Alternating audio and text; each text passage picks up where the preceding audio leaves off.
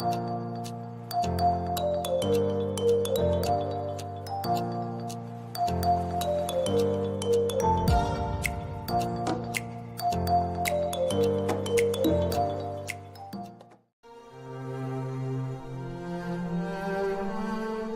I say unto you, love your enemies. Bless them that curse you. Do good to them that hate you. And pray for them which despitefully use you and persecute you. Which is the first commandment of all?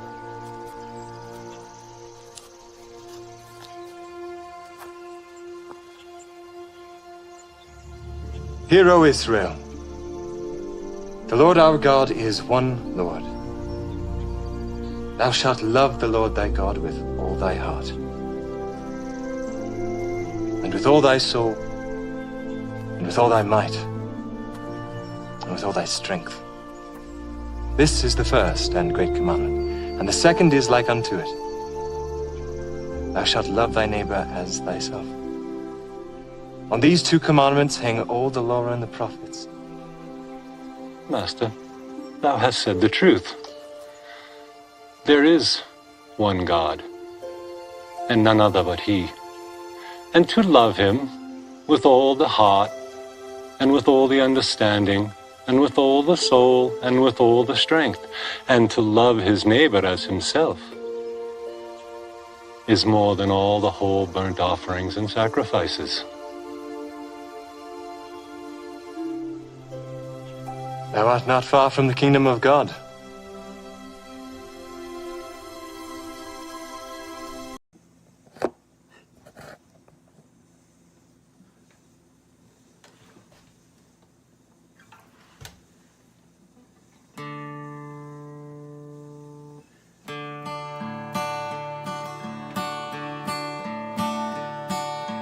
Some fine morning when this life is o'er, I'll fly away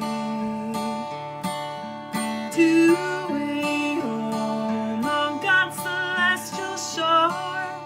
I'll fly away. I'll fly away, oh glory. I'll fly away. When I die, hallelujah, by and by, I'll fly away. When the shadows of this life have gone, I'll fly away. Like a bird from prison bars is flown, I'll fly away. I'll fly away, oh glory. I'll fly away.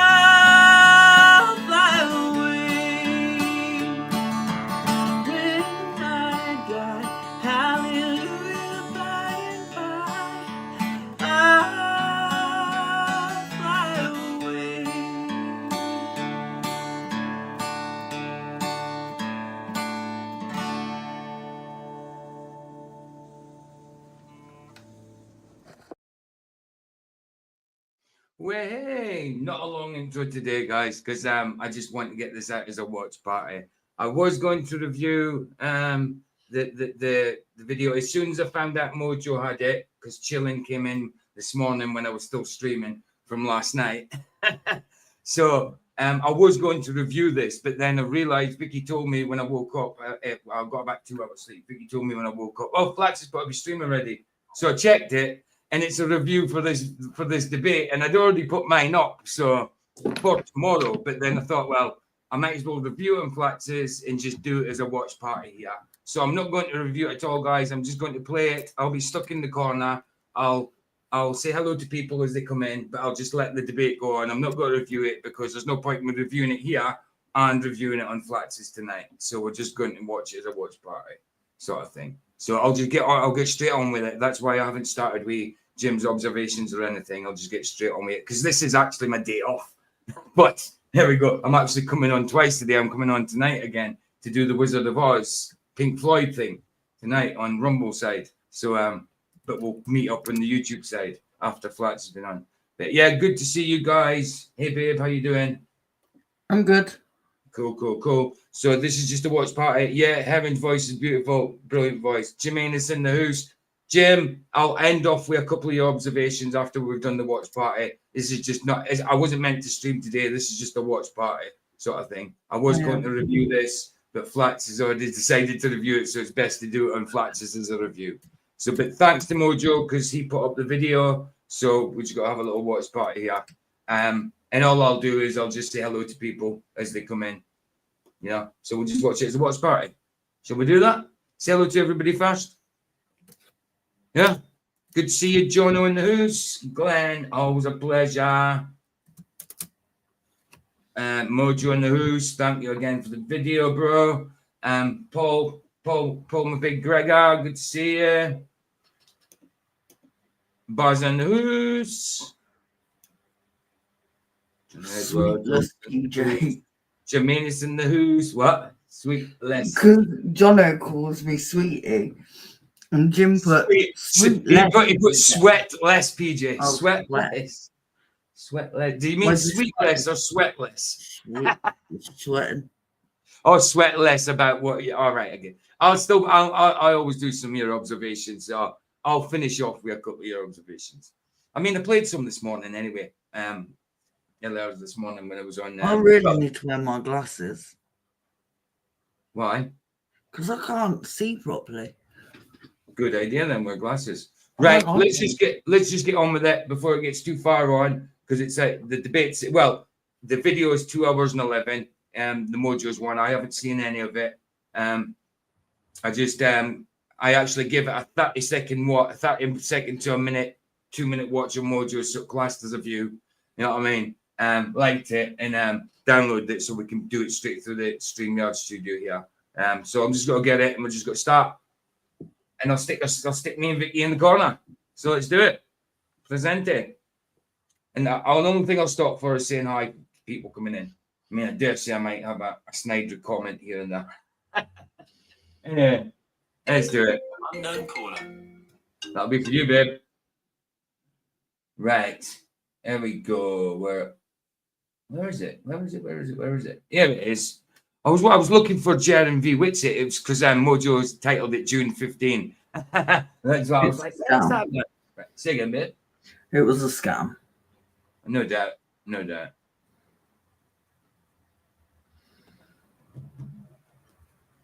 Okay, what is up, guys? Sorry for the delay. Everything went wrong for the first time right before this debate. So it should be interesting. We wanted to give you guys a chance to get here. So this is the long-awaited debate that has been requested by everyone 1,000 times. So here we are. Jared and I are going to be debating, is the Earth... Hey, Big Pine Sailing, good to see you. I don't know if it's a long-awaited debate. I don't know how long-awaited it is because I wasn't really bothered about it. Here we go. Earth, a globe. So yeah, I'll just go ahead and no, exactly, hand it over to the moderator, which is Sean Griffin from Keenan Context. No, Welcome, everyone. This is the infamous debate: Is the Earth a globe? Jiren Campanella of Jirenism, Austin Witsit of Witsit Gets It. Austin, do you have the the screen, it shows just you right now. Well, Is for that what them, you it want? shows all three of us. Okay. Okay. You just can't see. So welcome everyone. This is possibly round one of this epic debate going down tonight. Is the Earth a globe? And I think Jiren Campanella is going to be in the Oh, round one. So there's going to be more. How exciting, guys. Woo! But fair play to Kingdom in Context for moderating. affirmative position. So he's going to go first. The format for the debate will be 10-minute openings, 7-minute rebuttals, followed by 30 minutes of open cross-exam between the two interlocutors. And then we're going to be taking questions from the audience for a 30-minute Q&A. So be sure to hold your questions till about midway through the debate. That way they don't get lost in the abundance of questions flowing in. No idea, Big Pine, how much they got for this. No idea. And Jiren, if you're ready, we can go ahead and hear your opening. Yep, I'm gonna set my timer so I have a little clock here going, and we good to go. Okay, and we said 10 minutes. Okay, we will. Can we edit this one?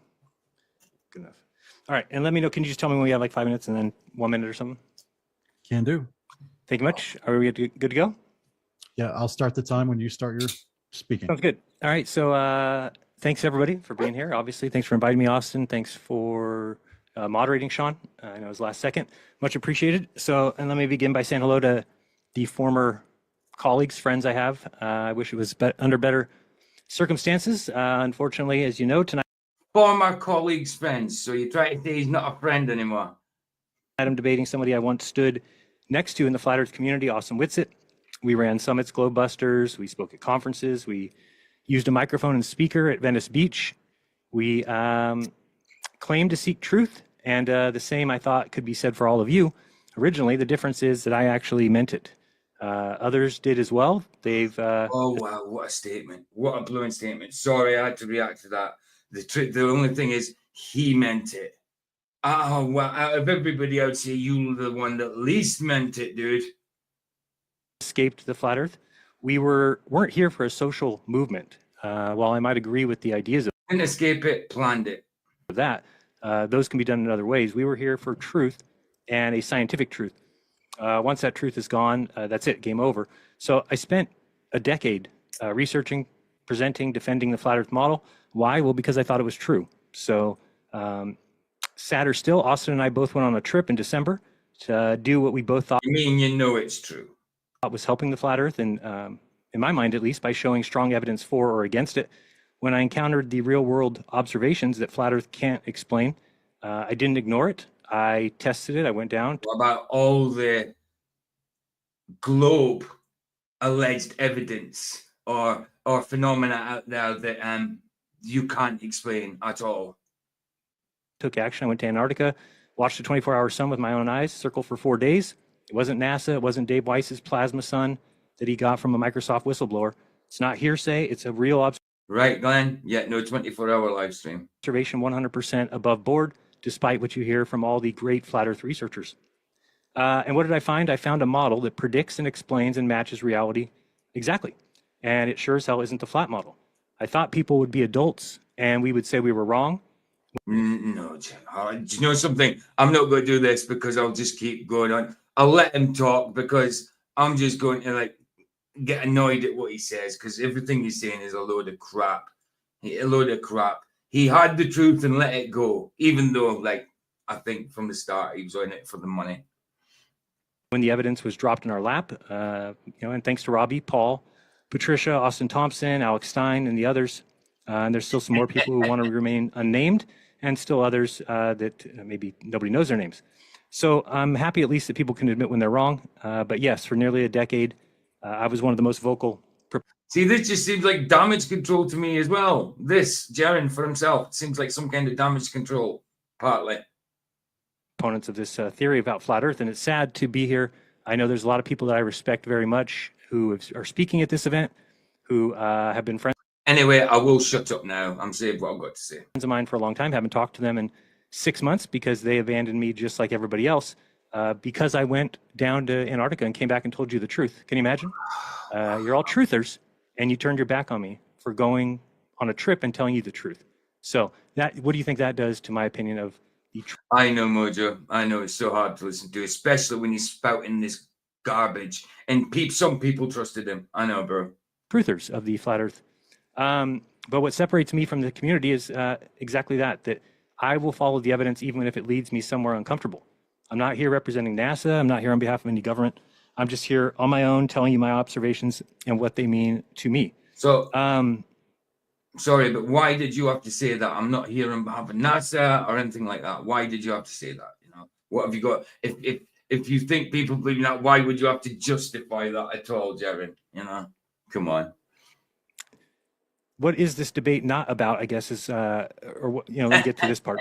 So my opponent, obviously Austin, I think Austin's sharp. I think he's articulate. I think he's smart. I think he's undeniably passionate. I used to admire that passion, and I do, but I think that the passion without precision is just noise. Austin's approach is a philosophical approach, I believe, more than it is scientific. I will kind of agree with him there on the philosophical thing. And here's what we can expect Austin to do tonight, at least in my opinion. He's not going to answer my questions because he's going to leave us with no picture of how the world works or how it looks or how it operates. No idea of its layout, no understanding or no clue about how anything works.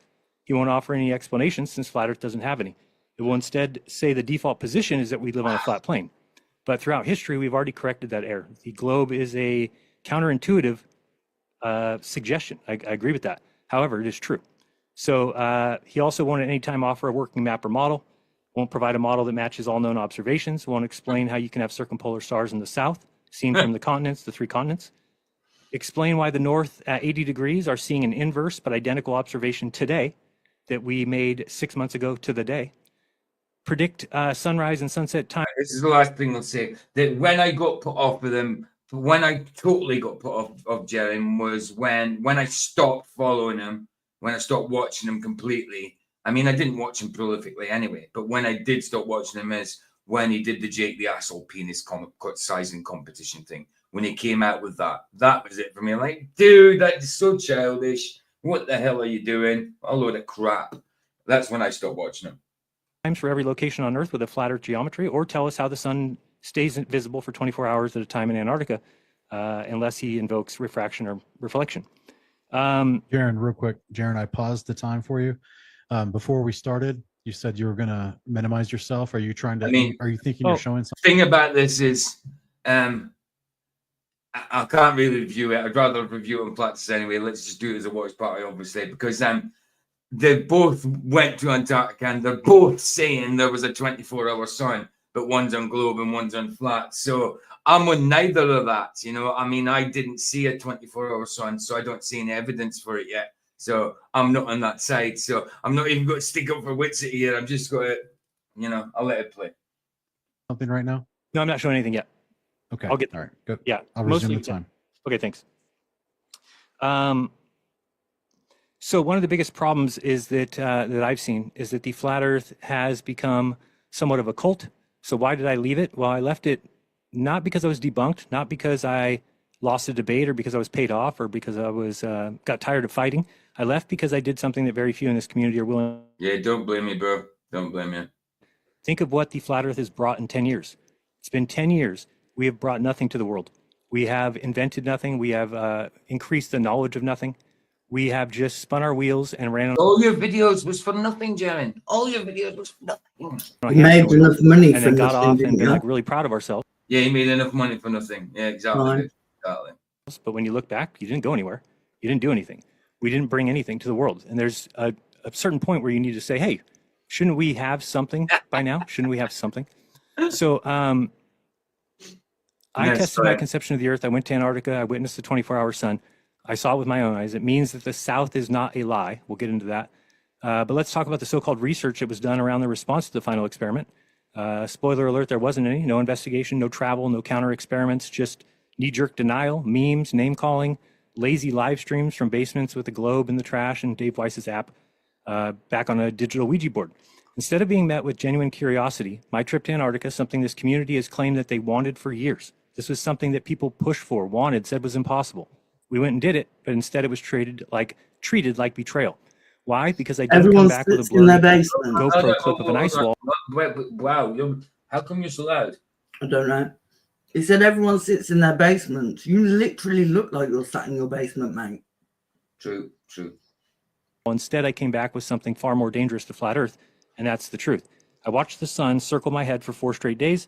I recorded it. We live streamed it. We showed angles, timestamps. I'm sorry. You watched the sun circle your head for 4 straight days. You weren't there 4 straight days. What are you talking I didn't about? know he was awake all day, every That's day. deadly. Yeah, I didn't. Yeah, 4 straight days. I'm sure you did. Even when you said it's set. Shadows, sunspots, you name it, all things that wouldn't exist as we saw them on a flat Earth. And so what do I get for that? Shill, actor, Freemason, CGI. The usual default settings of belief systems that can't survive contact with reality. This has opened my eyes to what the truth community... That's about right. About the Antarctic trip. Then think of all the things that I thought they were researching correctly before. And it becomes a little bit like a cult when you can't question the doctrine, you can't update the model, you can't accept conflicting evidence, and you sure as hell can't leave if you notice that. It's scientific. Who's the one with ism in their name? Who's the one with ism in their name talking about bloody cults? We're all a cult, and yet there you are in your basement with all your little followers that actually all them flat earthers that made you money, and yet you're bitching about them now. Like you are a piece of shite. Okay, keep it clean. But yes, he is. Yeah, I'm not going to keep interrupting. Sorry, guys. With memes, basically. So here's my evidence focus area. Number 1, I want to remind everybody that today's date is 6 months to the day that we filmed the 24-hour sun. Why is that important? Well, because we can... Oh, only update. It's good to see you, bro. Yeah, he really does.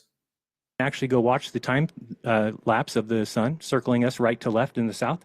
If we went today to Google Earth and we went to 80 degrees north, we would see the exact opposite observation in the sky. Everything identical, 35 degrees at its high, 15 degrees at its low, moving left to right this time.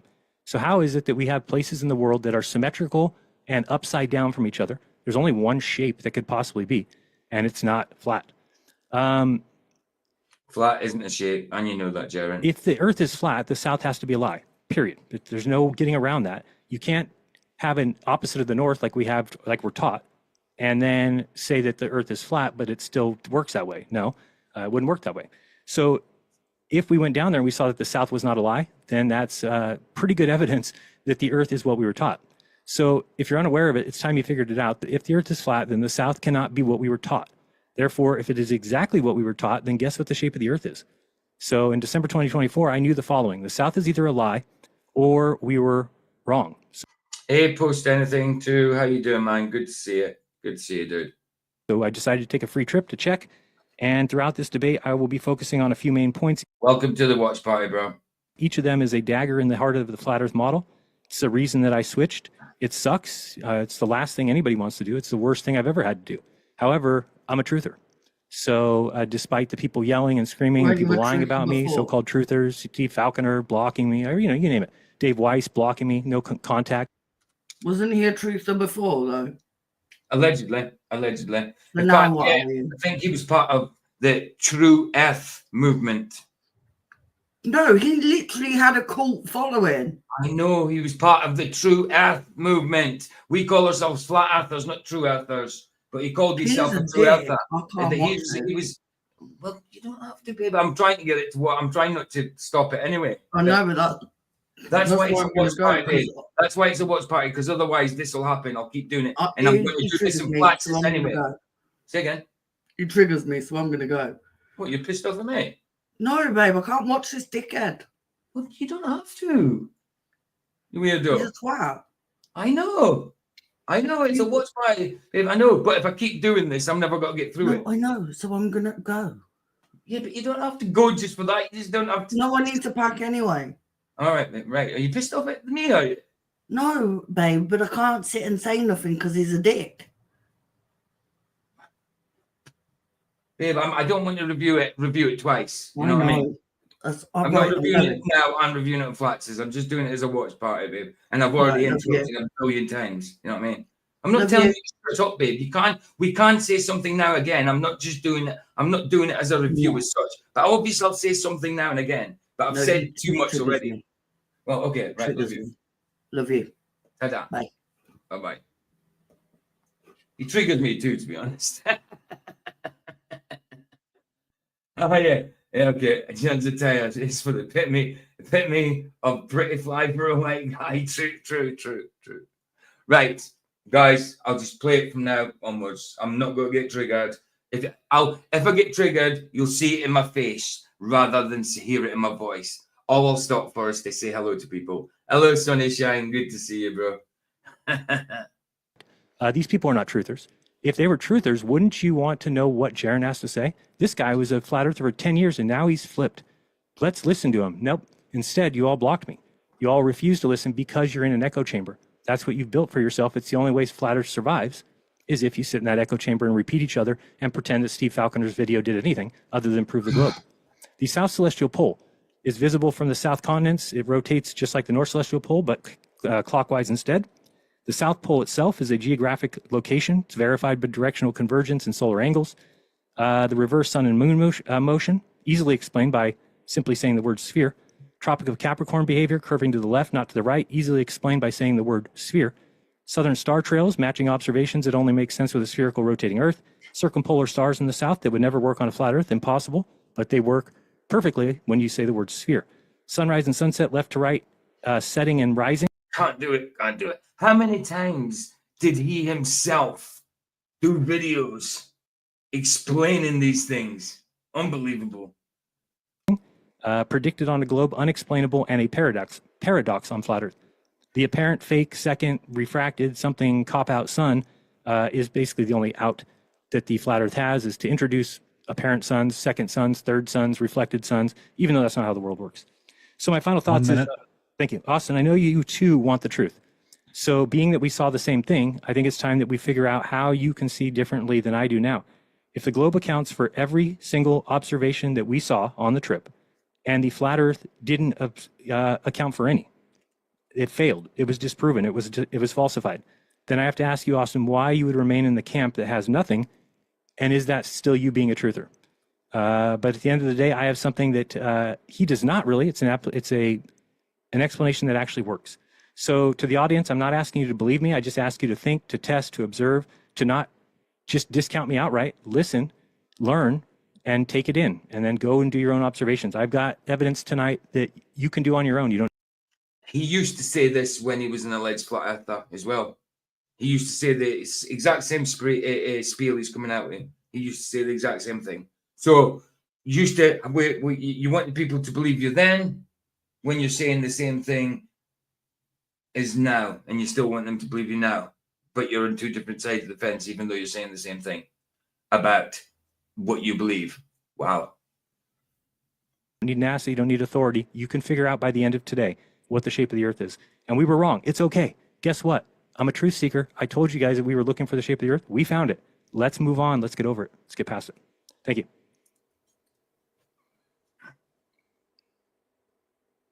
All right, you are muted. Exactly, Mojo. Jeran's now the expert on how the world works.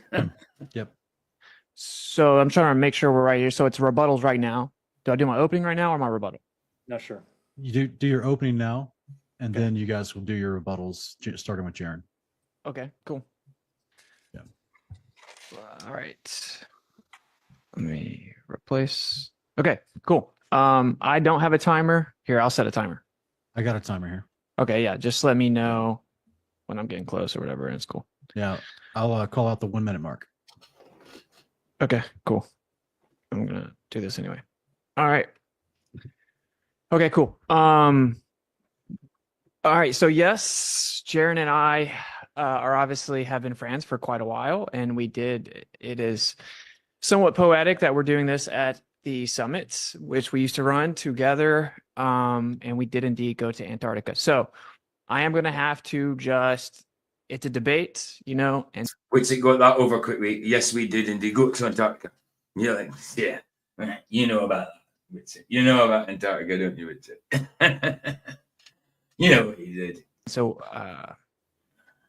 I'm just going to have to do what we do in debates. So I will lay this out, and I'll save a lot of the stuff I maybe would have said for the rebuttal period. But to lay out kind of the issue with the South Pole claim and what happened in Antarctica, right? It's really simple. It's just an illogical premise, right? Because it affirms the consequent. And in its core, it's an appeal to incredulity. This is why I did not flip to the globe. That is my answer, is that to maintain logical consistency. That's why you didn't flip to the globe. No, you should have not flipped to the globe because there's not enough evidence for the globe. That's why you shouldn't flip to the globe, because there's no evidence for it. I could not have flipped on all of the logical foundations. If you did see a 24-hour sun, it can be explained in a flat. But I don't believe you did. The evidences, the refutations, simply because I, at one point, didn't understand how something worked. If I were to say, oh, well, I can't see how this would work on a flat Earth, therefore it can't be flat, therefore it must be a globe. Oh no, I believe he's globe fit in the way of money, but he knows it's flat. Jiren knows it's flat without a doubt. Jiren knows the Earth is flat without a doubt, bro. That's called an appeal to incredulity, meaning I don't understand it, so it can't be true. And this is a very dangerous fallacy, right? This if we applied that standard to everything else in the world, then we would have never made any type of progression. So that's like my core issue with it is the people I have seen flip and ask them, they're just articulating they don't understand how it could work on a flat Earth. And that kind of leads into the next part, right? Which is that they shift the burden that I would say that the globe holds over to me or a flat earther, right? Shifting the burden of proof, which is the person that challenges or denies your positive assertion, you're asking them to prove that it isn't true.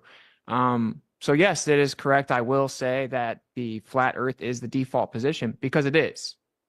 I think Jiren is going to be more honest than most people, right? So when we typically debate this conversation, so I would imagine he would acknowledge that. This is damage control, which I think Jiren would be more honest than others. Come on. That the default position is that the Earth's a stationary plane. He said that we figured it out over time that we've been able to replace it. Like we can discuss that, right? But the default position is that the Earth is stationary. The default position is that the Earth is a topographical plane. We utilize it as such, like for almost everything that we do. For transportation, for civil engineering, we actually build that way. We fly planes that way. Like we have to utilize it as a plane. We actually measure elevation vertical, perpendicular to a horizontal baseline that is the sea level, the horizontal datum, and it goes on and on. There are many evidences that we live on a plane, but it is the default position. Therefore, just logically speaking, to claim that the antithesis of that is true, right? The opposite of that, it has the burden of proof. I don't really think that Jiren is denying that. I think he's saying that he thinks it's been satisfied. But the only issue is that if you didn't go to satisfy that burden, Hey, last translation. La translation. Good to see it. Wow, Jiren lost his mind. Makes his opening about his Christ story. Absolutely, bro. Welcome to the watch party. Welcome to the watch party, and welcome to my channel. I don't think I've seen you before, but obviously I've seen you about, but I haven't seen you yet. Bless you, bro. Cannot be an articulation of an appeal to incredulity because you don't understand how it could work on a flat Earth. It can't be, well, if I assume that Earth's a globe, this makes perfect sense. It makes more sense to me than whatever I would think of a flat Earth. I had reified a model prior to this, and therefore, since it doesn't work with the reification of my prior model, it can't be flat. It must be globe. These are just fallacious, and this is the very issue that's got us into this free falling through an infinite vacuum, infinitely at 66,600 miles per hour nonsense that we currently were told is true. This is the very line of reasoning that got us into the ever-expanding Copernican model that people believe to be true. Now, I don't know Jaren's specific position now. I don't know if he's a geocentrist or not, et cetera, but we're talking specifically more about the shape. Is it a globe is the question. So I'm sure you know Witsit. I'm sure you know. I'm going to list off some evidences. I just want to make that very clear that, like, on its face, a stationary topographical plane is the default position based on empirical evidence. The antithesis of that would be that it's actually a globe, that it's a sphere, that the Earth is bending convexly at a certain rate, and therefore it has the burden of proof. And if you point to the sky and say, well, if we were on a sphere, when I get over to the other side of it, everything would be upside down. And since this stuff looks upside down, therefore the Earth has to be a sphere, because I can't understand how that would work on a flat Earth. That isn't a sufficient argument. I know, but Big Time says, well, that's been Witsit's stream as well. Flat Earth Comeback. Was Witsit talking about himself? I think so. I mean, he is the flat Earth, bro. He is the flat Earth. He's the god of flat Earth, isn't he not? That is affirming the consequent, shifting the burden, reifying your model, begging the question, and more importantly, it's just an appeal to incredulity. That's what it is. So that's why I don't resonate with it at all. So I'll list off some of the evidences of how we know that it is flat. It is a default position. Right, only updates my point exactly. Right. Positive claim requires the burden. And I actually don't resonate with people that just say stuff in the sky doesn't matter and they throw their hands up. And I can understand even Jaren's frustration with that, because I don't resonate with that at all. I think that we should always try to understand the way that things work. We should always seek out answers. We shouldn't try to look at this as some type of little gotcha game where we don't have to answer that. Haha.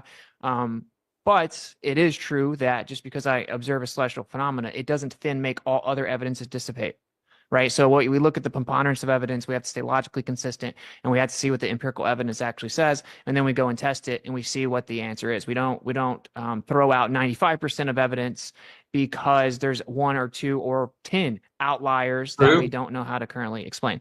So I would say one of the really strong pieces of evidence that we live on a plane is something that we recently found out, which is if you actually take angle measurements to stars, say from a ground and from the surface of the earth, you're going to see that the star gets occulted by the mountain. As soon as that moment happens, you can take the time, you can measure that angle, and you can compare it to the angle of, like, say in Stellarium, at that exact time you took the time measurement, as soon as the star was occulted, you can then go to the mountain, compare that angle, and it is as if it is planar geometry. It matches perfect. The flat earth prediction to that star matches perfect, whereas the globe, it would be an entirely different position, many degrees different. And the issue is that they would then have to try to claim refraction, but the star has already been occulted prior to the measurement, so refraction can't even be applicable. So you mean refracted gravillax? They claim one of them, don't they?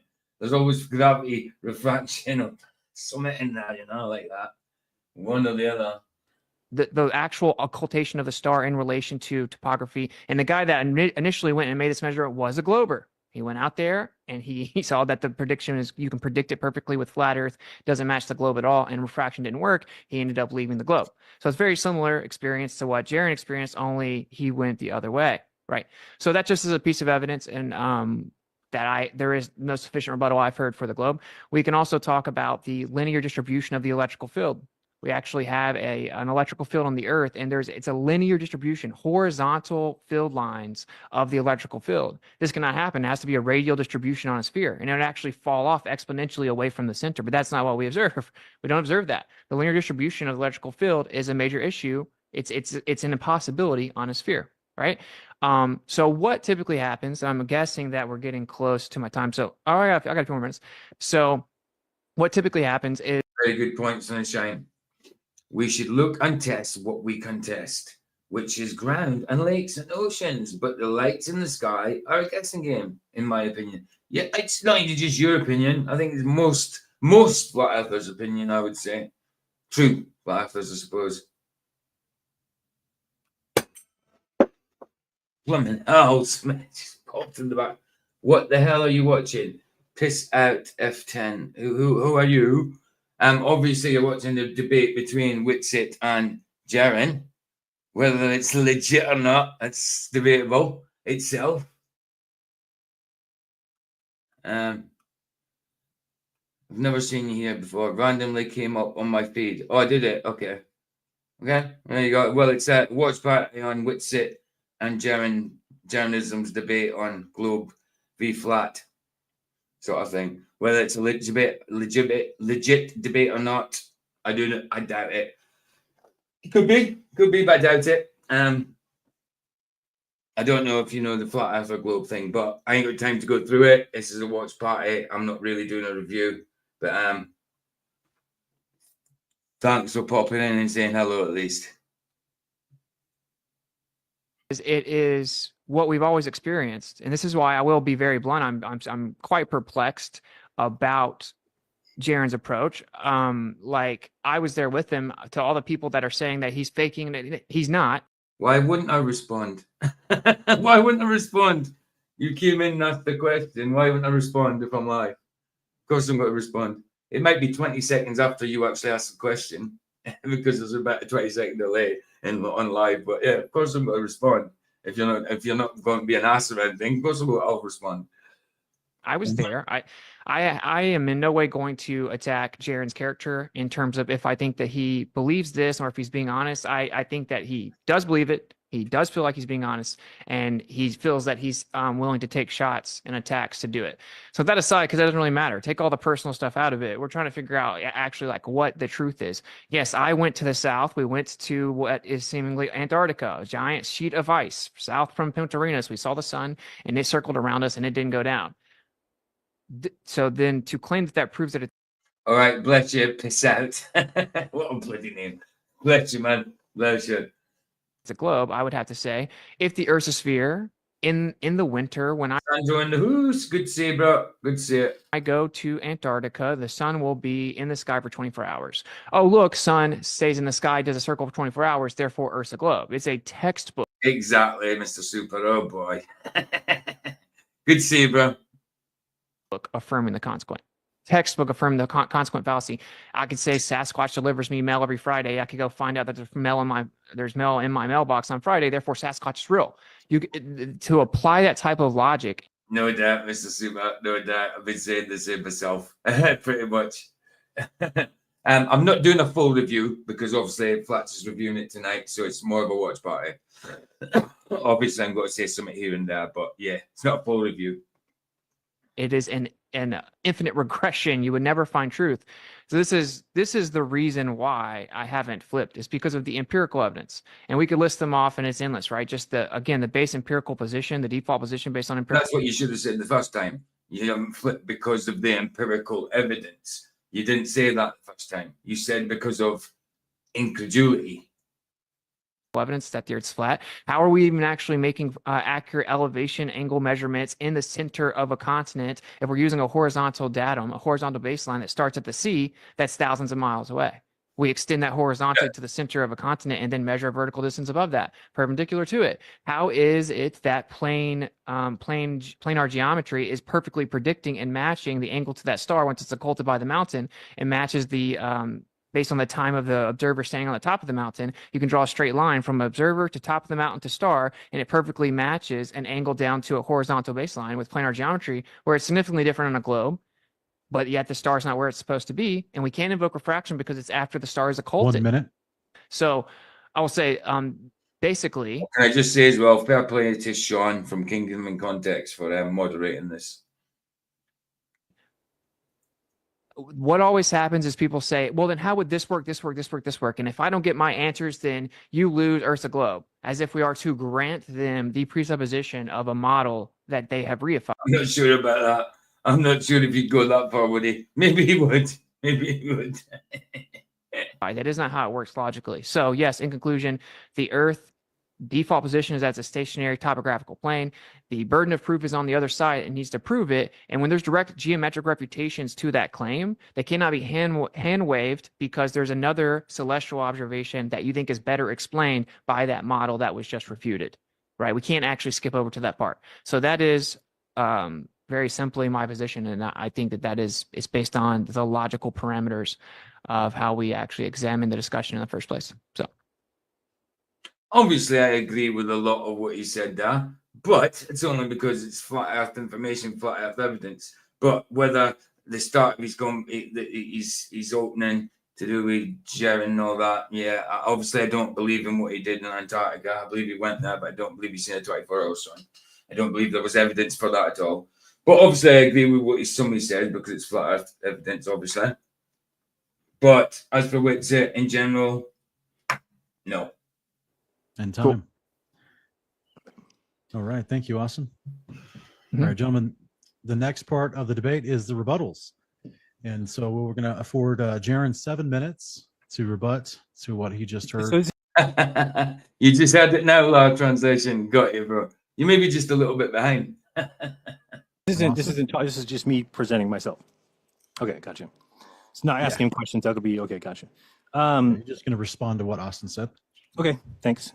All right, let me add you to the full screen. All right, you're good. Okay, so the issue I have there is that the way Austin's describing it, he's saying that if nobody can explain how something works, well, it doesn't mean it's not true. But we would never get to the truth if that were the case.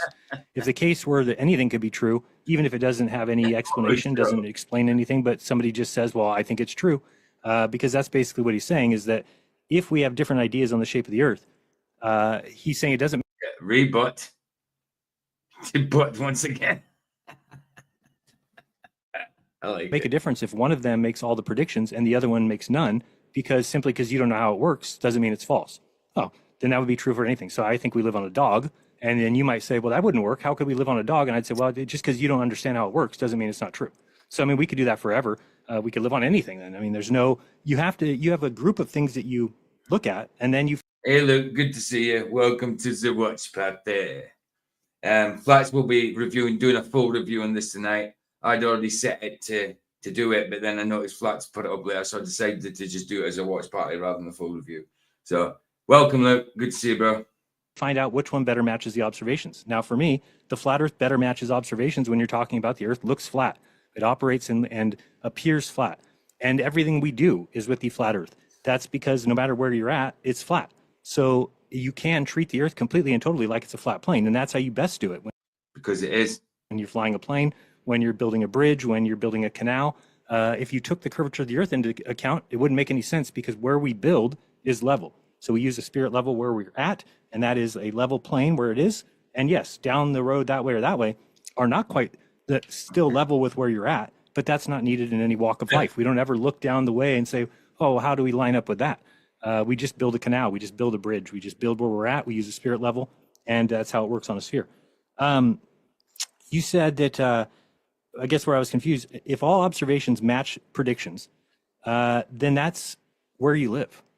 So I don't know how to better explain this, is that if you're given a map of your apartment complex and you're asking, hey, where's the laundry room? And they say, here's the map. And outside of your door, they show a pool, but there's no pool in front of you. You can then at that point take the map back to the office and say, this map is incorrect because it doesn't match observations. So we have a map like that. It's called the AE map, and it no longer matches the observations. Therefore, you can take it back to the office and say, hey, this map doesn't work anymore. And then you can take the globe and you can say, well, how about this one? And Austin mentioned going down to 80 degrees and seeing Punta Arenas and blah, blah, blah. And then he said, but that doesn't mean that the Earth's a sphere. Well, what it points out is that every single location that you or I have ever been to, and I dare say. Am I a flat earther? 100% flat earther. 100%. Absolutely. That's what we observe. That's what, every measurement we have, it comes from flat. There's no observation. There's no observation of curvature. There's no gas containment. There's no gas pressure without containment. You know, yes, I'm a flat earther. Most people in the chat that you're with now are flat earthers as well.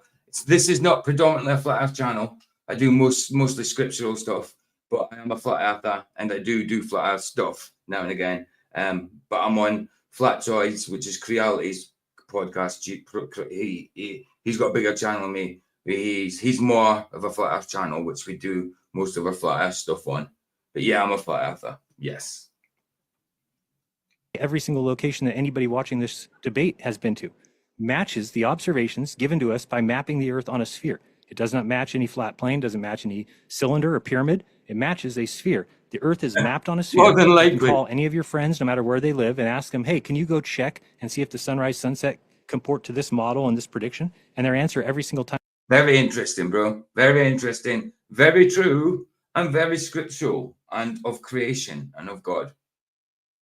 Will be yes. We have Google Earth, which has never been disproven by one person. It doesn't get the angles of the sunrise and sunset wrong. It gets them right, and it's based on a sphere model. You talked about the celestial theodolite, but you need. That's true. I think it's incredibly interesting that the goal really seems to be to disprove the AA map as they fear it. Yeah, exactly. I mean, I don't ascribe to any type of map, but I love it. The AA map is brilliant for demonstration, whatever.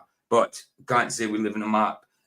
Can't say I know the exact shape of the continents because we don't know. We haven't had the bird's eye view that they say we've had, you know. And I'm sure cartology doesn't show you the exact shape, you know. It's lots of calculating and drawing and stuff like that, you know. So yeah, we haven't got all the complete information from him, that's for sure. Stellarium to even talk about it. So again, now you're using a globe Earth spherical system in order to tell me that the Earth is flat by using the numbers that the sphere system gives you. I'm not even going to go down that road. That seems to be preposterous on its face. Electrical field on the Earth. I don't know what you mean by linear distribution. You mean that it's, I guess I don't know what you mean. It goes up. And yeah, I don't agree with a lot of Sean's doctrine. Either, Luke. I don't agree with a lot of his doctrine. He knows that. In a linear fashion, I guess is what you mean. So I don't know why that wouldn't work on a sphere. As I said, wherever you're at is level. So therefore, above my head would be a linear progression of electrical field. Doesn't make a difference if the Earth's a sphere because it doesn't matter for where I'm at. You said we went south. We had a giant sheet of ice. Yeah, we did. But you have to remember, we saw the sun south of us. And that refutes any flat Earth that's ever existed and will ever exist. That's the thing that people don't realize about this flat Earth. There'll never be another map, not for the rest of your life, not for the rest of your children's lives. There is no other way to map the Earth on a flat plane. Sean told us the other night, the day before the debate happened, he told us on Flax's the other night he was going to be moderating it. So I knew he was going to be moderating it. Other than the AE map, that's it. And once the AE map has been falsified, we're done. It's time to get out. You can go back to the drawing board if you want and play around. I did that for 6 months and realized that's it. There's no more. If the sun circles in Antarctica, then it matches all observations of the sphere, and that's what it did. And the you said about the firming the consequent. Where I'm confused on that is, haven't you said before, and Nathan Oakley and many people, they all say that the R value has been falsified, that the globe has been falsified. When you ask them why, they say if the Earth is a sphere of blankety blankety blank, and right, and then it's distance to the horizon. No doubt you bring up the Nathan Oakley and all that thing now, wouldn't he? When he wouldn't have done that before. Like PGN chat, my wallpaper's done. Fine job, if I do say myself. Excellent, Jiren. Excellent. I'm glad you got it done, bro. At least you'll get some kip, Newman. At least you'll get some kip. Get your heat doing and your shaky doing. Knock yourself a shaky doing, get your napper doing. Good to see you chilling, bro. I'm glad it went well. Is 1.22 times the square root of, right. Then the Earth's, so then they're doing the same thing. So now the number one evidence of the flat Earth that you guys use, the black swan, is in affirming the consequent. You just said that. If it's not, then why can't somebody say, if the Earth is a sphere and the sun does this, then we would see this in the south and we'd see that, therefore the Earth's a sphere. If that's not allowed, then neither is saying that the horizon is a little bit higher than it should be on that black swan. Which, by the way, I believe that guy Bo, who did that observation, says that he went out there every day for 6 months and then he saw that observation. So now the flat Earth is using a 1 day out of 6 month observation and going around telling people that that's proof that the Earth has been falsified. That's a joke. It's a literal joke that we would ever think an anomaly, meaning that 1 day out of, what would that be, 180? It's a joke that Jiren can say that's a joke and think that people are going to take him seriously about it. Has an observation that makes the Earth flat, and so we're going to go around telling people that the globe Earth has been falsified because of an anomaly. That's crazy. So I think if you have different ideas about the shape of the Earth, Globe Earth hadn't been falsified because of an anomaly. Falsified because of all the empirical evidence and nothing observed is globe. Which we did. Again, I thought that the South was a lie. I thought that they were lying about the southern 24-hour sun. I thought they were lying about what happens south of the 60. That's why I thought they had the Antarctic Treaty. And guess what? I was wrong. When we go down there, we saw that the angles matched perfectly in Punta Arenas. They had the sun going right to left. Again, people need to consider this. If you're on a flat Earth and you're at the south of South America, how is the sun going left? How is the sun going to the south? Guess what? There's a model that says the sun will go left, the sun goes south, it goes around the bottom of the Earth, comes back south of east. And that's exactly what we saw. So the globe Earth provides a, and again, if all that is true, it can still be explained on a flat Earth. I'll fully admit 100%. The globe is counterintuitive, but so is bugs in your tummy. So are a lot of things that we realize now are true. Go take a microscope and pull some bile out of your stomach and you're going to see little swimming creatures. Now, you don't feel like they're in there, but they are. So the globe Earth is the same. You may feel like the Earth's flat. We may feel like there is no curvature. However, we just don't understand large spheres. A sphere can be so big, 24,901 miles in circumference, that you can't tell that it's curved because we're too small. That's how the Earth is a sphere and how it is kind of beautifully created because you don't have to treat it like it's a sphere. It actually doesn't matter to your life. If you want to be a flat earther, that's fine, but get out of scientific studies, get out of scientific debates, because you don't have the kind of evidence to go up against a globe. You have to better present the world than the globe does. And the flat earth can't explain anything. So that's basically it. You kill my time. And time. Okay. Okay. Thank you, Jiren, for your rebuttal. And next is Austin. You have So waffle, waffle, lie, lie, waffle, lie, deny flat earth, waffle, lie, globe rules, waffle, lie. Okay. 7 minutes as your rebuttal. I'll start the timer when you begin talking. All right, cool. All right, so Yeah, Sandro, our value been falsified 100%. And you can't have R on an oblate spheroid anyway. How can you have an R on something that's not constant? Huh? Oh, what's that, Luke? Hammered away about logic and provable flat. Sorry, I got that one and went backward. Think how this guy hammered away about the logic and provable flat Earth for 9 years, and then one day just became a globe Earth based on an object in the sky. Exactly, brother. Exactly, dude. Exactly. It's ridiculous. You know, he was been in it from the start for money. He knows it's flat. 100% Jiren knows it's flat. Been in it for money since the start, but he knows it's flat.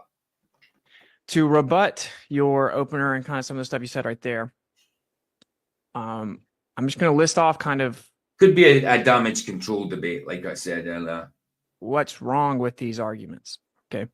So we have, again, like I described actually earlier, we have shifting the burden of proof. That's when you make a positive claim. If someone challenges or denies your positive claim, you then tell them they have to prove it. Meaning, if we challenge or deny your claim that the reason that we see that the sun's up in the sky doing a circle for 24 hours is actually because we're tilted antipodal to someone on the other side of this presupposed globe, that actually the sun is 93 million miles away and there's an empty vacuum between us. And therefore, because all of the stars are at such immense distances that we don't ever see them.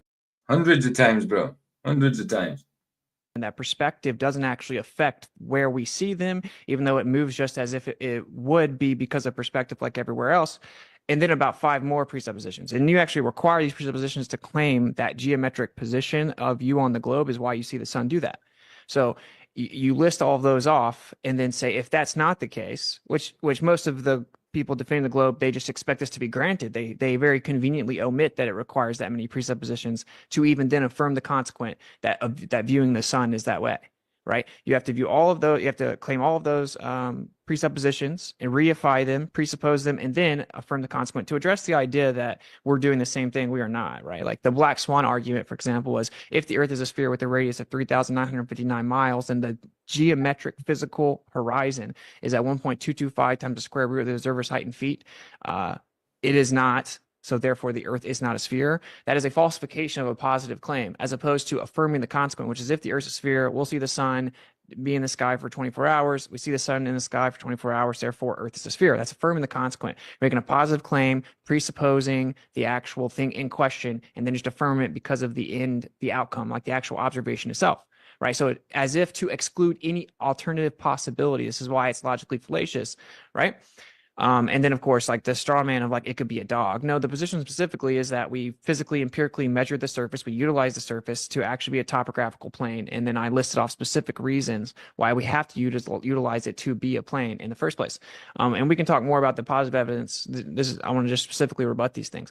So we have shifting the burden of proof, affirming the consequent. Your whole opening really was like poisoning the well as well, right? Kind of like a hasty generalization, because there certainly are some people that act that way within the idea of flat earth, hasty generalization fallacy to put them all together, then kind of a stereotype fallacy, right, to describe what we all are, right, and then a genetic fallacy because those people are like that, anything coming from them must not be true, and then and these fallacies are packed into one, and then you use that to poison the well the entire time, right, which is incredibly fallacious. And there were lots of ad homs in there, and then a lot of people that are not here, and I'm not going to answer for what they did or didn't say.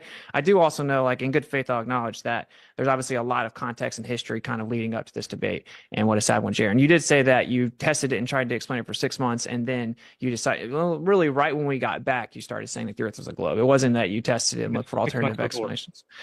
Okay. There you go. 6 months before. So Okay, and then begging the question, it's kind of the same thing as affirming the consequence, just an informal, right? And then it was a lot of kind of an appeal to an emotion, right? It's really kind of That's right, La. That's right. Interesting how Jiren appeals to globe predicting suns. I remember Flats showed the sun rising in holiday 6 degrees off the prediction. That's right. He did it on his mobile phone when he was on holiday. I remember. Exactly, La. irrelevant how these people acted. They all turned on me as well, arguably more. And this is a big one. It's a false dilemma. It's a false dichotomy, which is either it's that AE map or it's my It turned on you. Oh, come on, bro. Come on. presupposed globe, and there's no other alternatives. And so since I don't think that this observation works on the AE map, therefore it must be a globe. It's a false dichotomy fallacy. And there were many straw mans, as I've never even claimed that. Witsit is not Rogan, Jeran is Randy Savage, and Sean is Mean Gene Oakland. Just the fight is not as model to be true. I've actually said the opposite for a very long time. So, and again, the big one being the argument from incredulity. So I will say all of these claimed evidences, they require, I wish I knew the time. All of these claimed evidences, time? Can You have 3 minutes. Oh, okay. All these claimed evidences are presupposing so many things, bro. And that's the part that I'm very perplexed about, because we have all sat here and we've realized that we need to suspend belief. Not believing in the globe is a suspension of belief. And you're approaching this as if, no, it's actually us coming in and we have a super staunch There's Roddy Piper. RV's Roddy Piper, isn't he? positive belief. That is not my position at all. I am suspending belief, wiping the board clean, and be like, okay, what can be empirically validated? I'm not going to presuppose things. Again, let's just stick with the 24-hour sun. To say that the 24-hour sun, because you just defended it, you just stated the conclusion in your opener. You stated the conclusion as a fact, right? So you're just saying that we saw it, therefore we proved it. You just told us about how it was definitively proof, not really how it was. Not just that. Where's Trump? He used to promote wrestling. He actually was wrestling. He did a bit of wrestling, didn't he? And he did that fake fight with Vince himself. Can't remember. Madness. Actors, man. Actors. Or how it was proof.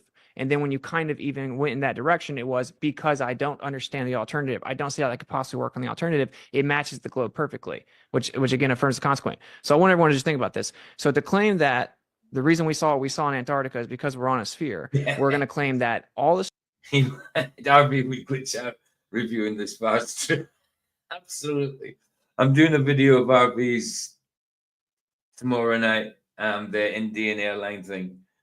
The Indian plane crash thing. Doing that tomorrow night. Stars in the sky are infinite distances away, so far away that when we move across the surface of the earth and it looks like they drop down when we move further away from them, it isn't because of perspective. How perspective changes everything else in the world. And when we see a plane fly away from us and it goes down, right, and it comes close to us and it goes up, perspective affects everything in the world. We use special pleading, which is claiming the exclusion to a universal principle, the exception to a universal principle, which is no, actually the sky is the one exception, the stars is the one exception. Perspective doesn't change it. It does exactly what perspective would do to change the position, but it isn't because of perspective. And then to make that, so we have to presuppose that to even claim the globe is possible. This is why they've changed the distance so many times and kept pushing it back. Then to claim that those stars are that far away, you then have to answer the question of how would you be able to see it from that far away? So now you have to assume that there is a vacuum, that there's nothing. 100%, Luke. RV's a legend. A different side, love his work. Fantastic, bro. Yeah, me too. Between us, a near perfect vacuum, so you could even see 1 them. minute. And then you stack those on top of each other to come over and say, therefore, we're physically changing direction. It makes the perspective look as if it would if we were on a horizontal plane, but it's not perspective. And therefore, we see the sun where it is. And you have to assume the distance, pretty much assume the 93 million miles as well. So that's my main issue with this, is that before we even get to affirming the consequent, we have to, presuppose like 7 or 8 things. And that's kind of my rebuttal. I listed off all the fallacies. I won't listen back. I don't think I have a full enough time, but the big ones of argument from incredulity, an appeal to ignorance. You have shifting the burden of proof. You have begging the question, appeal to pity or emotion, false dilemma, slippery slope, strawman fallacy, affirming the consequent, ad homs, hasty generalizations, reification fallacies. And that's the issue, is that every single one of the arguments I've heard so far have literally been a textbook fallacy. So we can get into specifics going forward. I think it'd be good. And time. All right. Thank you, gentlemen, for your rebuttals. And I think I want to announce to the audience right now, go ahead and start submitting your questions to the Q&A box at the bottom of your screen. Click that box. The Q&A should open as a pop-up. Be sure to submit your questions. And for the next 30 minutes, we're going to engage in an open cross-exam between Austin and Jiren. I think it'd be good Gentlemen, also if we kind of go through and, maybe I'll ask a question of you, you can answer it, then you do one of me, just so that we can kind of stay on these topics. I'll ask a question of you, you ask a question of me. Hey, did you not already rehearse that beforehand, bro? I think you've hit some good points that I want to kind of iron through. For the first one is that the stars do not act as perspective acts. Perspective does not $50 minimum. Does not adjust equally, meaning that if I move a certain distance, it lowers a certain distance, and if I move a certain more distance, it lowers the exact same distance. If anybody wants to go outside tonight, find a northbound longitude line and measure wherever 69 miles from you will be. When you get there, the North Star will change its position by 1 degree. Well, guess what 360 times 69 miles is? 24,901. Why is that? Because that's the shape of the Earth. That's the circumference of the Earth. You can go prove it tonight yourself. You don't need anybody. But, flat earthers aren't going to tell you that. They're going to tell you, oh, it's perspective, and that's how perspective works. It's not how perspective works. Go measure the height of a telephone pole, walk halfway to it, measure it again, walk another same amount of distance, and you'll notice. Stevie B, good to see you, bro. Good to see you. Witsit, orange man body. Exactly. What's up with that rainbow hat? Yeah. What is up with that? Yeah, true.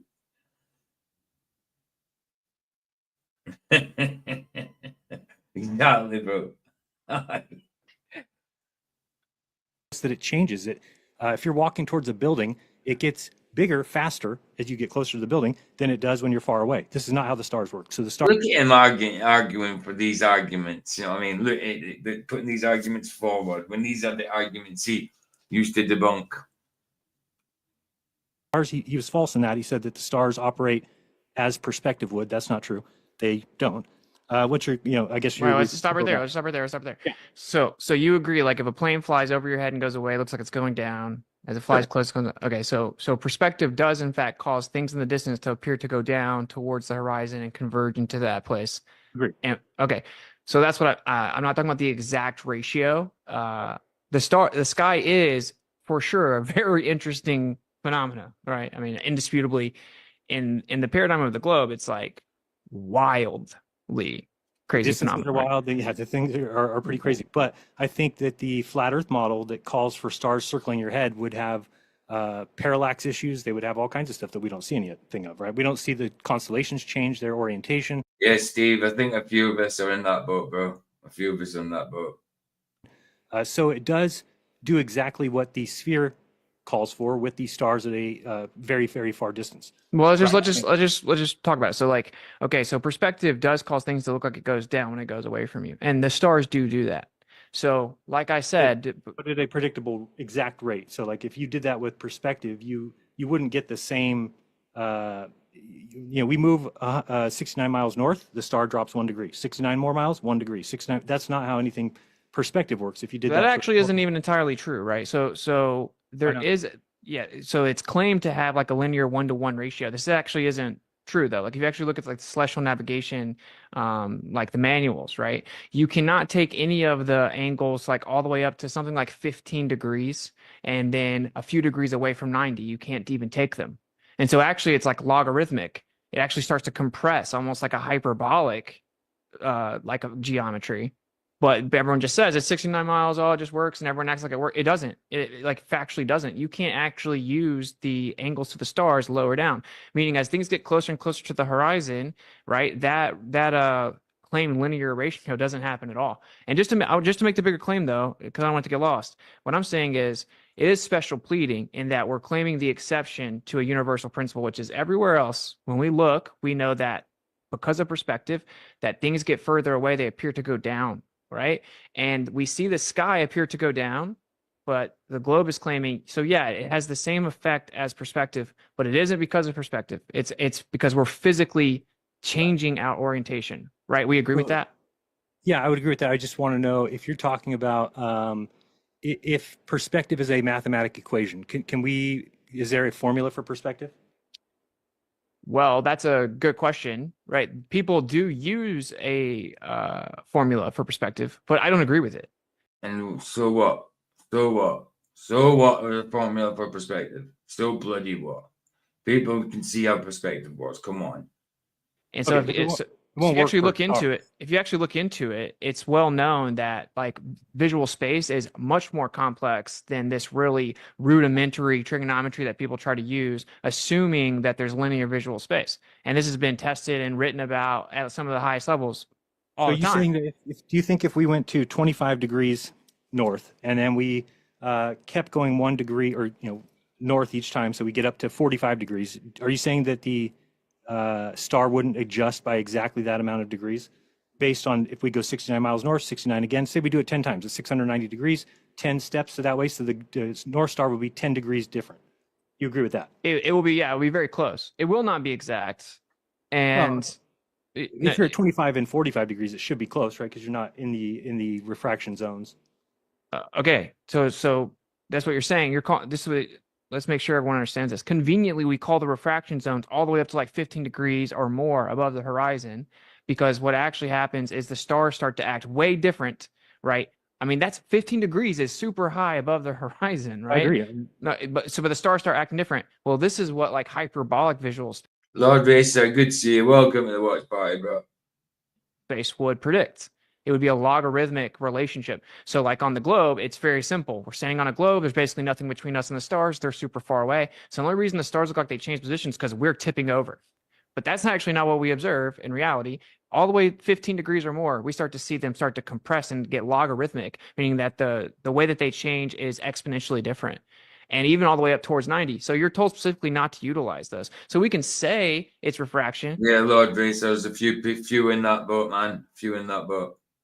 That's not even like a realistic or viable explanation, like 15 degrees. So conveniently, the difference in the linear perspective and a hyperbolic perspective, it's a wash, right? According to the globe, it just conveniently, we're going to change that range and not You're always welcome, bro. You're always welcome, man. use it. We're not going to use the range that would be different between a linear and a hyperbolic visual space. But is that So- also the place where refraction would cause issues with the observations of stars? 15 degrees above the horizon? Sure. I mean, if Like- you're looking out in the direction, that's not very high, and that's where all the atmosphere is, right? So you're going to be looking through the most amount of atmosphere at about 10 to 15 degrees from the ground. That's where you're going to have, again, I'm saying if refraction is true, which I believe that it is, and then you just have to say, well, that's what the globe is saying, is that the reason that the stars get mushed together is because they are being refracted, or they kind of disappear, they kind of get faded in that area. So again, I don't know if that's really, because I'm saying we could still take the distance away from 15 and away from 90, and then we could, if that's working perfectly as a sphere, that'd be really weird that that works as a sphere, but not the 15 degrees that we have left to go. So, I mean, you could just keep doing that one section that you have, and you would be able to figure out that the Earth is 24,901 miles around, simply because you can keep going north, and you would always get 1 degree every 69 miles. So I see what you're saying. I mean, again, you're just going to claim that that's, I'll have to look into what exactly the formula is, because I call him germism, Luke, because he's like a virus. Germism. I do know that refraction does break down as well. Not refraction, sorry. That perspective breaks down close to you and far away from you. It does because of the way that everyone tries to use like linear geometry for perspective. So like, and this is just an Godzilla in the hoose. Godzilla, roar. Good to see you, bro.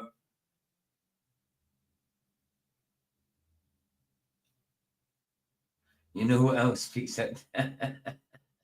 You know who else speaks that two sides of its mouth? A snake. Absolutely. LJ in the hoose. Good to see you, bro. Well, good to the watch party, you guys. assumption, but this has actually been written about for decades, and it just people don't even want to go touch it. And like I've done a stream on this, right? It's a very basic way to disprove this idea, because when we look at railroads, we know that they're physically parallel in reality, but they look like they converge. Okay, but according to planar geometry, they don't ever converge. They're just parallel. So Right. if we were seeing in planar geometry, we would see them just remain parallel.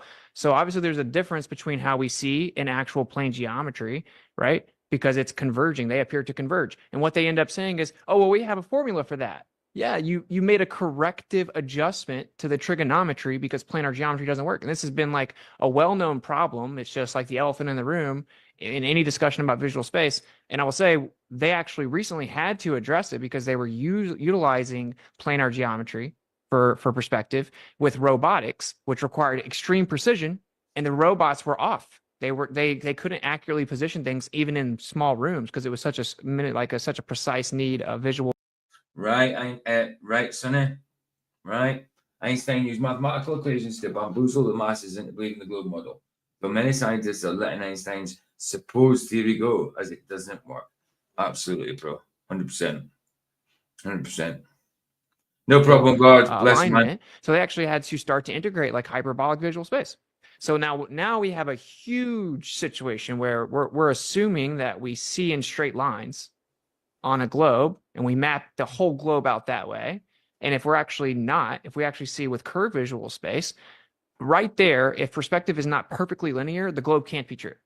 Like on its face, because that's like every angle measurement, the way the entire globe model is set up, it's based on assumed straight lines that we see in. So we actually don't even see it that way. And So you're saying that we see curved lines to the stars? I'm saying that like the collective visual space itself, yes, like towards the bottom, what happens is the extremity. So like towards as far as you can see, when you get closer and closer to the limit of how far you can see, you start to have like an actual curved convergence. But we don't see that with the stars. Waiting for Bible proof, Austin. Sean will bring that up surely. Well, we'll see, yeah. Right. We do see that with the stars, and that's why even in the manuals they say don't even take the measurements like up to 15 degrees. Sorry, I meant do we see? You were talking about like railroad tracks converging in the distance, so things as they go away from us. Justin Johnson in the house. Much love, everyone. Off to work. I'll go rewatch later. Thank you, PJ. Hope you all have a wonderful day. Bless you, bro. Thanks for popping in, dude. Have a good day, man. Converge, but stars don't do that. Is what I'm saying. The stars. Oh no, yeah, they definitely don't do it like the rate. If they do, it's like hard to even notice at all for sure. Right. But that's why I did immediately concede that yes, the sky isn't just like very basic, but they're in like a different realm almost, right? We don't, regardless of what you think about the Earth, it's well known that what happens in the sky is like something totally different, right? Like we don't know. Like according to the globe, it's pretty crazy as well. It's was it Einstein's equations? Or his cousins. Actually, I would say much crazier. I'm not claiming to know exactly how the sky works, and I'm also acknowledging that perspective is not exactly like this one-to-one. I don't even believe that it is linear. The evidence shows on the Earth that perspective is not that way. So now, if we're going to add way more distances to the stars, right, we have to account for curved visual space. Let me just say, so you understand my position too, is I'm not buying into any of the other stuff yet. That all takes being convinced, like I was of the sphere. So. Everything else is on the table, but the sphere is not something at this point that I think can be changed. Nothing's going to come out that now the sphere doesn't work anymore. It's the Earth is mapped as a sphere. It operates as how is an oblate spheroid a sphere? A sphere. You can't get an R value in that. Again, yeah. Is it flat locally? Yes. So do we treat the Earth like it's flat? So it doesn't surprise me anymore. Excellent, Mr. Super. Bless, man. That's excellent. Just broke 400 subs, 401.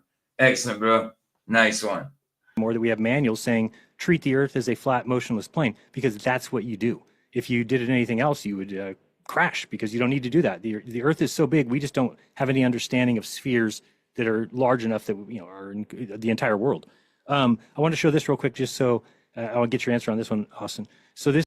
Mr. Super, put your link in if you want. See if there's nobody, if there's people it's not sub can sub, or people watching the replay or whatever. Because when I'm clicking on your name, so for some reason there's a little glitch at the minute. It's not letting me get anything up. There's nothing, no menu coming up for me. So I can't go to your channel just by clicking your name at the minute. So put your link in, man. And people sub to Mr. Super, please. Watching the replay, chat replay or whatever. This is, you can see my screen now that I'm sharing these little things here. Yeah, actually, I did find out that I can help you share your screen if you want. Okay, well, I'm all right. I think as long as people can see it. Yeah, one's been done. That one's been done. Look. So this was on Twitter. Let me make you bigger then. It's Sorry. like super small, right? So, But it is kind of serendipitous, or whatever you want to call it, that this is the 6 month to the day. That's Mr. Super's link, guys. Please sub to him. And people watching the replay, please sub, guys. Anniversary of this particular observation. So this is the 24-hour sun on December 14th in. And he's a music channel, just if people don't know. He's a music channel, fantastic music. Plays the harmonica meanly. And other stuff, and sings. Punta in Union Glacier. So this is what Austin and I both saw. We both know that we were both there. We both know there was no trickery. There was no funny business. That's the freaking sun. And it does circle your head in Antarctica. So once we see that, something interesting is if we go now to the Google Earth here. Absolutely, Mr. Super. Absolutely, 100%, man. You can see that, yeah. So I've got Google Earth pulled up, and you'll see up here that I've got the date as 6/14. Very cool channel, absolutely. We're talking about supers. Yo, Kunal, how you doing, man? Good to see you, bro. Good to see you. Welcome to the watch party of the farcical debate. You can't see that high? Oh, it's a little about. See if I can get this. You can see it. Shoot, hold on. I don't want you to see. Sorry. Stop. Okay, let's go with this one instead. That's better. All right, now you can see it up there. Right. So you see at the top here, it says 6/16. I went back 2 days. But you'll notice that this is at the north, at 80 degrees north. So the complete opposite of where we were 6 months ago. And if we play the time lapse, you'll notice that the sun does the exact same thing that we saw it do, only the opposite. It's the opposite direction. And there'll never be a flat model ever in your life or your children's lives that will ever explain this. And it doesn't matter if you say it's personal incredulity, that I don't know how something works. No, because there's been flat earthers forever, and they've never, not one person, not one entity, not one Daniel Shenton, not one Lady Blount, not one St. Pierre, not one Allen, not one Witsit. What's with all the names, man? Has ever been able to explain it. So if your burden of dropping, if your level of acceptance of something is you're not allowed to say that it doesn't, just because I don't know how it works. Well, how many people need to say that something doesn't work until we know it doesn't work? Eventually, we have to get to the conclusion that something will. That would sound good with Mr. Chesik's song. Trust me, bro. No, the dancey one. Trust me, bro. Never work, and we move on from there, and we just leave it. We don't stay on something and say, well, we still think the Earth's flat no matter what, even if it doesn't work. There is a model that very simply says, of course, you would see 80 degrees north, the opposite of what you would see 80 degrees south 6 months later, because that's how the globe works. It's what it predicts. It's what it calls for. So, and again, it's the exact same, meaning that if you were to measure the lowest, which looks about right there, the lowest spot in the sky, if you measured that, it'd be 15 degrees. If you notice, it's exactly north. Okay. What I figured out in the south, whoops, didn't mean to move up. What I figured out in the south was by watching the sun, I said, man, every time the sun gets to its lowest position, if I walk towards it, it will adjust up by 1 degree every 69 miles. And we were, remember, it was like 15 miles or 10 degrees low or 15 degrees, wherever it was in the south. And I realized, I bet you we're 790 miles from the pole, because you could just figure that out by how many times do I need to go towards the sun. This little breath for you, Darth Vader. Darth Vader. It was at 15 degrees, but by going towards it, it's going to lift. And every time it lifts 69 miles, you would do it 10 times. It would lift 690 times, or 690 miles you'd travel. And that's where the South Pole is. Because what that would do is raise that sun to 25 degrees. And then what would that move the 35 degrees behind me to? 25 degrees. There's only one place on the earth that would allow the sun to go around you and stay at the same height the whole time. That is the North and South Pole. And that is what we saw, 15 degrees and 35, but now I can infer from that there's a South Pole. We know the South Pole's there. Flat Earth wants to keep pretending that it might not be, which is them creating a paradoxical world where we have a North Pole, and underneath it, we have a North Celestial Pole. Underneath it, we have a North Pole. We have a South Celestial Pole, which is exactly 180 degrees from the North Celestial Pole. What's below it? Flat Earthers will never answer that because it completely destroys the model. You can't say there's a South Pole because on a flat map, everywhere is the South Pole. South Pole is in all directions and everywhere. So my question to you, Austin, is with this, I get what you're saying, where you're saying, well, no, you're just claiming that you don't know how a flat Yeah, so he goes towards the sun as it moves away. model works. So at what point do we throw the flat model away? I didn't actually take note if he actually was doing that. I didn't actually take note, but yeah, let me know if he actually was. If we've now falsified it, technically, in the way that at least the map that you don't ascribe to. But do you understand that there's no other map ever coming? That there's no other the Right, LJ. Lolly keeps repeating, we both saw it. Like, if you said it enough time, we'll believe it. We know you both never saw it. AE map is the continents laid out correctly, with the tropics laid out correctly, with the equator laid out correctly. Those are not movable because they're not man-made. They are features of the place that we live. The sun furthest south, Tropic Capricorn, furthest north, Cancer, and the equator is where it's above on the equinox. So my question is, if there's never going to be another map, and the flat Earth map has been falsified, then what is your hope by staying a flat earther? Where do you think, what's going to happen? How could that ever be answered? It would have to be, number one, we create a new map, which is impossible because the continents are laid out correctly. That's the AE map. Or we figure out there's a magic formula of repeating suns and duplicating suns. So is that really what you're hoping for, is some sort of miracle? Or do you understand that you'll never explain it? Because it hasn't been explained in hundreds of years, if not thousands. Okay. Like you haven't had this conversation before. You said a lot, right? So we can take it slow. I just want to know, what is your, do you acknowledge that in the north right now, today at 80 degrees north, they would be seeing the inverse and complete opposite of what we saw? Yes, it certainly seems that way. Now, I mean, we did one trip and we saw one location, but it was pretty close to matching. Like, I don't even think it actually matched perfectly some of the elevation angles, but pretty close. Sure. No, I'm not a touchstone model. Absolutely. But here's the thing, right? For one, it's like, how are we even determining what is the opposite? Look, what are we talking about right now, right? We're talking about a model. Oh, wow, it's Jiren. How you doing, Jiren? Good to see you, sister. Welcome to the watch party, farcical debate. And so you're bringing up the AE map. The AE map uses the same fictitious observer in the center that the globe does. You actually have to just assume the center of a globe, use a fictitious observer, and then look at the sky, and you're actually going to map out this projection. You're talking about the South Pole. If I were to take the center point and move it over 5 or 10 degrees, now everything changes drastically, right? We don't even have the same positioning to observe the sun at all as the AE map, because it's just. That's all right, Jiren. I played out with a couple of your songs. No, you were there. You were there when I played out with your songs at the end. I'm sure you commented. You were there at the end, Jiren. Sure you are. Or did I play your songs in the middle? Oh, no, I played your songs in the middle. Yeah, right enough, because I didn't play songs at the end. Okay. Nah, all good. That happens. I've only had 2 hours sleep myself.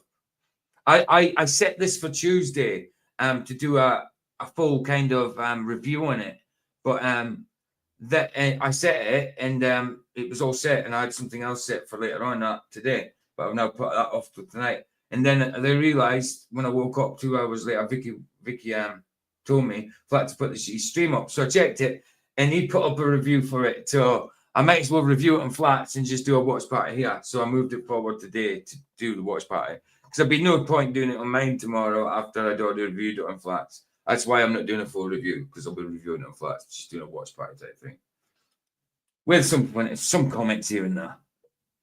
The projection. They both have fictitious observers. And this isn't just some way to get out of it. It's very important. It's very important to understand that these are just maps and projections and models that use fictitious observers and assumptions for convenience sake. We then did this over the course of time, and now we have generally what we observe matches our map or our model. And you keep saying, you keep bringing up the AE map as if I'm supposed to answer for that, and you say, well, were you expecting to have some other? For one, if you wanted to play the projection game, you can move stuff around and get a bipolar. If you take. I noticed Sov came on while I was live. I noticed that. Yeah. It happens. Though Sov streams quite long sometimes as well. I mean, yesterday I streamed 8 hours. in the winter, 8 hours, something like that. It's on it cuts off on YouTube side, obviously, but the Rumble side also 8 hours. That away from the south and move it in, you get like a bipolar projection. And you would say, well, then how would this work on the bipolar? And you're going to try to critique it. Well, they're all just projections. I don't reify and treat any of those as if they're real. I know that they're not. They're just projections. I'll leave this playing for you guys and we'll go grab a coffee. And they all have issues, and you make consistent refractive corrections. And this is very important because this kind of got lost with the first one. We're talking about the refractive conditions required for, let's say, celestial navigation for CellNav. You have to use planar corrections, actual empirical measurements, then correct. Oh, plenty. Oh, plenty. And how much of a crap actor is. To even try to get the refraction. And you don't just use like Snell's law. We use planar measurements to then correct, and we can't even actually use this 1 degree per 69 miles, which is such a slam dunk for the globe. It's the complete opposite. That doesn't actually happen in reality. And then to try to make the corrections for refraction, we don't use like typical refraction. We then actually have to account for planar geometry to even do it, right? So, and then that kind of spills right over to, well, then we definitely can't have a situation where when we look at the star and we see the position of it in relation to a mountaintop, if we take a planar geometry measurement to that, as soon as the star is occulted by the mountain, we're like, okay, because this is what this is all about. You're talking about this proves the Earth's a globe because the sun's right here, right? And it's based on the position on the globe. It's the same thing, celestial observation. I see the star go behind the mountain. It gets occulted. I immediately take the time, right? And then if I go into Solarium, and you brought that up, well, that's just like a globe. Why are you using that? That's the whole point. We're using the globe to see what the actual prediction should be, right? To falsify it. And it uses the same fictitious central observer again. But like when we're on top of that mountaintop, we look at the time, it matches the perfect planar geometry measurement. Meaning if I'm on a flat Earth and I stand right here, I look at a mountain, the star gets occulted by the mountain, and I take an angle to the top of that mountain. If I go stay on top of that mountain and take another measurement to that star, it'll actually make a straight line all the way down from star to mountain to observer, right? It'll come down and basically complete part of a triangle. And there's a specific angle that the flat Earth would predict. The globe Earth predicts something completely different. It would be much lower. It's on a globe. And it matches the flat Earth prediction But every Stellarium time matches, consistently. right? What? Stellarium is right when it tells you what the angle would be from the mountain. Yes. The thing is that we're talking about the input, the one measurement you're making is the actual observer. The observer is making that measurement. What's the time that the star is occulted by that mountain? And then we're going to compare that. It makes a perfectly straight line where it wouldn't on a globe. And so what all the globe proponents have been trying to do is claim refraction, trying to find out any way they can to claim refraction. And they can't with this, though, because it's occulted. It isn't there. It's not even there to talk about, to invoke refraction. It's not even applicable. So the sky doesn't help like if we like these always just get thrown under the rug. These are like major problems. So we're claiming the globe is a physical geometry changing our physical positioning, and that's why we see the sky the way we do. Then how come whenever we start to get down where hyperbolic visual space would be expected to converge, that's what we see. We can't use the globe or we can't even navigate. Then we try to make corrections. We have to use plane measurements, plane trig, plane geometry to even make the corrections for the refraction that we're presupposing. So this is a major problem for the globe. And this, I want to hit something meta, and I'm going to give it back to you. This is the meta part here, right? That you're like, because this is what I don't understand, right? I believe you that you're saying you don't understand how I'm still a flat earther. You don't get it. I went there with you, and how do I not see it? And you think that, I'm not stupid. You don't get it. This is how you know something I don't.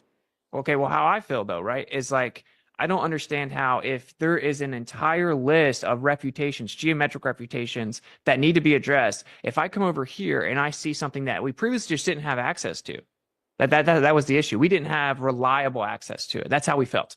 So that we went and verified it. How am I going to see that and then be like, okay, wow, I don't really know exactly how that would work on a flat Earth. And then somehow it just nullifies the whole other list, because what you're saying, right? You're saying you're bringing up the appeal to incredulity. If okay, we just do that, what are we just going to sit here forever? Because what I'm saying is, you're saying it can't be true because you don't understand how it could be true, which is an appeal to incredulity. And you're saying, well, then we're just going to sit here and not know how stuff works forever. Apply that same thing to your side. When I ask you about the star, it's going to be, we don't know how it works.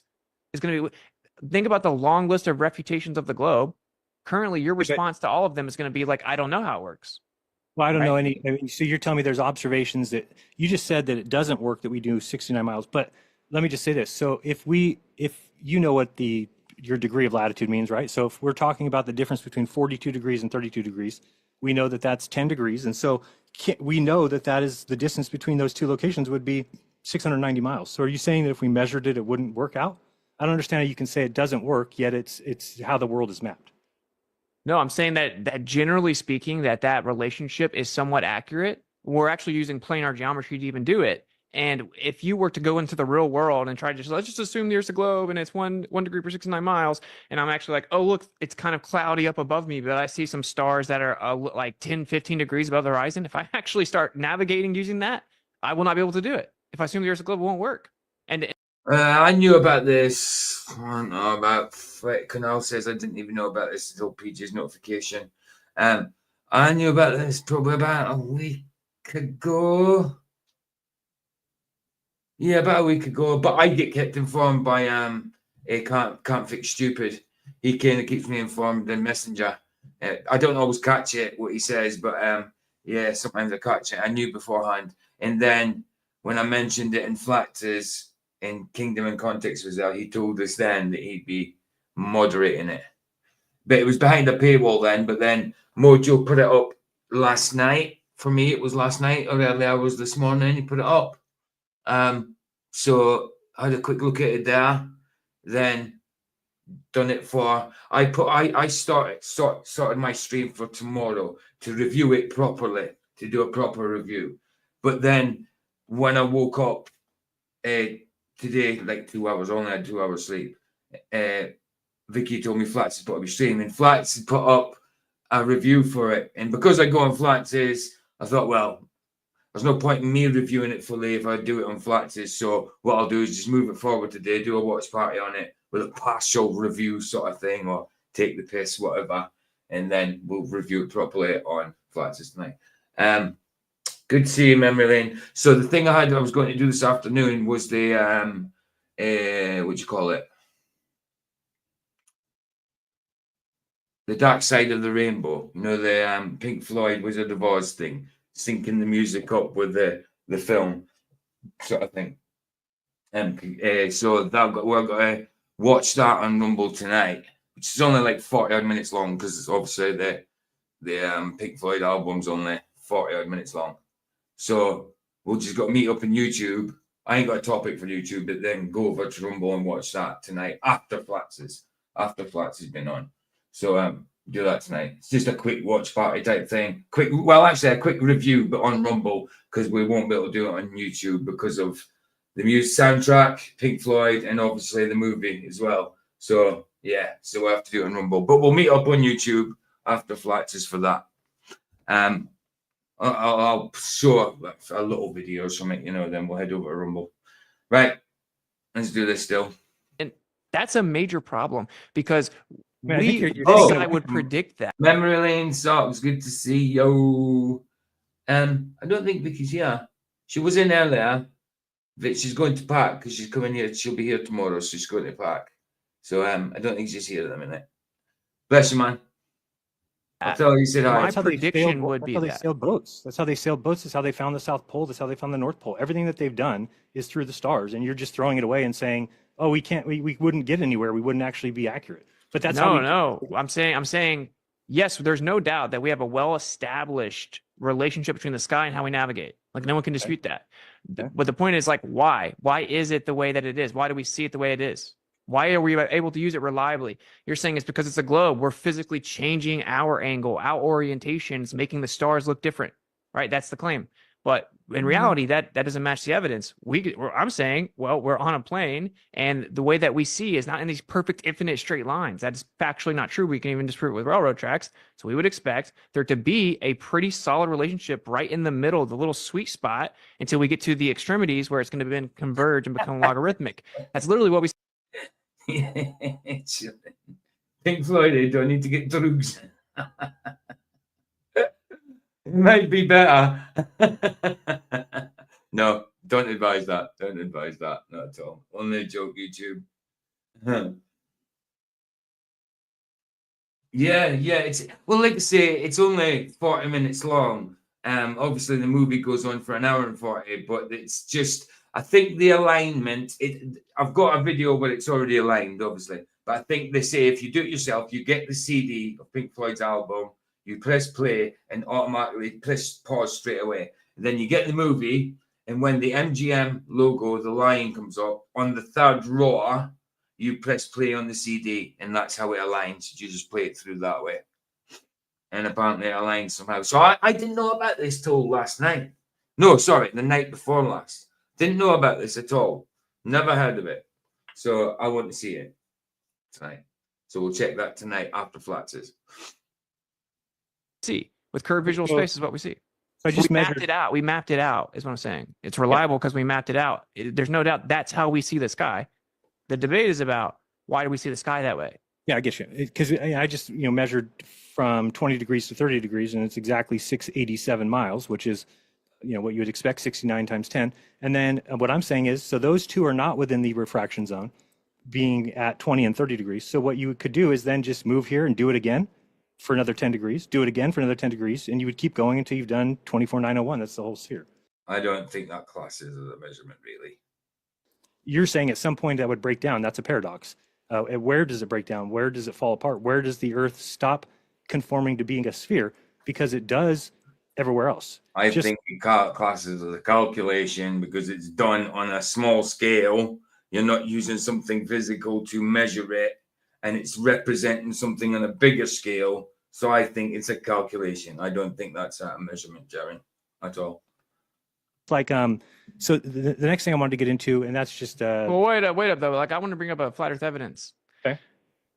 Because like realistically, the star being occulted by the mountain is not answered, right? Like, yeah, I mean, I think that's a kind of a new thing that I think that people are working through right now. I don't fully understand it because of the fact that you're using stellarium, which is giving you the curved Earth angles. Correct? It's not giving you flat Earth angles. It's giving you curved Earth angles. But you're saying you're taking a location from curved Earth angles. Curved Earth angles. Curved Earth angles. What's a curved Earth angle? Is that not a tangent? where stellarium is not even talking about. You're further back than that, right? Stellarium is just telling you where the mountain top to the star is. Is that correct? Yeah, And then yes. you're drawing your location back here and saying, oh, now if we draw an angle to that mountain top. Right, so you're kind of adding something that stellarium is not accounting for. Terry can't even hold a compass correctly. I'm not trusting his star observations. Nice.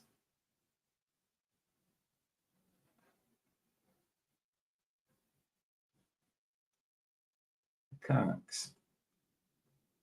What's that? What's that demon Ficark? Ficarks. What's that? I don't know what Ficark is. Well, that's the whole point. It's not. The one measurement you're taking is you're standing there, you're looking at the star, you're looking at the mountain. Once the stars are occulted by You want some curved angles? Yeah, me too, man. I'd love some curved angles. the mountain, boom, write the time down. Okay. So why wouldn't refraction come into play? I don't understand what you mean by that. Because okay, well now the star's occulted. We're accounting for the position of the star once we're not even seeing it. It's occulted. So how are we going to say the position of the star is just because it's being refracted? Oh, I'll be on a bloody tangent after this. It's not. It's about an It's going to be occultation. somewhere. So when we see the sun set, they say that it's actually still above the horizon, right? It's gone, but it's still there, or whatever. You know, it's always somewhere about a half a degree off of where we think. So that would be the same with stars, meaning that if you're counting when a star gets occulted by a mountain, it would. Kunal watched it on streams a long time ago. That must have been an experience, bro. Nice. Make a difference as to where it's refracted to. Is it refracted above the mountain, below the mountain? Is it? I would think that that would matter, but it doesn't matter in your case because you're not actually taking any information from the location that you're at. You're just measuring. Still, Right, bring on the curved angles. I want to see that. Absolutely, bro. Me too. stellarium is not taking that into account at all. Correct? Am I correct in that? Stellarium doesn't know that you're taking a So maybe he's got a little lisp and he was trying to talk about cut angle. Maybe I don't know. observation of the. No. It's just telling you from a mountaintop to this star. This is the angle. Correct? That's correct. That's what stellarium's telling you. And Yeah. then you're saying, well, if we step back further and measure to that mountain, then it matches a planar angle. And does that? I guess where I'm confused is that then matches stellarium or doesn't? No, Planar angle and a curved angle. No, planar angle, fine. Yes, curved angle. No. It doesn't coming up match. with- It doesn't who's match. coming up with that? Who's It saying doesn't- that it's a planar angle? I guess is what I'm trying to say. Not stellarium.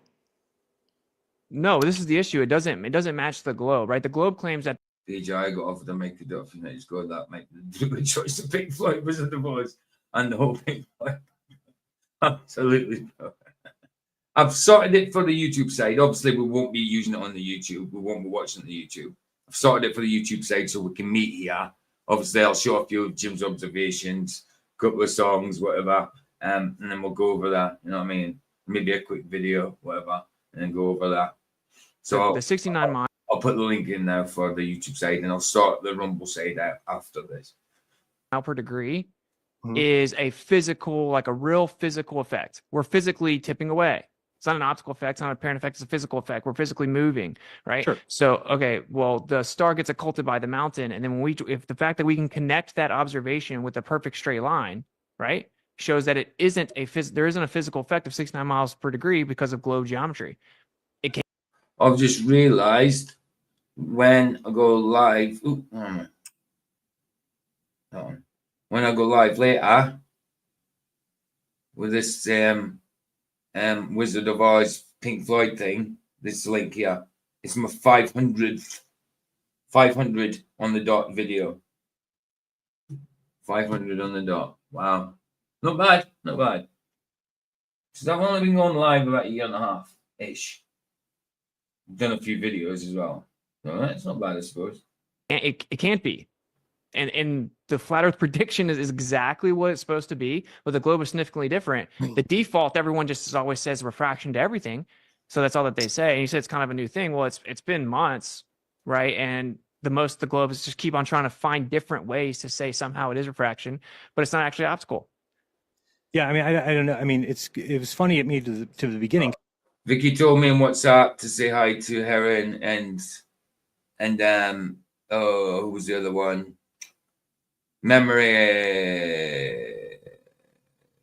Memory Socks, yeah. Memory Socks said hello, Vicky.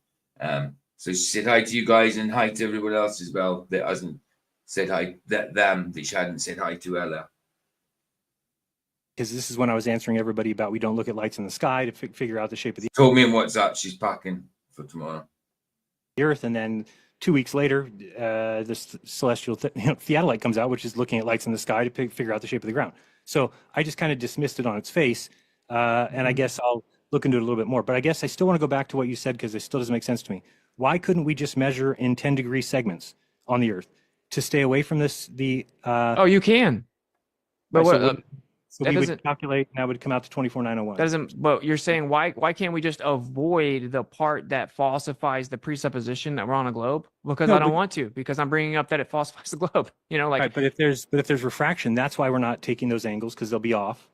So if we just take the angles that we can see, this say from 15 to 80 or 90, well, that is sufficient to get us to the shape of the Earth. but they use empirically derived formulas to correct the stars, so that they use actual observations with planar geometry to actually make the corrections with cell nav, which is not the same as like Snell's law, like refraction. They actually have to use planar geometry to try to make these corrections. And you're just. I will say it is somewhat baffling that you're able to just default to No, I'm not able to refraction default. so comfortably now. No, it's not that it's so comfortable. It's that they have an explanation that has been measured and does show to be the case. I've seen examples of refraction myself, but here's what I want to go back to. If people understand that the latitude that you're at is your angle to Polaris, there is no getting around that. If you measure your angle to Polaris tonight from wherever you're at, it will be your latitude. So if we know then that somebody at 45 is going to see Polaris at 45 degrees and that somebody at 35 is going to see it at 35 degrees, then we just need to measure the distance between a person at 35 and 45, and guess what you'll get? 690 miles every single time. Because is YouTube working for other people? As in, I mean, if you click on people's names and stuff, does the menu come up, like being able to, or even the top of the screen, chat, top chat and live chat, or the three dots? If you click anything, I mean, I can type in chat and stuff, but when I click top chat or I click on anybody's name, if I wanted to go to the channel, whatever, nothing's coming up for me. Nothing's coming up, and I've tried refreshing, tried doing another tab, So I'm just wondering if that's the same glitch for everybody, or if it's just me. I'm on the computer. I'm not talking about on a phone. I'm talking about on PC or whatever. Through a browser, through Chrome. I'm on Chrome. So yeah. Just The Earth wondering. is a sphere, and it works as in a linear fashion like that, or what? What are you on though, Sandro? Are you on your phone or are you on PC? I don't know what you would call that, in a very equal action like that, every 69 miles, 1 degree. And that's how we have the whole Earth is mapped. Now, I want to ask. It's calculated. It's a calculated presupposition based on the actual astronomical latitude. It must just be for me for some reason. For some reason, don't know why.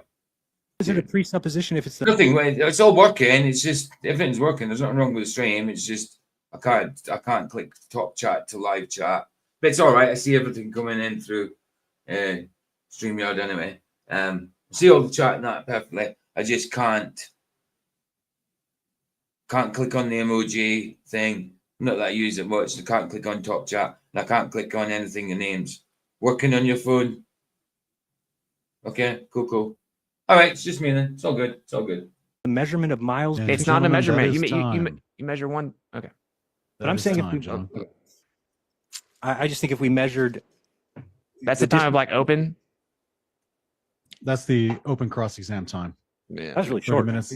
30 minutes has been completed. Yeah, that's Schedule why. number 2. I guess schedule number 2. We'll get some other stuff because I had some other things I wanted to show people. But I do think, Austin, one thing that, and maybe I'll find something specific for you, but I think that you need to watch my show. I get it. I do too many live streams. You don't want to watch it. I think you need to watch my live stream. You probably already does, bro. Come on. I get it. But it's also the same thing that every other flat earther's done. So all I see is people running around saying, we don't understand what Jaren's doing. We don't understand. But I've literally done an entire series, an unplugged series of 12 episodes where I went through every single evidence and every single piece and explained it thoroughly. So if people don't understand my position, or why do I just accept refraction? Well, it's because once I saw that the South operates as the globe calls for, and then we saw the sun setting right to left in the South. So that immediately, let me give one example because I think it's my best proof that nobody's been able to, come up with an answer for. And I didn't even know this. I've never heard a glober say it, but everybody who's in the North, when you look at a sunrise or sunset, so I'm talking about looking east or west only, not north, not south. We're looking at sunrise or sunset. The sun will rise left to right and it will set left to right in the North for every single person every day of the year, no matter what. End of story. In the South, they see the opposite thing. Okay, so every single sunrise for every single person in the South for every day of the year goes right to left, and every single sunset goes right to left. When we were in Punta Arenas, we saw the sunset severely right to left, way different than we've ever seen before. The sun's never done that to any of us in our lives because the South is the inverse of the North. Now, get this. This is the paradox of flat Earth. Can an item that's going in one direction be seen by two people looking in the same direction to be going in opposite directions? And I know it sounds convoluted, but if you have two people in the North and the South both looking west at the same sunset, we're talking about the same sunset, can they see it going in opposite directions if the Earth is flat? How would that be possible, right? So you'd have a sun going around, and you'd have people south and north looking west, the sun's setting, so it would always go to the right. On any flat Earth that there'll ever be, it'll go to the right. But we saw it going to the left. Now, here's the crazy thing. Do you know if somebody on the day that we saw the sunset right to left in Punta, if you were in the North, you saw... Nobody watches his live stream because everybody already knows his position. And it's retarded. Also available on Google for free. Instant. Nice one, big bang. I agree. the sun set left to right. So imagine that. We're in the South watching the sun go left. They're in the North watching the sun go right. That's a paradox on a flat Earth. How could you have two people looking the same direction, have a sun going in two opposite directions? Well, the reason is there is a shape that would call for that to happen. There's a shape that says... Jaren, do you want me to submit that question? Exactly, Jamism. I agree with what Sandra said. Sun that moves, not the apps.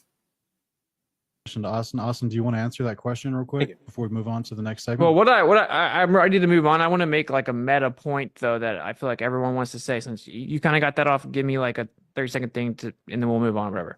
This is the issue. I'll give you 1 minute. Okay. Take a minute. Chilling when I was 19. I interrupt over it. Okay, I won't read it out, but yeah, that's funny.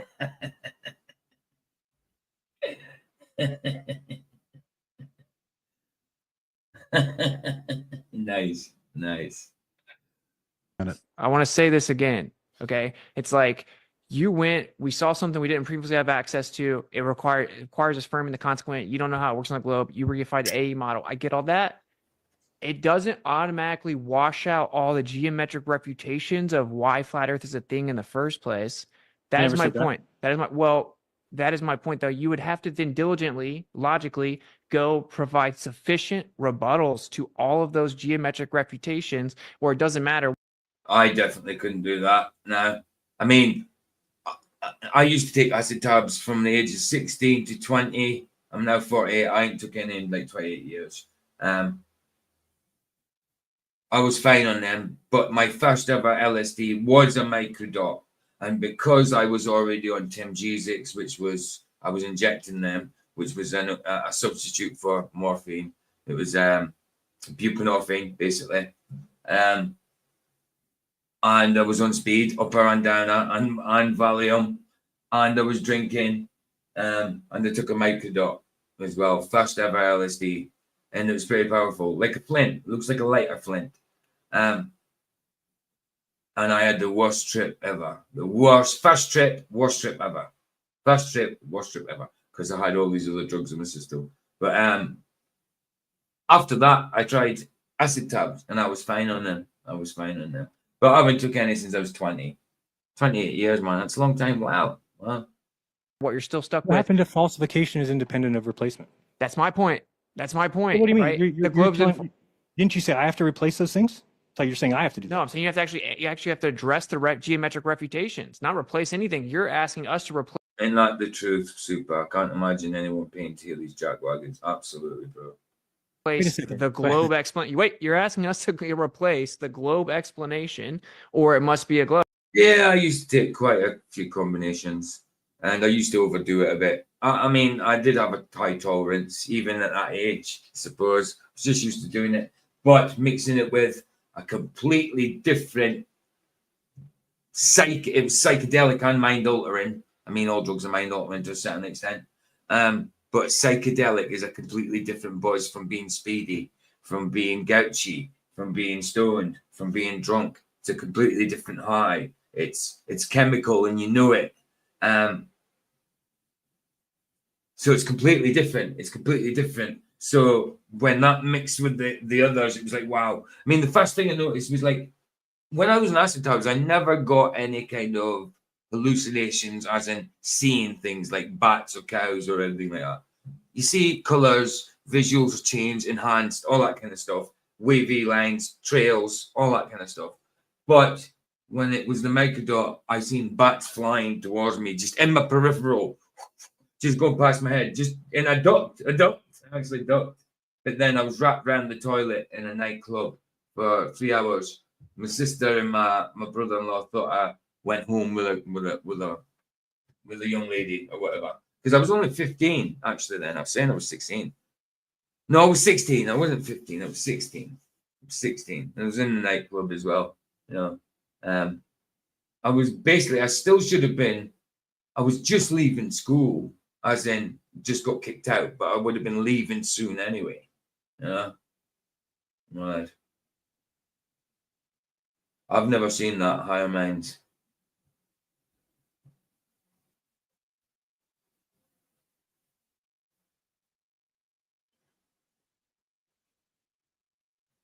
That's what you're doing. I'm saying we falsified the globe explanation over here with like 100 things, and then you're just you have selective amnesia.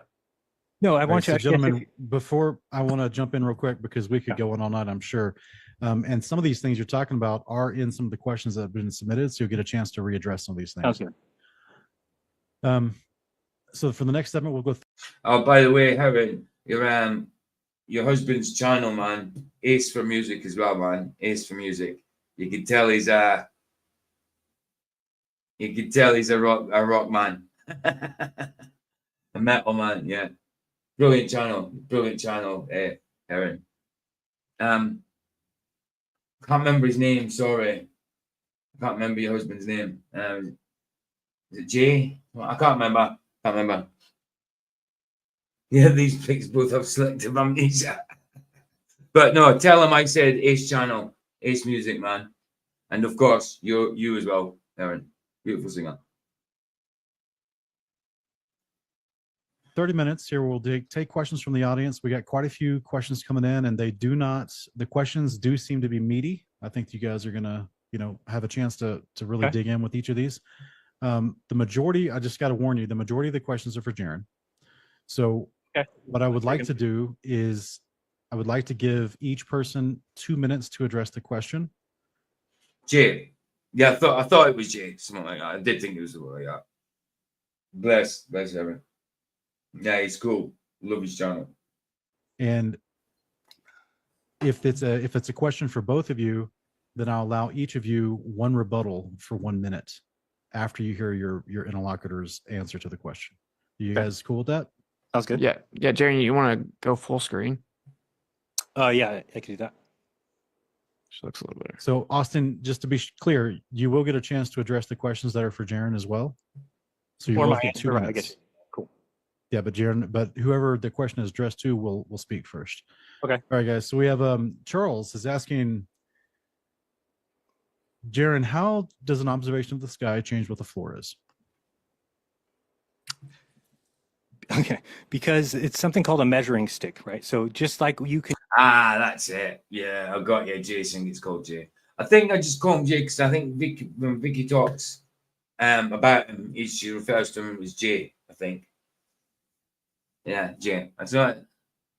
No, I'm pretty rubbish when it comes to names. I'm better with faces.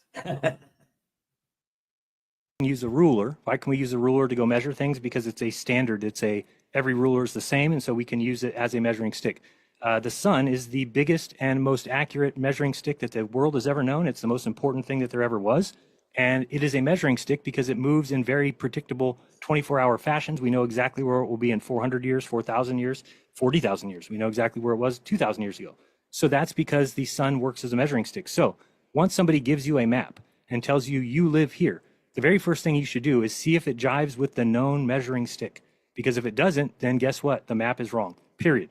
There is no instance of ever a measuring stick being wrong when it's actually the measuring stick, right? So you can never have, this measuring is wrong because this ruler is wrong. Well, then the ruler is not a measuring stick if it's wrong. Just like the sun, it wouldn't be a measuring device if it was wrong. It's perfect. That's why we use it for calendars, for dates, for time, everything, time, you name it. The sun is used for that. So if you can observe something that is not possible on the map somebody gives you, then you can immediately hand them the map back and say, you're wrong, I don't live here. Well, guess what? That's what the AE map has had happen. Now I get Austin's point. He's saying he doesn't believe in an AE map, but then then you don't believe in anything, then the earth doesn't have a shape or a look. Can you give me any idea what the world looks like? Because if you're going to tell me it's a flat earth, then it has to be flat. Oh, I can't believe Jeran's saying all this stuff. It's so contrary to what he used to say. I mean, everything he's saying, he used to blooming debunk.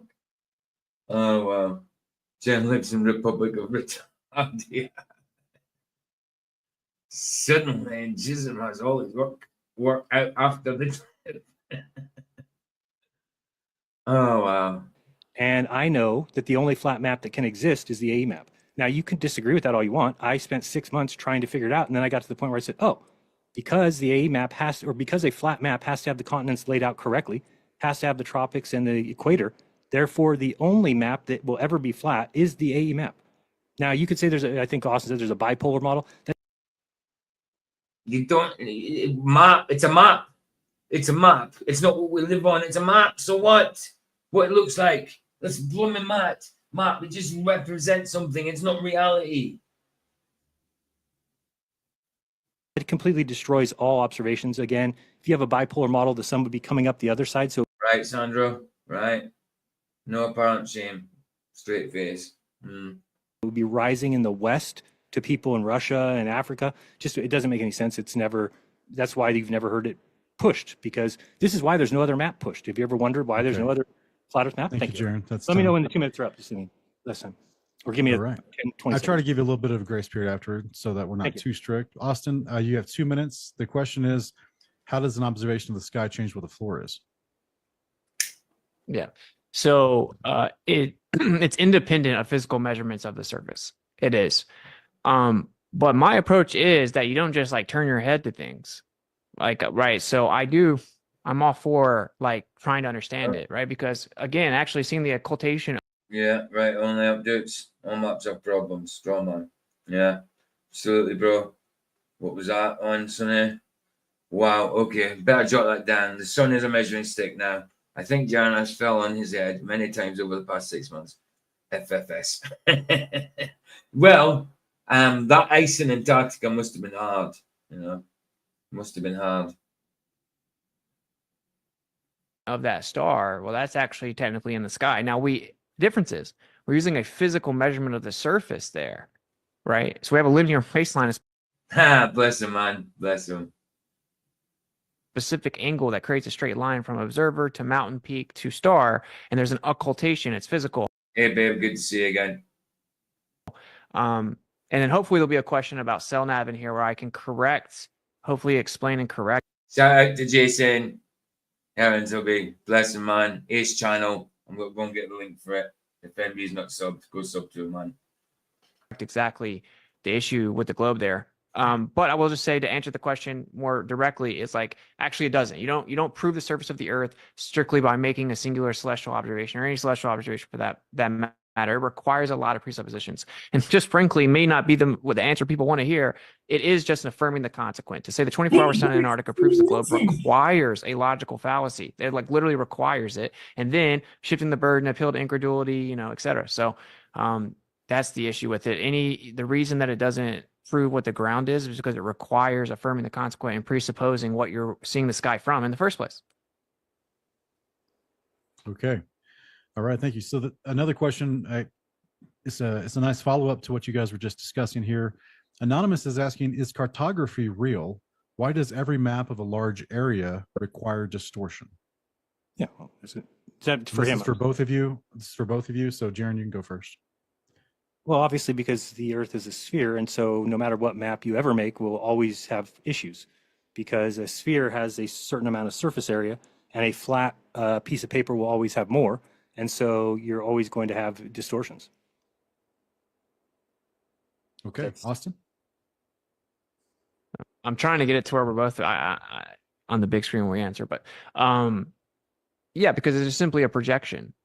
You're trying to fit a projection. You're trying to fit measurements, usually typically using the sky, and then put it on a projection. So it's always going to have distortion, and just depends on how you move it around. The bipolar model, ironically, it's like exactly the same as the globe. You can move it around 5-10 degrees, whatever direction. It is literally just a distribution with a projection, right? It's just a projection, and you use a fictitious observer for a central point.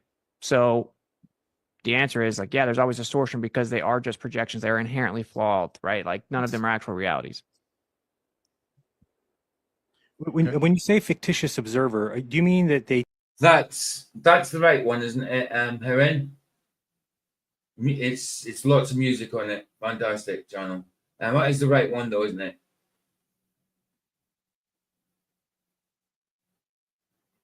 Hey, map was perfect for the sun measure stick.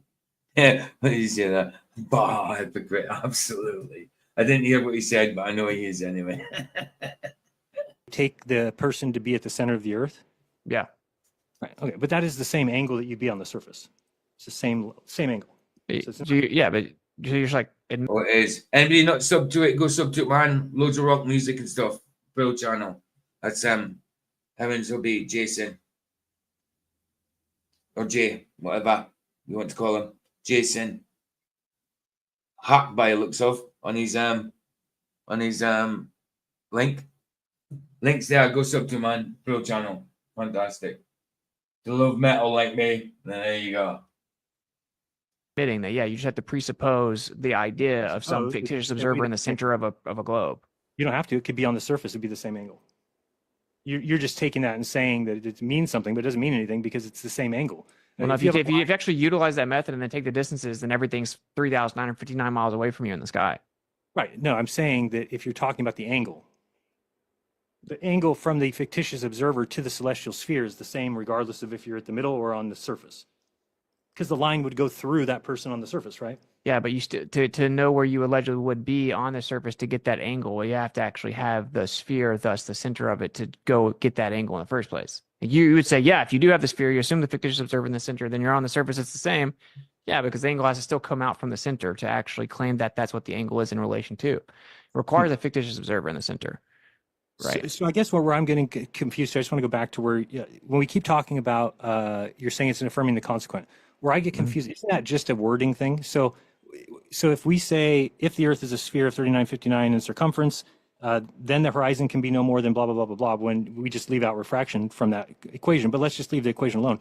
So can't I word then my supposition the same way? So can I say, if Is this FA debate the equivalent of Batman versus Superman? More like Bluntman versus Chronic.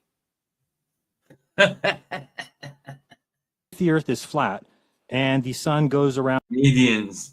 in a circle, in a clockwise circle, then there can be no 24-hour sun in Antarctica. There is a 24-hour sun in Antarctica, so the Earth is not flat. What's wrong with? I just worded it exactly like your black swan. Why is that not okay? I didn't even hear exactly how you said it. Okay, so the black swan is if the Earth is a sphere of A whole boatload of assumptions. Absolutely. And assertions in some places.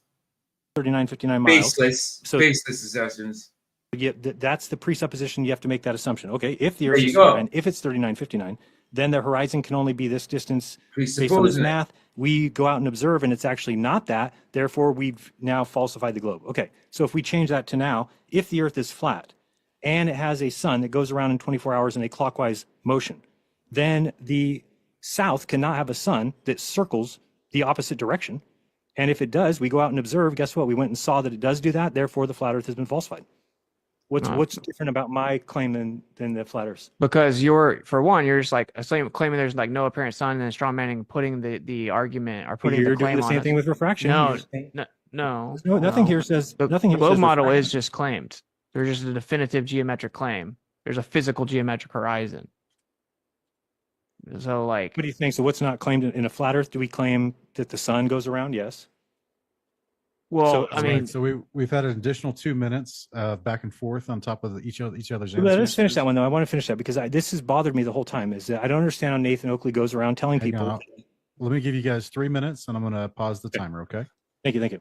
So I just want to know why it's not the same. So in that sentence, if the Earth is a sphere, 3959, then the horizon can be no further. Okay, great. But what they're not mentioning I mean, okay, great. there is that there's refraction that causes things to be higher up. So when we do go observe, if we do see it a little higher up, that doesn't falsify the globe. It means refraction is there. Now, I'm just saying it doesn't mean that that's a fact. It means if that's the claim by the globe, then we have to at least look into it, not just dismiss it. But when I try and put that into a flat Earth saying, now all of a sudden it's not allowed. I can't say if the Earth is flat.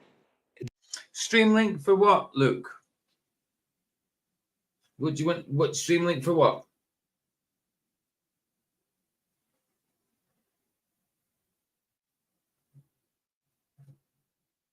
Then and has a sun circling 24 hours in a clockwise formation. Those two things are part of the flat Earth model. So it's the same thing as saying if the Earth is a sphere 3959. Then they say, then the But man, Chronic, I haven't thought about Kevin Smith movies in years. Do you know he's lost an actual lot of weight, man? He's skinny now. I watched him on James Bob reboot of what was the reboot of? Was it James, like the Jane Silent Bob movie? Oh, you want the link for this live? It's from Mojo. I got it from Mojo. Let me go get it for you. Vicky thought you meant the StreamYard link. I was going to say it's not a full review anyway. But yeah, I'll go get it for you. I'll go get it for you now.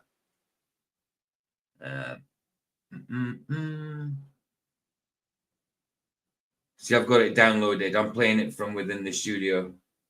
But let me go get Mojo's link for it.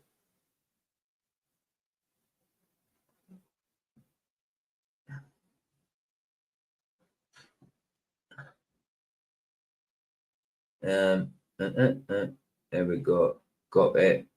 It's a video. Mojo put it out as a video yesterday. Get that back. Oh, has Vicky already put it in? What did you put in, babe?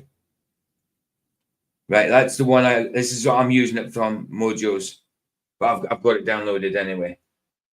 What did you put in, babe? StreamYard, and then this one. What was that one? Oh, how did you? Oh, right, you already put it in. You put Mojo's in. Fair play. Mojo's got 99 subscribers, about to hit 100. Guys, sub to Mojo through that as well. Let him get to 100. Need one person to sub to him to get to 100.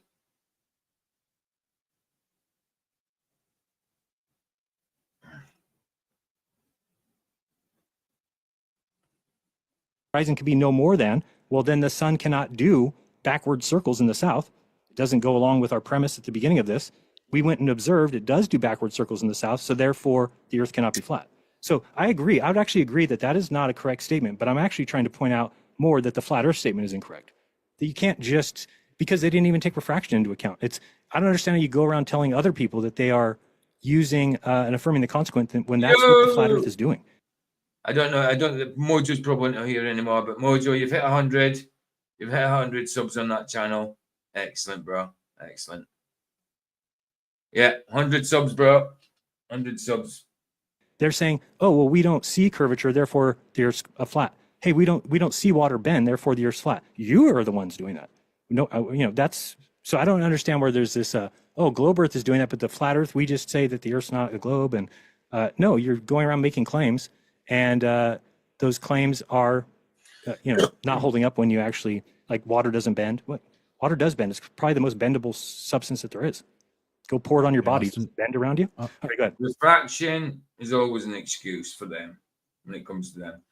Fraction's always an excuse. And gravity's their glue. Their magic. Everything. Glue. Gary in the house. Good to see you. Good to see you, brother. 101. Nice one. Mojo's on 101. Excellent. Good to see you, Skates. Good to see you, man. Austin, what's your response here? Okay, yeah, this is an argument from ignorance. So it's like X is true because you cannot prove that X is false. Right? The assumption of a conclusion, like because of the lack of evidence to the contrary, right? And that's an argument from ignorance. But it's very specific. For one, I want to say this. You're saying, like, you didn't even account for refraction. You keep saying that. Like, okay, no, just because someone said a word because they needed to say that something is not where it's supposed to be doesn't mean that it's real. Yeah, show me water sticking to a spinning ball. Just show me the blooming curvature. Type of refraction, terrestrial refraction, how does that work? All of a sudden, when they change what refraction is and apply it to something that isn't even analogous, and take the actual physical horizon and say something's looming whenever the horizon's looming, when looming is a relation to the horizon, right? They just said the word refraction because the horizon wasn't where it's supposed to be. So when we say, yo, here's a physical geometric limitation based on the assumption that the Earth's a globe, the evidence doesn't match that. That's like a very rigid, specific geometric physical claim that comes from the globe. We tested it. It's false. It's false. Yeah, exactly. It's conforming to its surface. You know what I mean? Just pour some water on his body is his argument for water just prove water bends. Yeah, mad. Yeah, that's a mad one. That's a fantastic one. That's brilliant, fantastic. Don't know where you come up with this. This is just revolutionary. That water bends to it, conforms to the surface of your body, but it also runs off as well, and then it would pile into a place that would be a container, and it would find its level somewhere. You can't use that. That's ridiculous. I didn't even hear that. I'm glad you put that in chat because I didn't even hear that. That's ridiculous. And just saying the word refraction doesn't work, right? Just saying the word falsified when you haven't taken into the account that what their explanation is. That's the point. We did take it into account, and we actually have to ask. I said that at the start. I said that, Kerry, right at the start. I said that. I said, you weren't even down for this. What are you talking about? To even specify it. And when you actually get into the quote unquote expert that they cite, he actually uses planar geometry, and then he doesn't actually as well. actually apply Snell's law. It's a singular medium differential, and then he actually people on the internet totally exclude that part, and they just act like, oh, we know this works because it's refraction, and they just in the globus to do the observations. Yeah. claim it's looming when looming is in relation to the actual horizon.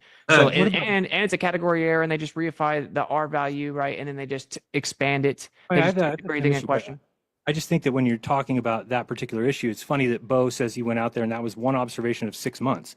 So what Flat Earth seems to have done is gone out and waited until there was enough. Jiren obviously does science in the shower, possibly with his rubber ducky. Do you really think it's a rubber ducky he goes in the shower with? It might be rubber, but I don't think it's a duck. Enough refraction that the back water was way up higher, and it looks like the horizon is super far away. And so then we took that observation and said we refuted the globe, which is insane because you just got done saying he never looks directly, does he? He looks sideways, always sideways, never directly. I mean, with me, I'm looking at the screen. The camera's there. If I look there, I'm looking at the camera. Sometimes I glance at the camera, but I'm looking at the screen more. But he's always in this kind of sideways kind of position, and it just doesn't make sense to me. Like leaning towards your mic and stuff. Even Witsit leans towards his mic. I mean, my mic is at least I don't know, 12 inches away from me, just out of sight, just there out of sight. Look there. Yeah, I could just keep it out of sight. I don't have it right in my face. Why would you want it right in your face? Unless you're singing or something, you know what I mean? I'm streaming. I'm not singing. that we don't take one observation and we don't say from that we destroyed something. We don't take the one observation of the sun and say that we proved the globe. But you will take the one observation of the 1 out of 180 days of a higher horizon and then say that falsifies the globe. Dude, this is super important that you're not understanding the difference here. The globe model makes a very specific claim that, if the Earth, this is what the black swan is, if the Earth is a sphere with a radius of 3. He doesn't understand the difference there. He does understand the difference. Of course he does. You know he does. 3,959 acting the goat, man. miles, then the horizon is a physical geometric edge, physical obstruction, physical geometric horizon is at 1.225 times the square root of the observer's height in feet. That is the globe's claim. They made a positive, definitive, mathematical, specific claim. It's a very specific, it's a mathematical claim about a very real physical thing. It's a physical location. Don't ever work that way. This is the point. The globe makes that very specific claim. You're over here, then you say, well, flat Earth can't be true because if we assume that the sun's in an actual position and then I tell you what the map should be, then the sun shouldn't do this. That's not the same thing at all. There's a geometric refutation on the table because of a positive claim. It's physical, and refraction doesn't work for the black swan, by the way. But you keep saying the word. I explained why, because you actually have to assume the R value, and then it's a category error. You just extend it out infinitely because they say that it's looming. Looming is an effect in relation to the horizon. Yeah, but you're just using words, though. Well, is refraction real? I'm just, did you just hit me with the, I'm just using words. You wouldn't have said that before. People have said this to Witsit before. Word salad, whatever. But you wouldn't have said this about before. I mean, it sounds so hypocritical, but at the same time, so acted out. Words, bro. Well, you just use words, a bunch of words that don't make word salad. Was that word salad? I didn't want to say word salad. There you go. There it was. There it is. There's the word salad thing. Hidden Valley Ranch. Come on, man. With your face on. No, I mean. All right, guys. All right. We've spent a lot of time on this one. Hey, go ahead. We got quite a few questions here. The audience are thoroughly enjoying this. The questions are really rolling in here. This one is for Austin. Oh, sell it. Sell Austin, it, Sean. What is NavCell? Sell it, Sean. Sell it. And how does it apply? Oh, sounds like dyslexic question. Cell nav. NAVCELL, NavCell. Okay, well, I'm saying like cell nav, like celestial navigation, right? So this is like a super important part, right? When we're talking about how I was explaining how that they always say 1 degree per 69 miles, they act like it's proof the Earth's a globe. We can go out there, we know how to navigate perfectly because we can just assume we know the Earth's a globe, so it's curving at a certain rate. So as I go across. Hey, KK, how you doing? Good to see you. Good to see you. Hi, Luke. How you doing, man? Evening, mate. How you doing? Doing good. How you doing? Yeah, all good. All good. All good. You got anything to say? No, this is entertainment at its finest. It's definitely entertainment, isn't it? Definitely entertainment. At least, I like to say, I put it in the title now. Not a full review. Funny stuff. You know what I mean? Because Flat's doing a review on it, so not a full review. This is just a watch party with me commenting here and there. And it's, to me, it's farcical, but it's good stuff. It's entertainment. Yeah, just got to have that disclaimer for entertainment purposes only. Good. maybe I should put my disclaimer up. Oh, here we go. Across the surface, I'm tipping at a specific angle at a certain rate. So the stars are going to change based on that angle. 1 mile or 1 degree per 69 miles. That actually isn't true. It doesn't work like that. It regularly needs corrections. And they tell you can't even utilize the angles like all the way up to like roughly like 15 degrees and then around even the 90 degrees. What? There should be no refraction looking straight up, right? But if there's actually curved visual space, we expect that. So then how do they correct it, right? So so if you say like, do they just use like an apparent raw angle or the celestial refraction corrected angle? And they're using the corrected angle, right? You're claiming that it's refraction. That's somehow what's going to fix it. So then is it a solution? Do we actually use certain variables for a refraction equation and that's how we fix it? No, they actually use like empirically derived solution, meaning like the answer is empirically derived. They actually use different formulas for every like angle band, right? Like every segment of the angles. So the input is just height and or angles. There's no temperature, there's no pressure at all in those corrections. So it proves it has nothing to do with refraction. It's actually an empirical physical correction, right? Normal refraction has temperature and pressure. Celestial refraction does not. So that's a big problem, right? I mean, how does that work? And the way the answer is the way that it works. It's just because it needs to work. It just has to work. So that's what's so frustrating about it is that is brought up as if direct evidence for the globe. That's like it's terrible for the globe. Doesn't work at all. They claim refraction, but don't actually use refraction equations or variables. Only the moderator is honest. Honest. They don't even use like temperature and pressure. They're not even claiming like actual refraction, right? They're using empirically derived angle measurement corrections, and they're using planar geometry to do that. So, celestial navigation is not good for the globe at all. All right, thank you, Austin. Can I say Jiren, something, did you want to PJ? address this one? Yeah, Absolutely not. Go on. PJ? So for the people who are watching this back later, a tip I've got, I find this is a good hack, is that when you're listening to Witsit, is you slow it down to 0.5 or 0.75, and then he talks at a normal pace, and you can understand what he's saying. It's helpful. But you might understand. Same with Jiren. You might understand the words he's saying, but is it still word salad, or do they make sense? Yeah. Linked Still got no idea what he's talking about, but at least you can understand the words. Exactly. Nice. He keeps saying that the 69 miles per degree doesn't work, but if that's the case, then we wouldn't have your latitude lines, which are all over the earth. Wherever you live right now, you have a latitude. The reason you have that latitude is it's the angle from where you're at to the pole star. So clearly, everywhere is mapped, everywhere is correct. And if we take the distances between those lines, we will figure out that it's 69 miles for every single degree. And if you times that by 360, you get 24,901. So I don't know where you would ever start thinking that, oh no, it doesn't, they don't actually use it because of refraction. And when it gets close, we're not talking about that. Everybody's latitude is known. Okay, live translation said, whoa, he just used some words. In other words, his brain blank because he's not smart enough or honest enough to follow along, because agree or disagree, that was a very concise, I think you meant to say, argument from Witsit. And it's their angle to the pole star. That's how we've mapped the Earth. So again, for it not to work would be that you have people where they're not actually at. But we know that anybody who's at 37 degrees, go out tonight and measure the angle to Polaris. It will be 37 degrees. That's what it will be. And the other thing is, are you trying to use the Nathan Oakley line? Yeah, I think Flats agrees with so scary because even Flats' debate, if you look at the thumbnail, it's kind of a funny type thumbnail, isn't it? Actually, let me get the link for it. That we can't measure angles from a curved baseline. Is that what you kind of are saying something close to that? But I can't tell if it's what you're trying to say is the same thing. When you're saying that we, No. Okay. No, but yeah, Flats is doing a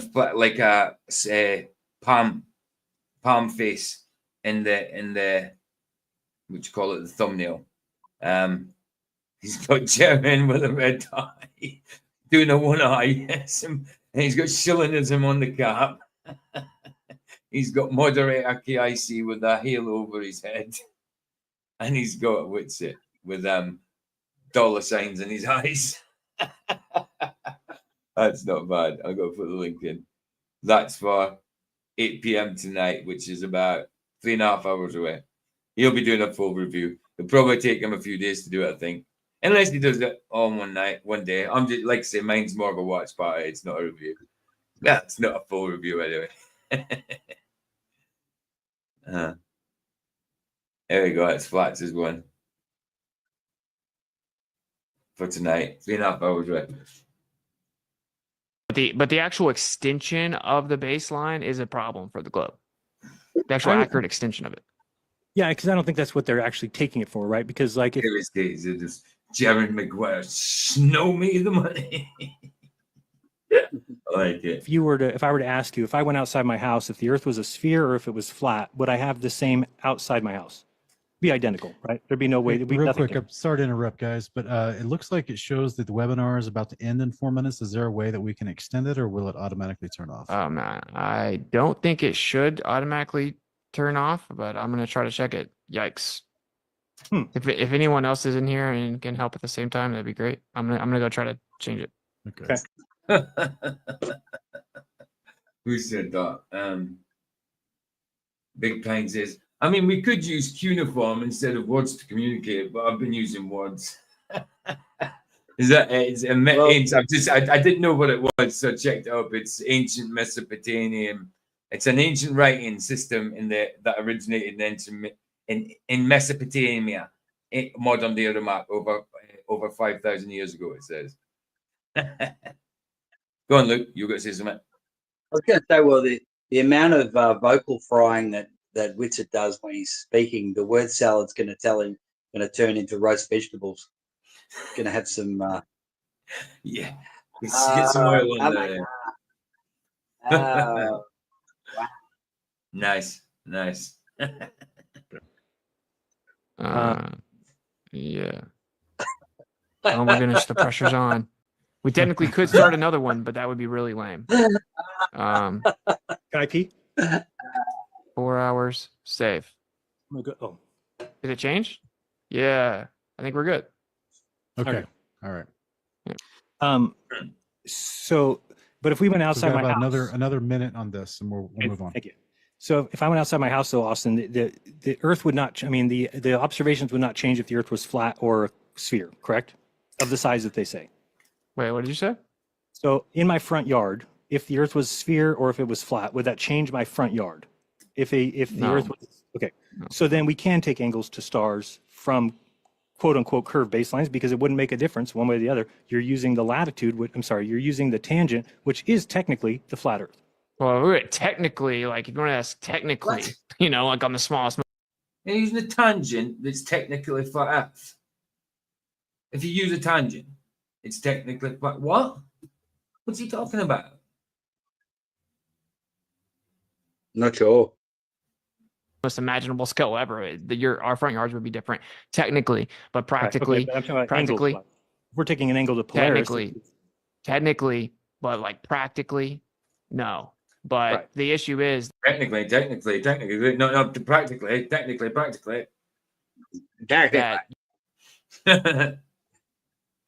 There goes the vegetables. We utilize an extension of a horizontal baseline, and again, when we actually take these angles and they don't match, we have to make.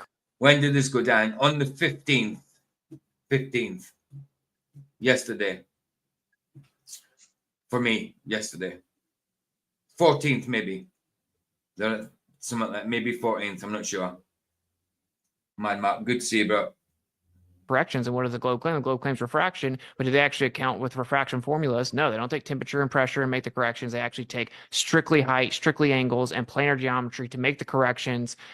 So to actually make it work, you have to make the Earth flat on top of acting like it's flat, on top of measuring like it's flat, and then you claim that's the proof it's a globe. Well, that's what you would do if the globe was the size that they say. You wouldn't start treating it like a sphere when we don't even notice that. It's warm here, chilling. The sun's kind of gone behind a bit of cloud now, but still warm and muggy. You would treat it like it's flat with a tangent. But I just have one question. You said again. Right. I'll leave this playing. I'm going to grab a coffee. That if they have to make adjustments, nobody's making adjustments to their latitude, right? I mean, if I'm 37 degrees, because that's my angle to the pole star. There's no adjustment to that. Nobody's adjusting that.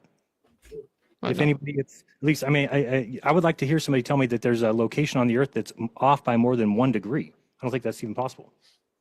Like you're telling me that there's somebody at 47 degrees that measures the angle to the Polaris and it's 53 degrees? No. No, no, Well, no.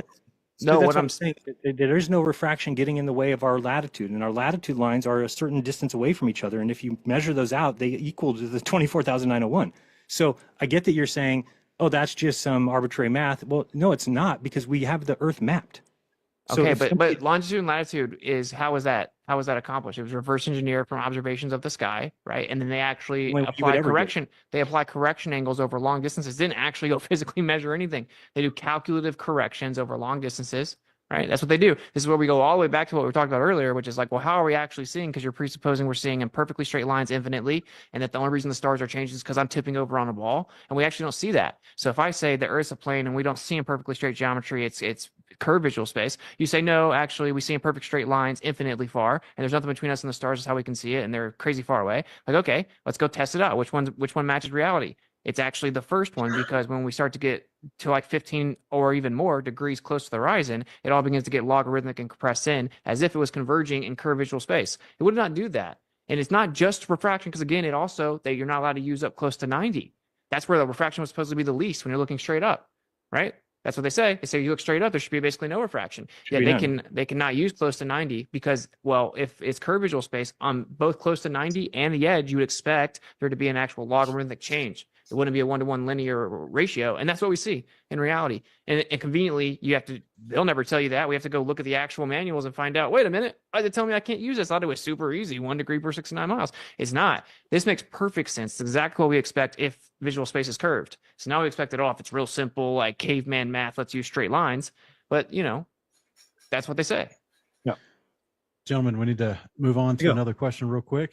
Casey's asking, I hear ball earthers routinely invoke the argument that flat earthers don't have a map. However, it would seem to require a king's commission for such an undertaking. What kind of assets and costs do you both believe are associated with the creation of map making? Well, Jiren, you go first. we've already done it. You can Cool, make man. observations of the sun. We know where the tropics are. We know where the equator is. Once you have that, you verify the continent shape, which we've pretty much already done, and the layout, which is pretty much already done. So there is the reason that they say there's no map is there's no map that matches real world observations. You can But I draw a thought flat there's earth no map and map. be happy with it if you want. The A map works for just drawing it. And it actually, if you look at Dave's app, it actually kind of shows where the sun would be above for the most part, as long as you don't go too far south. But Yeah, regardless of that's a that, different- there Hold on. Nobody can hear you when it's on, Luke. Go Oh, on. okay. So someone's asked a question that Sean has just posed, and you might want to rewind it, but it was along the lines of, flat Earth doesn't have a map, right? Which is a straw man. There's lots of different maps, and model is different to a map, and then Jeran goes straight into Dave's app, and that wasn't the question. Exactly. Yeah, I mean that's kind of what they do all the time. I'm not interested in listening to it again, but yeah, no, it's exactly what they do. I didn't hear it but I'll take your word for it. Of course, so that's what they do. You know what I mean? Come on, look at what Jeran's doing here. I mean, I think this is a kind of damage control debate type thing. You know what I mean? That's what I think anyway. But It's and very controlled. It's called 100%. That's all I'm saying. But I was going to say, look at the things he's defending, things that he's 100 times debunked. You know what I mean? Yeah. Madness. it might be a king's undertaking, but it would be fruitless because we've already. When the video is playing, people can't hear you, but it's kind of like they probably won't hear exactly what you're saying. They'll hear that you're talking, they just probably won't hear exactly. Yeah, I get it. Map the Earth. That's why I always tell people, tell me to stop. I try it with Ryan all the time. He just still doesn't tell me to stop. He just carries on like, just tell me to stop. Please, just tell me to stop, bro. Nah, he's good. He's funny. No, I love it. He's cool. He's cool, man. He's cool. You're not going to come out with anything. If it's flat, then you would come out with the AE map. I mean, there's no other way. It doesn't matter what you map out. You're not going to get continents. Africa is not going to be on the other side of South America. It doesn't work. It doesn't happen because the sun goes in the order that we know. So therefore, actually, and I'm for the northeast Scotland, man. I've got like the north. I've got the east wind and the north wind blasting me at the northeast tip of Scotland, bro. I'm a pale blue in color. I have to sunbathe to get white, bro. And I have to sunbathe in probably 18 degrees for about 3 minutes to brown off, off cook, should I say? Because I never brown off. That's for sure. we know the layout of the Earth, and it has been tried on different shapes, and it only works on one. And that's will forever be that way. I've now realized that. There'll never be a way that you can match observations of the what we see with a flat world, because the Earth's not flat. So it's unfortunate, by the way. It's 24 degrees where I'm at in the Midlands. 24 degrees Celsius, not Fahrenheit. Austin, would you like to address this one? What kind of assets and costs do you believe are associated with the creation of map making? That's something insane that's impossible to even fathom, for one, like free exploration. And then, of course, in today's day and age, probably lots of money as well. But it's much more about the resources, the amount of people, and the amount of time and that it would actually take to do it. It's not particularly realistic. Like, yeah, sure, we have some maps, but they're just maps. This is actually the problem is people, Jiren, really, you think that there has to be an accurate map of reality, and there will never be one. There will never be one. There's not even one of the globe. You think the globe is accurate, but you're correct. You're not going to let you say that. Wait. The globe is made from a coordinate system. The globe is made from a coordinate system. That's all that it is. You presuppose the actual sphere. Then you're going to look at the sky. You're going to reverse engineer the coordinate system. Then you're going to make the map based on that coordinate. Sandra, 28 degrees. Oh, yeah, 28 degrees, bro. That's me. That's like, wow. That kills me. I love what the sun looks like. I love sunny weather. It's fantastic. What it makes it look beautiful, but the feel of it on my skin, it's bloody awful. System. That's why you're going to always have distortion. It's just a projection, and you can move the center around, and then it changes. Am I lagging? Are you seeing the globe? The globe has. You just said that the globe is a projection, or is the globe an actual model of the Earth? That'd be ace, man. Jumping the river. The closest to a river I've got here is the City Canal over there, where I go fishing. If I jumped in that, it would only be for the biggest fish ever. And for any other reason, no, I wouldn't even attempt it. I'd be coming out with all sorts. I'm telling you.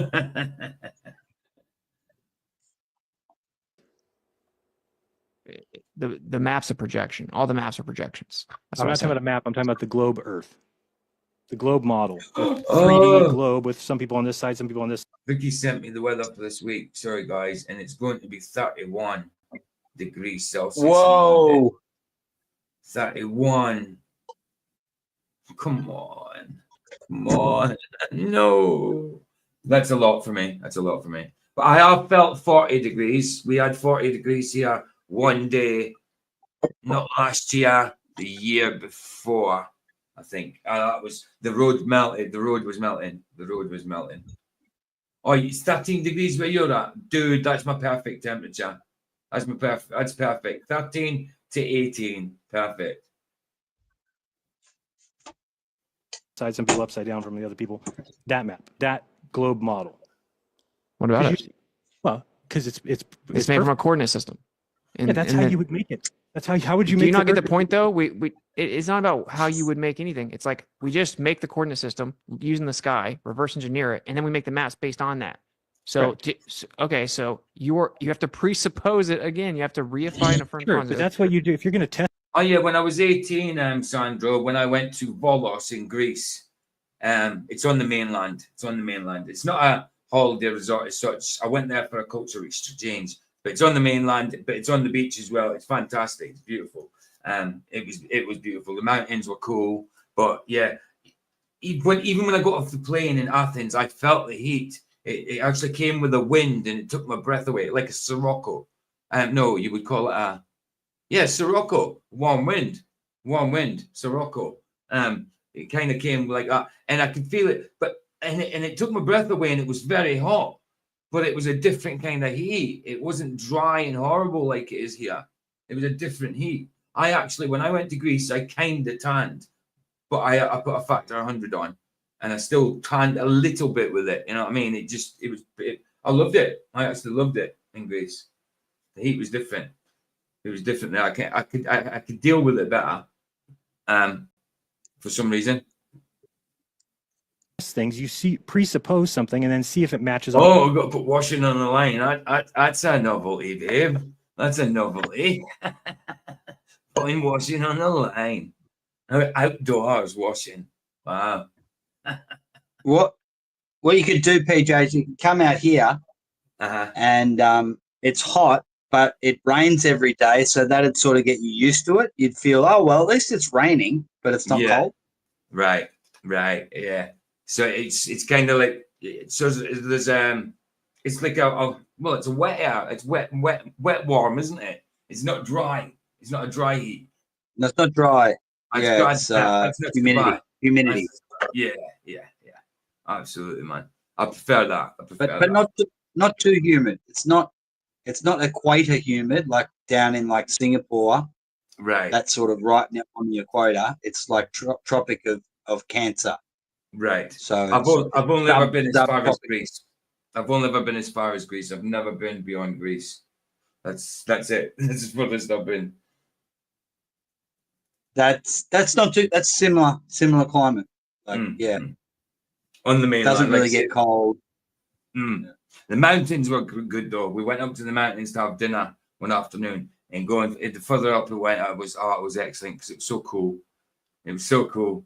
Still sunny but very cool, and it was warm but cool at the same time. It's kind of hard to describe.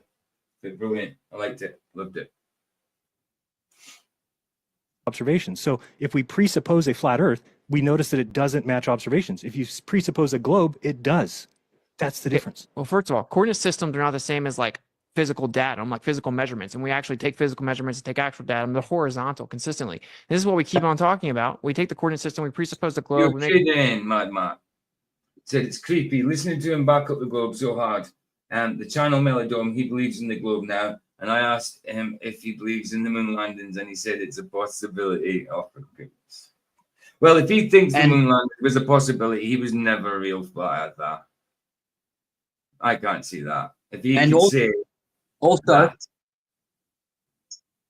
Yep. And also, just quickly, so Jiren just comes out, and this is how you know this whole thing's a sham.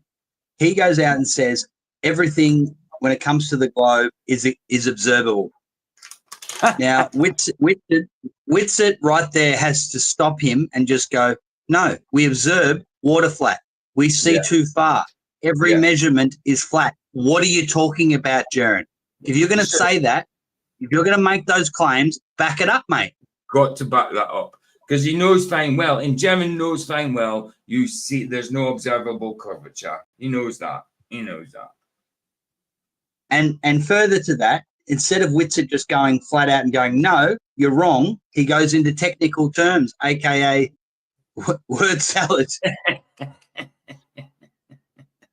Too right. That's I don't like that term, by the way, but you know it's not a good term, but yeah, no, I get it.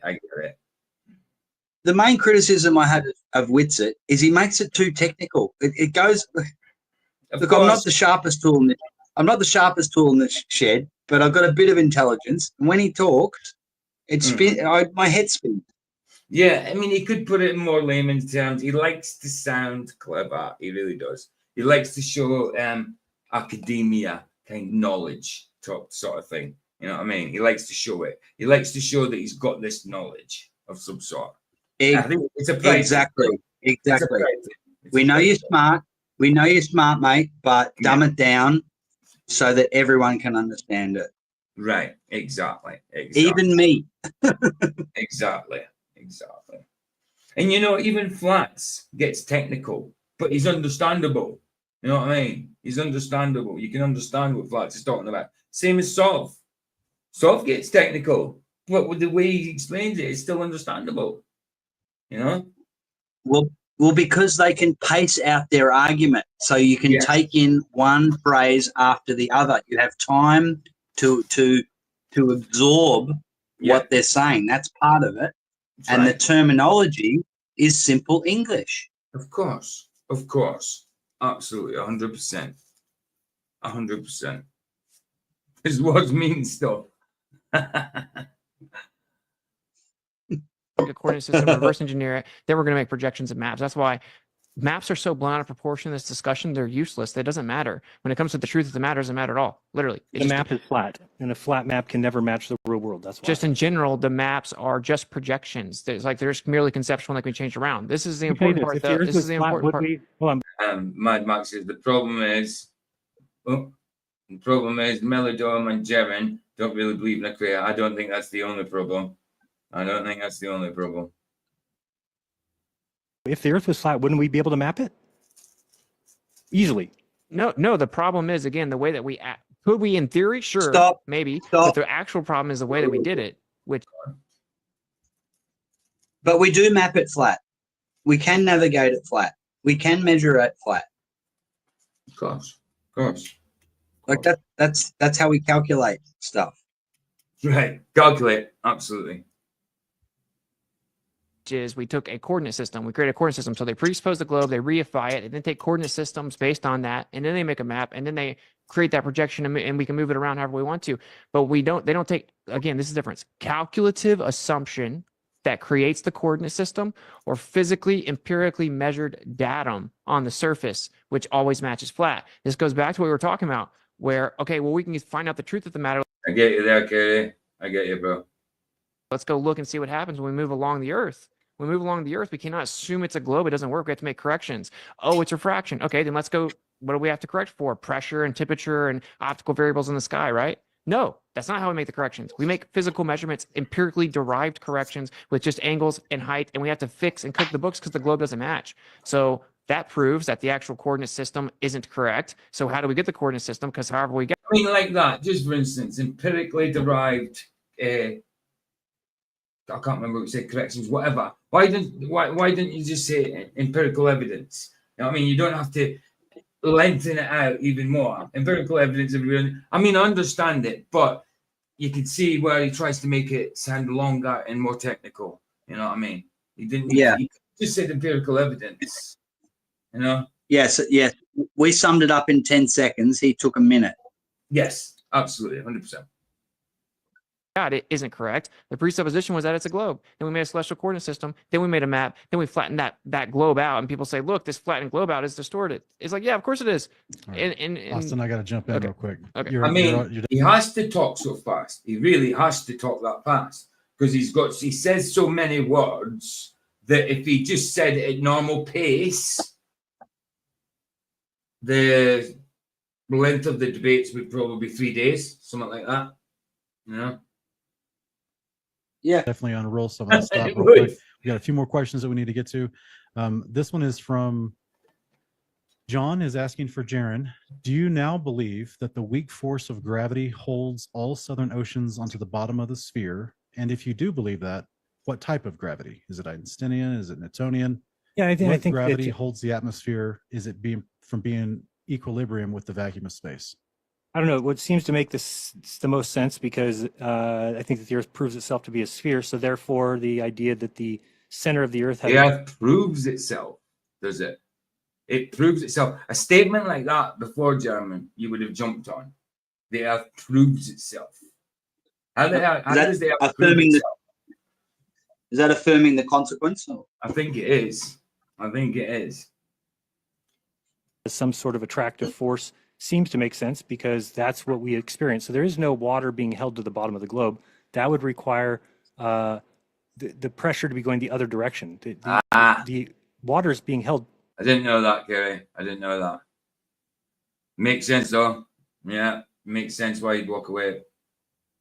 To the globe like the water in the north is, like the water everywhere is. It's all the same. There is no difference. There's nobody who's upside down. To be upside down, you have to have your head where your feet should be. Oh, definitely, man. Yeah, I did say that a while ago, though. I better type check. She might be a little bit behind. But on the earth, your feet should be at the ground towards the center of the earth. That's where you are. That's where everybody is. So there is nobody upside down. Now you could say, well, what about the guy way up there in the north versus the guy down there in the south, Jiren? Are they upside down compared to each other? That's a different story. That would be a yes. But they're not upside down themselves. So to make questions about how do we hold water, how do we hold boats, how do we hold ships, is basically admitting that you don't have a full grasp of what they mean by gravity and how it works. Okay, thank you, Jiren. Austin, would you like to address this one? Oh, come on. Sorry, I was changing it over. Yeah, can you just remind me what it was? Yeah, it's Gravity. do we now believe the weak force of gravity holds all the southern oceans on the bottom of the sphere? yeah. And if it is gravity, what type, Einsteinian or Newtonian? Sorry, it was so gay I forgot it. No, obviously I don't believe in any of that nonsense. I don't believe in gravity's terribly debunked and impossible, and everything's intrinsically electric. And I guess this is kind of the point I was trying to make to Jiren, and more of a meta, right? Which is like you're honing in on something that you're like, okay, I can't explain this in the flat earth, so it can't be flat. But it's like, okay, so what about all these other things that we know you're not going to be able to explain on the globe? Because you actually require gravity as the prerequisite to ever even claim it's a globe. And, inclusion directly to the question, no, I absolutely do not believe in that, because gravity's been debunked 1,000 times over. And simply because they need the globe, they need the heliocentric model, they need the Copernican principle, they had to come up with some crazy nonsense where, time and distances magically contract and slow down to match whatever they need for the Earth. Do you think to it not could be moving. something else, though? Like, there's a guy, I was just reading his theory the other day. I know it sounds crazy. It's called the trillion years theory. But it's the theory that there's a black hole at the middle of every sphere, that the black hole at the middle of the sun, black hole at the middle of the earth, and that's what's attracting. Do you want to say something? Oh, I'm just like, It gets exasperated. It is entertainment, Well, though, isn't it? it is, and Witsit saying that the globe has been debunked a million times. I'm like, well, just start with one. Yes, well, one will move. Yeah, it doesn't have to get just, the million. Just give us one. Yeah, one will do. You don't have to get the million. You don't have to get the million in 2 sentences. Which will take. Because that's what because that's what globers do. Like flat Earth is so crazy. It's just so many. There's millions of ways to debunk flat Earth. Like, okay, give us one proof of the globe. Let's start with one. Right. So with using that way of just going, oh, that's ridiculous. Okay, show us why the globe is ridiculous in a simple example. That's it. Exactly. And I agree with what Sonny just said there as well. By observation alone, the place where we reside is a flat topographical plane. Done in sentence 1. Laughing my assy off. Absolutely, bro. Absolutely. And well said, Luke. Things to it, so it's not gravity per se. So I mean, that's where I kind of am saying that the Earth will always be a sphere, just like all your friends that are geocentrists. Yeah. I mean, sometimes I don't get 40 in here. I mean, there was 40 odd earlier. Sometimes I don't get 40 in here. I mean, my when I go on at my normal times, like 2 p.m., the time I kind of started this, usually I don't know, an average is 25, 30 maybe. Sometimes it goes down to 15, 16. It depends when I'm on. And it depends on the topic, to be honest. But something like this, yeah, it's going to get a few more. It's going to get a few more people coming in, definitely. Robert Sungenis, No, it's good effort, Robert mate. Bennett, all these. Good. Yeah. I mean, this was my day off. I only had 2 hours sleep from last night's stream as well. So I'm done streaming later on after Platzes, and we've got to review this fully on Platzes as well. We'll see. Nice. It'll be good. PhD guys, they all believe the Earth is a sphere. Everybody, Tycho Brahe. Tonight after Platzes, I'm doing the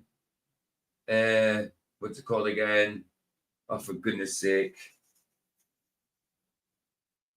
Dark Side of Oz, or Dark Side, or Wizard of Floyd, or whatever. It's got different names. The Pink Floyd music going together with the Wizard of Oz.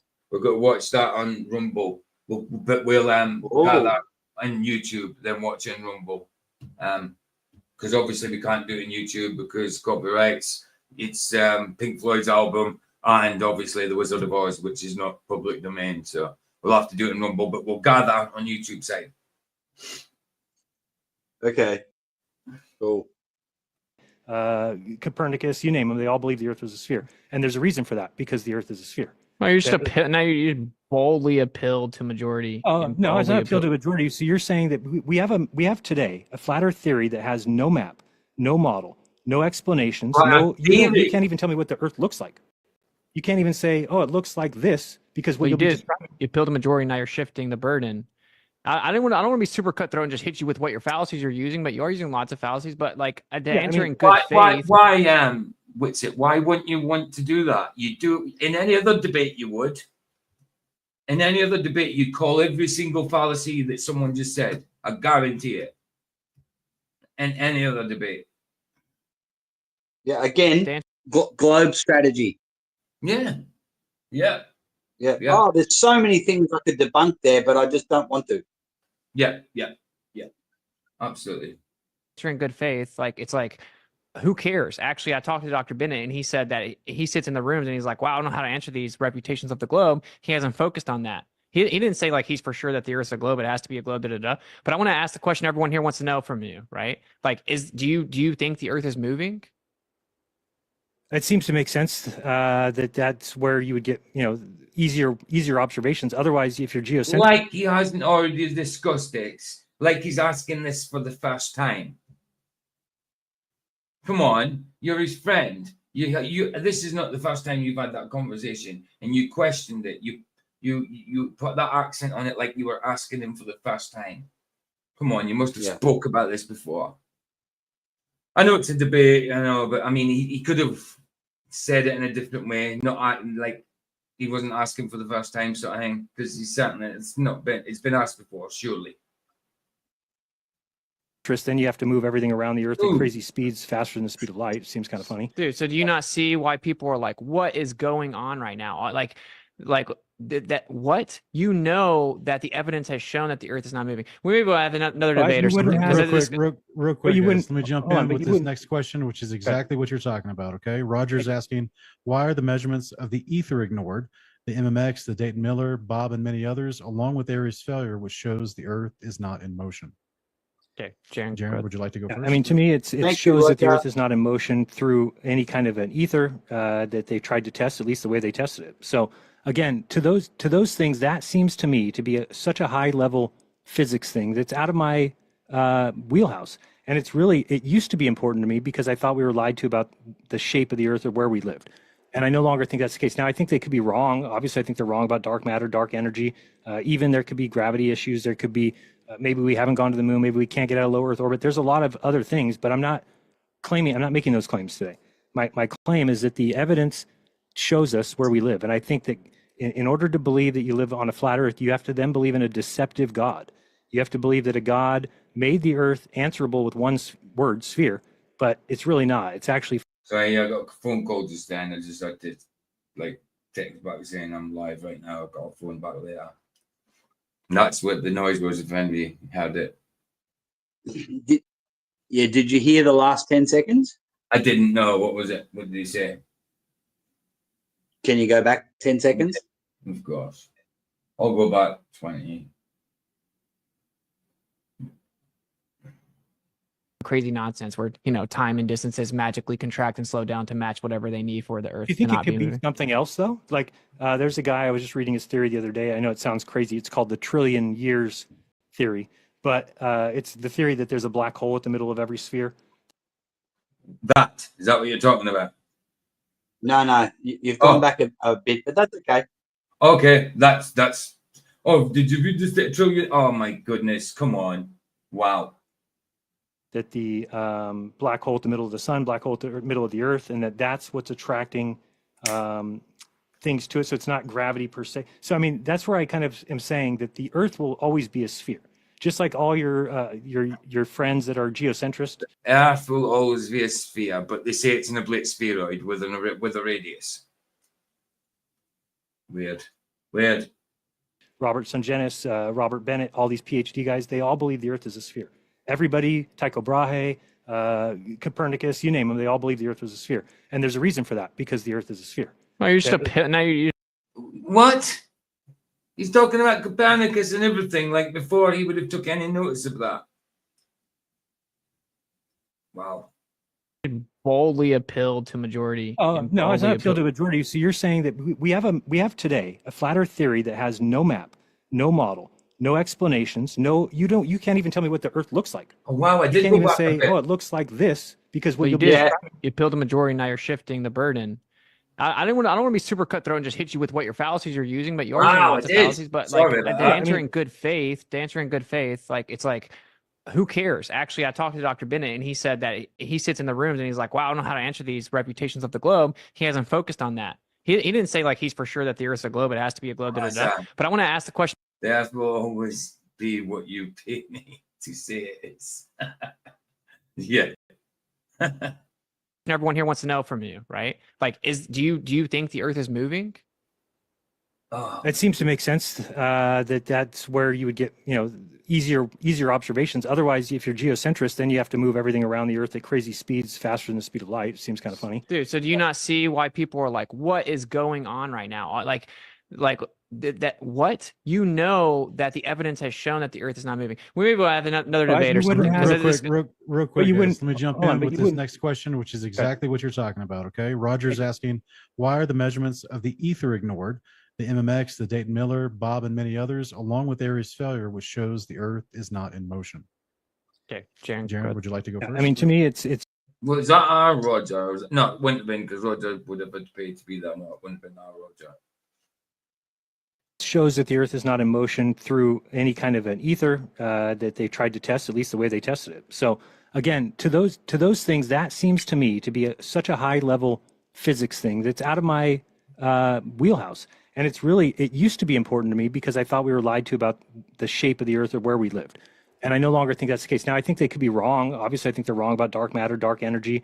Even there could be gravity issues. There could be, maybe we haven't gone to the moon. Maybe You thought we were lied to. You mean you knew we were lied to, Jiren? You mean you knew?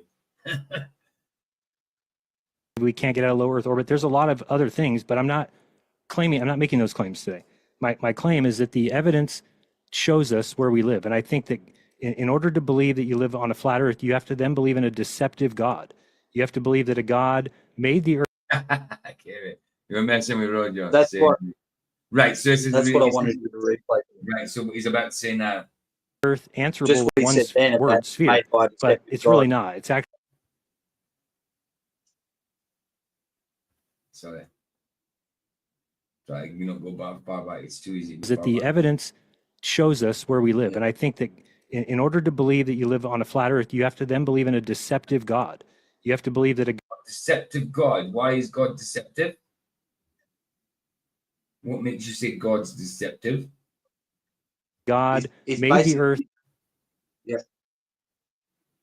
Go on, Luke. Yeah, this is Jiren like totally flipping it, saying Yeah. so basically what brings people to God to do with flat Earth is that we realize, hang on, this is got to be created. This is a created structure that we're in, and it's totally opposite to Big Bang and heliocentrism. 100%. Okay, so what he's doing, he's flipping that 180 to get people to follow along with, oh, okay, so it's the opposite. Right? Exactly. And Jaren's got form in this area. Well, of course. Answerable with one word sphere, but it's really not. It's actually flat, and it's actually this, and well, no. Why would God make it so that it's answerable by saying flat? Why would it be so easy to say, hey, how come it's an upside down sun and moon? Oh, you're upside down and you're on a ball. Oh, why is there backwards moving? Because you're on a ball. Oh, well, why is there a south celestial pole? Oh, because you're on a ball. Oh, so all the answers of you're on a ball suffice. Yet we're supposed to believe that that's not the truth. The truth is really that God made a flat Earth, but just happened to make the mistake of making it also. So now you're believing the textbooks you used to be against, and you're saying that we're just believing in the Bible, what the Bible says in Scripture, but you're believing in textbooks what someone wrote down, man wrote down as well, not Holy Spirit filled men, but men in general. Yep. Weird. Answerable by being on a sphere. Now, the difference is we can map the Earth. We have it mapped on a sphere, and it matches every single.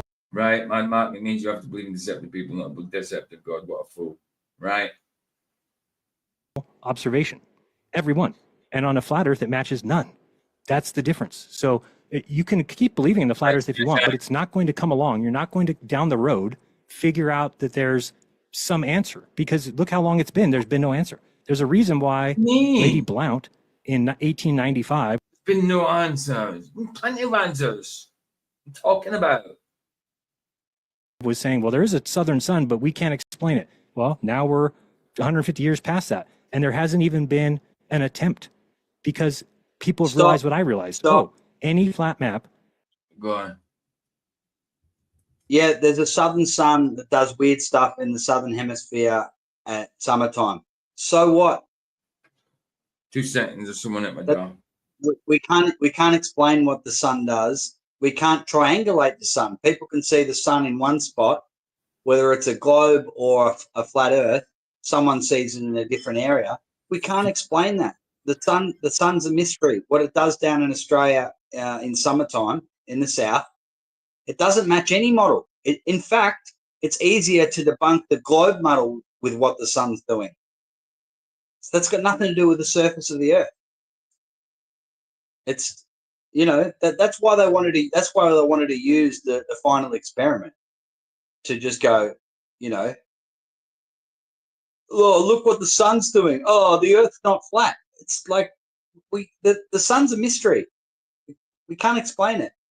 Doesn't mean the Earth is not flat.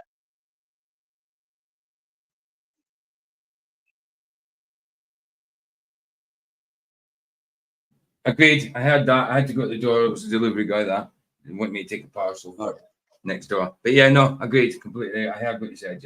Yeah, absolutely. The sun's a mystery.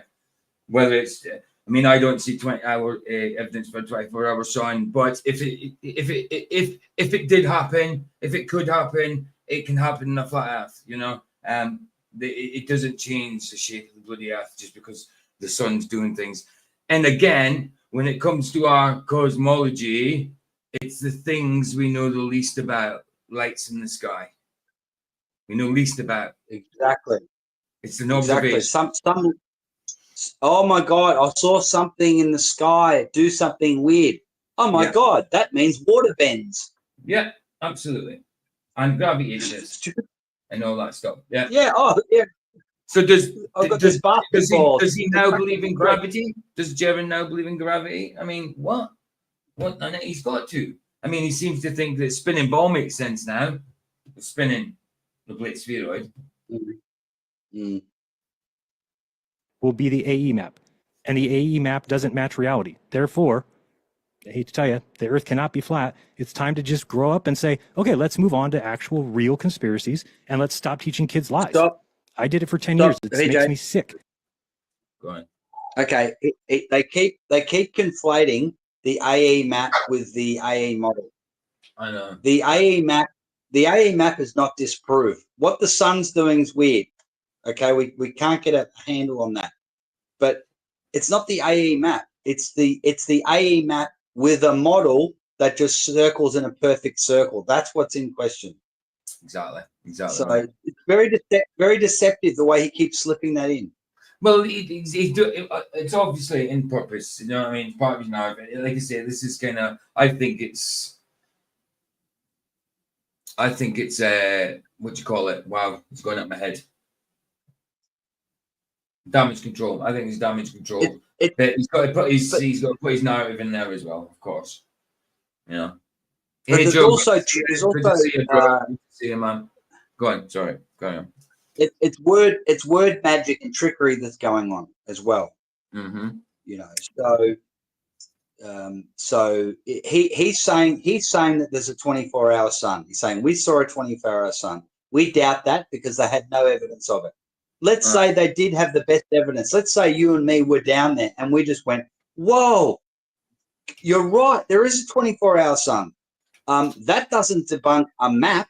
That just makes it different to what we thought the sun was doing. Well, didn't know it did that. Earth's still flat though, and that doesn't debunk a map. No, of course not. That's what I mean. Yeah, absolutely.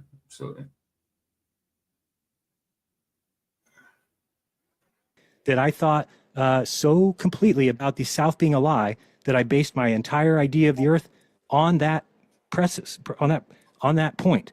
And when I went and found out that that's not the case, now everything else is a mess. So I see what Austin's saying, where you're like, what's going on? Now you believe that you're spinning. Now you believe. No, it's not a matter of that. It's the Earth is a ball. It shape is a sphere, and that can, It's a sphere, but yeah, it's a spheroid, an oblate spheroid. Make up your minds. Make up your minds. be realized by yourself. You can go out tonight or sunset, watch the sunset, call a friend in the south, have them watch the sunset go the other direction, and you know you're on a sphere. Okay, so he hasn't got all the globe rectilic down yet, because they'll tell you a ball and a sphere is different. He still called it a ball, so he hasn't got it all right yet, you know. And he's got some training to do. He's got some more meetings with McToon and that to have. I don't know. Yeah, I liked Mad Max said in the chat. He said the only thing we know about our luminaries is that every man has been wrong or lies about them, and I would agree. All I would add to that is they've been wrong, or they've lied about them, or we're guessing.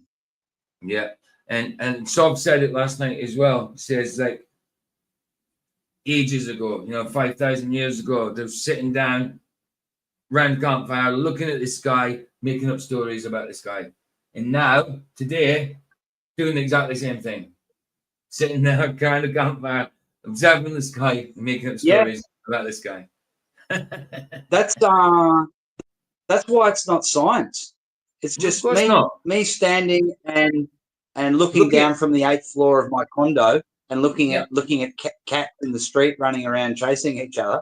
That's not science. I'm just observing what the local cats are doing, Where's the manipulation? Where's the testing? Exactly. There's only one first step there, an observation. That's it. They've got nothing else. So it's not science. Yeah. And then they'll say, oh, it's observational science. What the hell is observational science? How is observational science a science? It's not. It's bullshit. Yeah. Because there's no flat map that will ever account for that, but the sphere model is exactly that. How would the Earth be modeled? Thank you, Jiren, for your answer. Thank you. Austin, did you want to address this one? Why is measurements of ether I'm joking. They're both as bad as each other, bro. ignored? MMX, Dayton Miller, Bob, and many others, along with Aries failure. Yeah, of course. And like Jiren knows the answer to this. It's because it actually has philosophical implications that the Earth is in a special and unique position. If the Earth is in the center of everything, how did it get there? And that is the answer as a creator. It was placed there. There was some type of intelligent design. You can actually prove that with the first, second law of thermodynamics. Doesn't matter though. Like that's why it's so glaringly obvious if the Earth is in the center that it was placed there, that they run away from it. And they say this. And Jiren, again, you know that as well. Like they just straight up tell you. Wait, bro. I don't interrupt you, bro. Like they straight up tell you, right, why they do that. All geocentrists are globers. That doesn't matter. Like we're talking. Like the question is, this. Like now I have beef with you, intellectual beef though, right? But my point is that it's like. How all of a sudden are you going to flip on that? Oh, maybe it makes more sense. It'd have to go faster than the speed of light. No, actually, even in the theory of relativity, according to his own equations, that the actual stars can go faster than the speed of light based on the presence of the strength of the gravitational field and the immensity of masses. In relativity itself, it can actually go faster than the speed of light. Actually, doesn't have to because we have to presuppose distance to even claim that, and we have to claim the finite speed of light in the first place. But MMX absolutely showed the Earth was not moving. So now we're in the world where we're just invoking insanity, right? Just pure insanity that the measuring apparatus contracted, but it looks exactly the same size, time slowed down, just coincidentally the exact right amount to make us think that the Earth is stationary, but it's actually not. But we can't just, I don't agree with that, but it could still be moving. That doesn't make any sense. Like it isn't moving. The answer, and Aries failure proves definitively that it's not moving. And this is kind of like the issue. This is the issue. You said, but now I just thought we were lied to about the shape of the Earth. So now I don't really care about that. What do you mean? That's actually the inverse of how I feel, right? The most important part of it almost is that the Earth is stationary because that means it's in the center. Do you believe in God no matter what? You believe in God no matter what? So for me, there's a creator no matter what, whether the Earth is out amongst the galaxies or whether it's the central point. Neither of those is going to make me. It's not like if I found out that heliocentrism was real. There's a creator no matter what, but then you pray to Satan. Are you saying Satan's your creator? The creator. Weird stuff, Jiren. Weird stuff. Like, oh, there's no God. We're all here accidental. No, there's a God. That's the point. You just brought up the point about lying to children, and now you're saying it doesn't really matter now because I selfishly already believe in God. So who cares about children being told that we're flying infinitely to a vacuum? You say, what's it matter? Because I already believe in God anyway. Well, what about the 6-year-old who's being told that they're on a tiny speck of dust free falling through an infinite void? We'll teach your kids not to buy everything at school. That's one thing we should know right off the bat. We should know that. already. That isn't the point. Truth Wow. always matters. That was your whole point. So do not buy everything at school, but buy the globe. Buy the globe, but they stick in your face right at the age of 3 or whatever, you know. But so buy. Just don't take any notice of this teaching, but take notice of this teaching, of course. Anything to do with the globe? Yeah, sound. Anything else? Nah. Math's good. Yeah. English good. Globe good. Rest of it, nah. Yeah. Endless universe. Oh, so Big Bang is true? No, God. Oh, hang on. Which one is it? Yeah, exactly. Big contradiction. Terrible. It's just it's cherry picking. I'll have a bit of that. No, I don't want that. I'll have a bit of this one. Exactly. Were these two friends before this? They still are. They still are, bro. This is a farce. This is not a serious debate, I don't think. And to answer the question directly and very concisely, the reason that it's ignored is because it has philosophical implications that the Earth is in the center. Right? We were on the same page. Okay, well, it definitively shows that the Earth is not moving. Now you have. I think it's a little bit of damage control for Jiren-ish. You know, not that it's got to work, but I think that's what it is, partly. A stationary globe, and you know that that's really rough to deal with, and that's why you're like, well, maybe it is moving, because it just sounds ridiculous that it's just sitting there. There's not enough people that have ever looked into it. There's not enough people that have thought about, could the Earth be at the center of everything and be spinning? Could it be? There's a lot of things that make you go, I don't know if that works. Well, it is. If it's spinning, it has to revolve at the same time. They absolutely would have done that if they could have done that. It have to revolve at the same time. Based on the actual celestial observations, if they're spinning, it has to be revolving. Jim, I'm gonna jump in real quick. We have we have a few minutes left, just 2 minutes left actually, and a few questions that Jiren. Do you want to take any more questions at this point, or you guys want to keep going on where you're? Okay, so we got a question here from Casey asking, "Hi Jiren, it's actually to both you, but mostly to Jiren. Hi Jiren, I appreciate you and Austin. I admit, I'm embarrassed to admit I've listened to both of you for hundreds of hours. Thank you both. And Jiren, your change of mind was immediately following your trip. It would seem deep reflection would be necessary before concluding anything publicly. To me, your response seemed inorganic. Why didn't you ponder your view for a longer period?"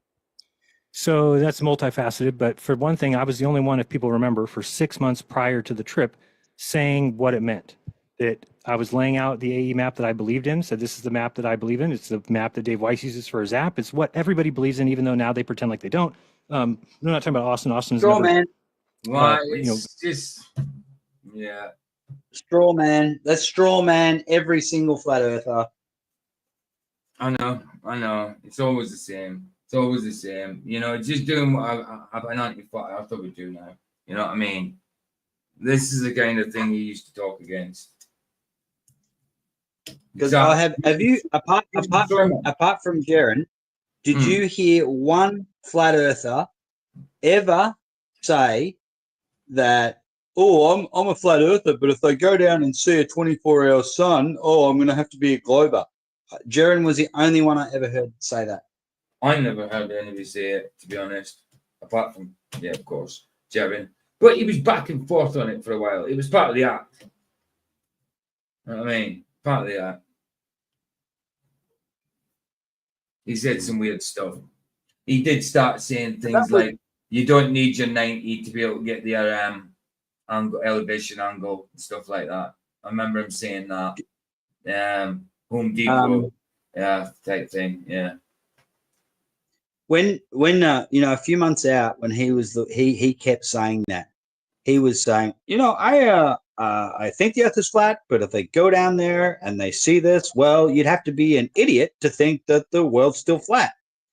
And when he was taking that stance, I said on more than one occasion on different streams, they are going to go down there. There will be a 24-hour sun. They'll either fake it. They'll either fake it. It'll be real. There'll be a fake sun. They'll use a studio, but there's no way they're coming back without it being. They're saying the narrative will be, we've got a 24-hour sun. However they do it. He was just telegraphing to everyone. It was just like it was so obvious. Yeah. You know. Absolutely. And he used to, he went down to do that TFE thing. And he used to use the analogy about looking at I don't know, the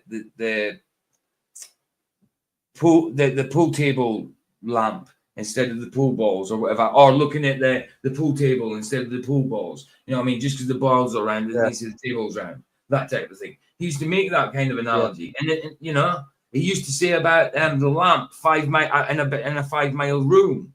You know, a lamp in a 5 mile room at one end, you're the other. You're not going to see that lamp. He used to do all that.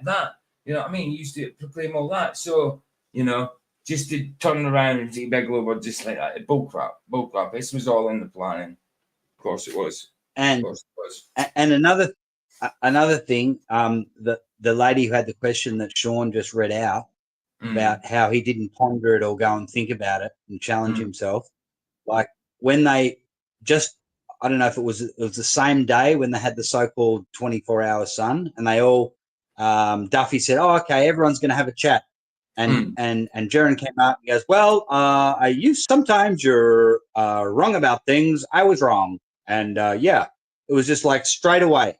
It was like there wasn't any. Let me have a bit of a think about this. I've seen some weird stuff. I'm going to go away, and it's sort of challenging my beliefs. He just went, "Okay, that's it. Earth's not flat." Absolutely. So, like, just matter of factly. Yeah, absolutely. Just like, yep, okay, bum. I was like, oh, this is such crap. It's madness, isn't it? It's craziness. And people who still trust him, wow. Championed and model. But all flat earthers, this is why they have to say that TFE was fake, is because they actually do believe in the AE map, and they actually do know that the sun circling down there would falsify it. They just don't want to come out and say it, so they'd rather just say that the trip didn't happen. This way they don't have to worry about it. But the trip did happen, and the sun did do what falsifies the AE map. So it comes down to, remind me of the question, the premise?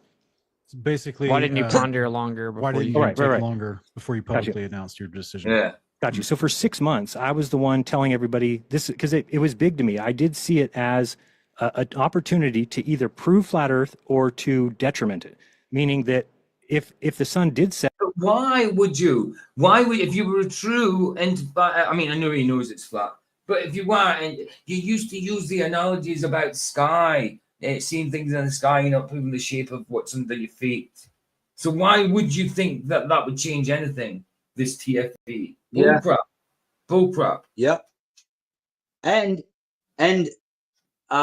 it's such a straw man to say that all flat earthers, if they saw that 24-hour sun, they'd just go, no, not a flat earth. That's just like, and like you and me, we differ. I'm open to the idea there could be a 24-hour sun. I've got no evidence. That's just I'm open to it. Yeah. But you and me 100% agree that either way, it doesn't matter. No, it's just if that was the case, and we went down there next summer in in December and saw it, we'd just go, wow, that's weird. Yeah, absolutely. I'm not going to turn and go, see, PJ, I told you it's a ball. No, exactly. We just say, oh, there's a new observation for us. Actually, it is 24 hours. Weird. How does that happen? How does that happen? Yeah. And again, it's the thing we know least about is the bloody lights in the sky. In the depths of the ocean. Yeah. That's it. Mad. And then we're standing on this huge big ice wall, and when we look across the ocean and say, see, PJ, see that? It looks that. See, I know you think that's the horizon. You think that's flat, but it's actually curved. Yeah, can't you see that, mate? Yeah, yeah. It's actually boggle shape. It's got to be boggle shape. It's a ball, mate. It's a ball. Of course, it is. Down there, then the flat Earth is pretty much it. Now we know that it's the case because it now refutes the globe. The globe is falsified with a setting sun in the south.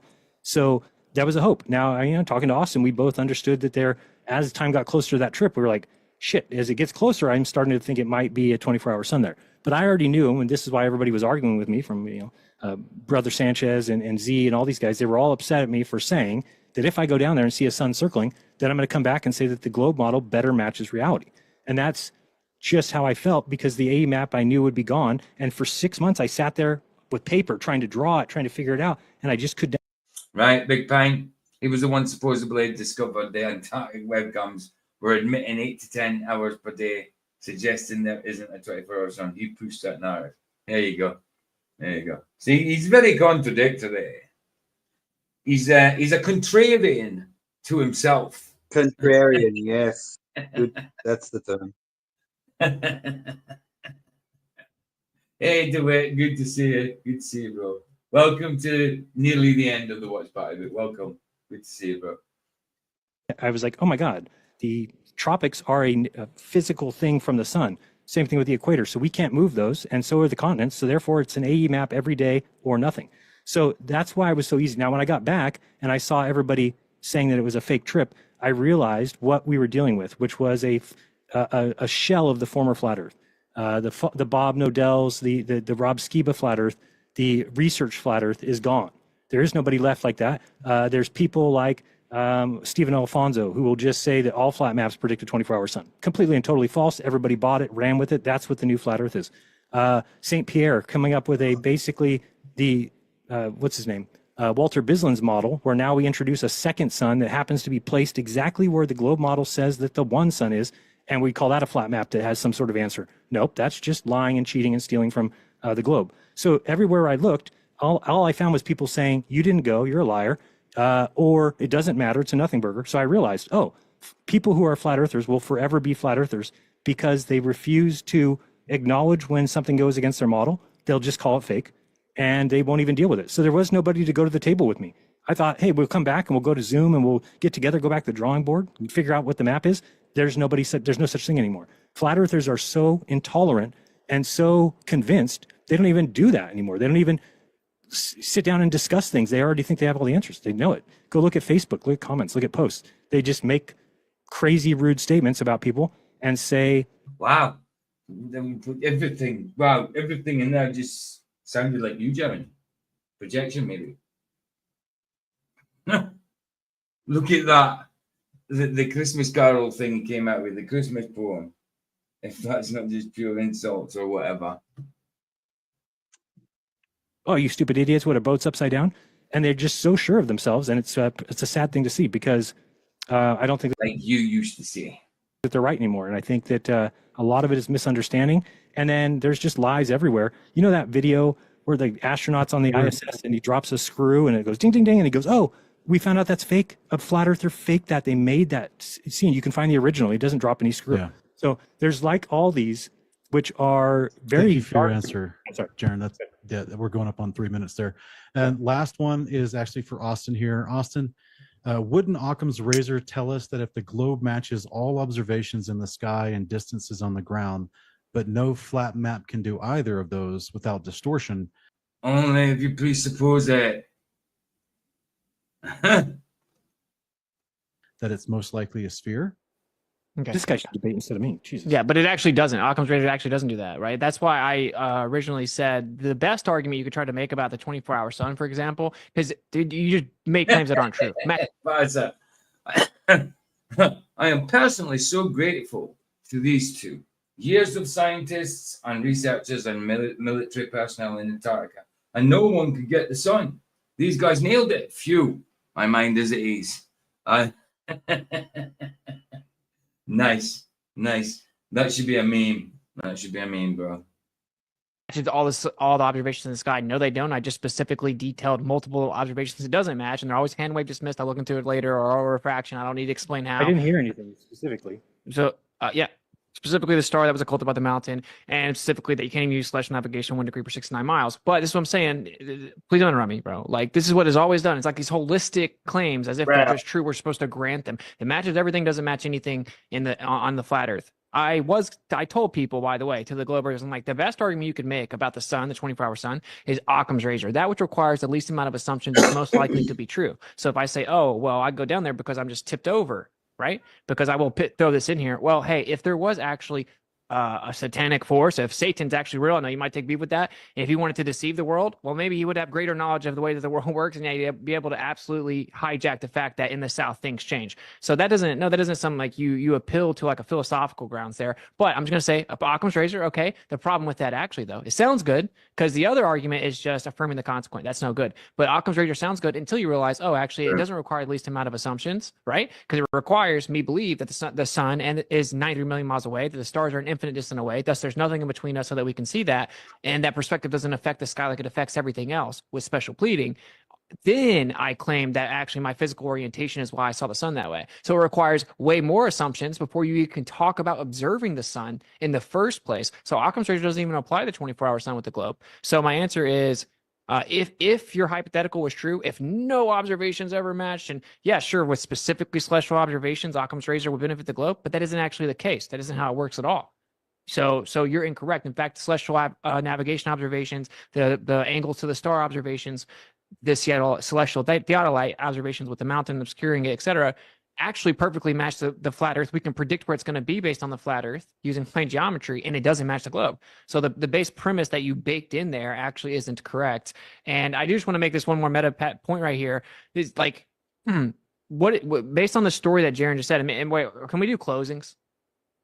Because I don't like. We didn't discuss it, but do you guys want to do like closings? a few minute closings or something? Yeah, minutes? Okay. Yeah, we'll just do that because I don't want to go too long. I want to kind of address some of the stuff that Jiren said though, right? Because he kind of went on a bit about the whole thing, and I want to kind of address it. But so to wrap that up, like, no, actually, Occam's razor doesn't apply because you made a claim that isn't true about how it always matches the globe, doesn't match planet. That isn't actually the case, and I've given multiple examples. So you're actually isolating a singular observation that requires multiple assumptions prior to you were even going to claim Occam's razor, which means it requires many assumptions. So Occam's razor doesn't apply. That's the direct answer. Okay, thank you. All right, if you guys want to do closings, 3 minutes each. Jiren is the affirmative, so he would go first.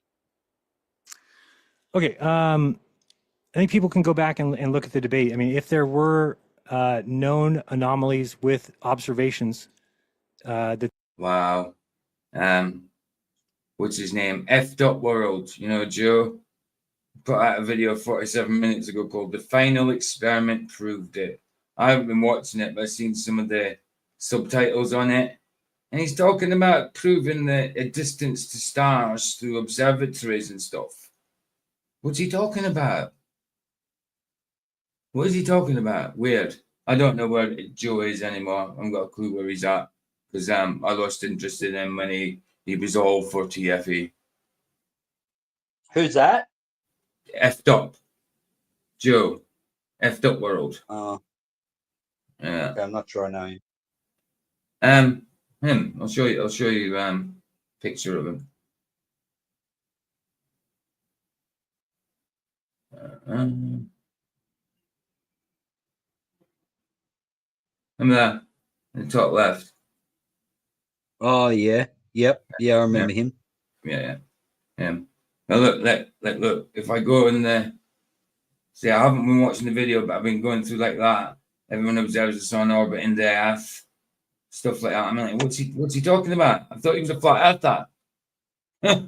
Well, whatever. predicts. And what I'm just talking about is simple, sunrise, sunset, angles and times. Those are predicted by the sphere, and they are match everywhere on the Earth. There's nowhere you could go and say, oh, now I look at Google Earth and it's off by 3 hours. When Austin's talking about the stars or something being off, he's talking about tiny little bits, like a degree, something. So it's the Earth is still a sphere. If you're off a degree every once in a while, that's not going to make it flat. And to picture for yourself, an Earth that is flat is going to have much different geometry than an Earth that is a sphere. It meaning that you can't tell. Here's my new belief. I no longer think you can lie to people about. Here's my new belief. Wow, here we go. But DeWitt said, logically speaking, how could not this debate end in stalemate? If Austin Witsit's persuasive ability to proportionate is in superiority to JC's, as in Justin Campbell's, discernment. About the shape of the Earth unless they want to be lied to. Okay, what I mean by that is people can make observations. So if somebody comes and tells you live on that's revolutionary, Jiren. That's revolutionary. Revolutionary information. That's great. Kind of like believing in Jesus. Once you see it, you can't renounce it. Whoa, unto you alone. Yes. Yeah, well, I used to like Joe, not so much anymore, bro. Not so much anymore. I don't know. I'm just reading the subtitles. So that's all. I'm just saying what the subtitles are saying. I'm not saying he actually claims that. Yeah, I don't like how he was all completely for TFE, like, but yeah, that's your preference. That's cool, bro. That's cool. It's up to you. I don't tend to watch him anymore. A dodecahedron, you can go out and make observations and figure out that you don't, because what the dodecahedron would call for isn't matching our real world. So if the Earth is not a sphere, then we would be able to show where observations of a location somewhere in the world doesn't match what the sphere says it will, and we don't see that. So even if Austin says that we do, he can't name one. Just name one. Just tell me, like, We well, do. in Jakarta, We India, actually whatever. do. We do what? We actually do. Like he's saying, observations don't say what we can see on a globe, right? So the sun coming up south of east in the summertime in Australia, that debunks the globe, because it should be coming up should be up north of east, up towards the Tropic of Capricorn. That's where that's the direction of the sun. So the first time I pointed it out to my dad, I said, "What does that say about the globe Earth?" He goes, "Well, that doesn't work on the globe Earth." So it debunks both models. Yeah, exactly. Models, not maps. Yeah, doesn't debunk the shape of the Earth, and that's why I think they don't want to focus in on that. If there was to be a 24-hour sun there, it would actually debunk the heliocentric model, because the sun's coming from the wrong direction. Yeah. So there you go. Hey, Joe, I've got something to say about that as well. That day he was saying that Joe King is F. Dop's real name. It actually isn't. Joe Hill is his real name. So Derek even got that wrong. He got that wrong. His name's actually Joe Hill or something like that, but it's not actually Joe King. It's not actually Joe King. His name's Joe Hill or something along that lines. Hey, babe. You nearly finished? Yeah, nearly finished. I've got about 11 minutes to go. Okay, Why? maybe when you finish. Why? What's up? Nothing. All right, then. Right, love you. Love you. Bye-bye.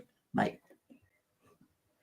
They're supposed to be at 27 degrees latitude, but actually the angle to the star is 38, something like that. That would be, then you'd say, oh, there's a problem with the globe. But the globe is perfect. The globe has complete symmetry. 90 degrees south, 90 degrees north. Each place you move up, 80, 70, 60, is identical 6 months later from the other place. We have 12-hour days and 12-hour nights on the equinox for everybody. And then moving north or south, the daylight hours change perfectly, meaning that in the summer for the north, you would have 0 daylight hours at the South Pole, and you would start moving your little marker up, and it would go up perfectly until you get to 24 hours of daylight at the North Pole. That's impossible on any other shape. The fact that you have the sun going different directions. For a flat Earth, that's a paradox. For a globe Earth, it's a feature of living on the globe. For me, again, I just want to end it with this. I'm not concerned yet with the spin, everything else. That was my point earlier. Only updates. A Blake sphere is far from perfect symmetry. Exactly. You can't have R on it.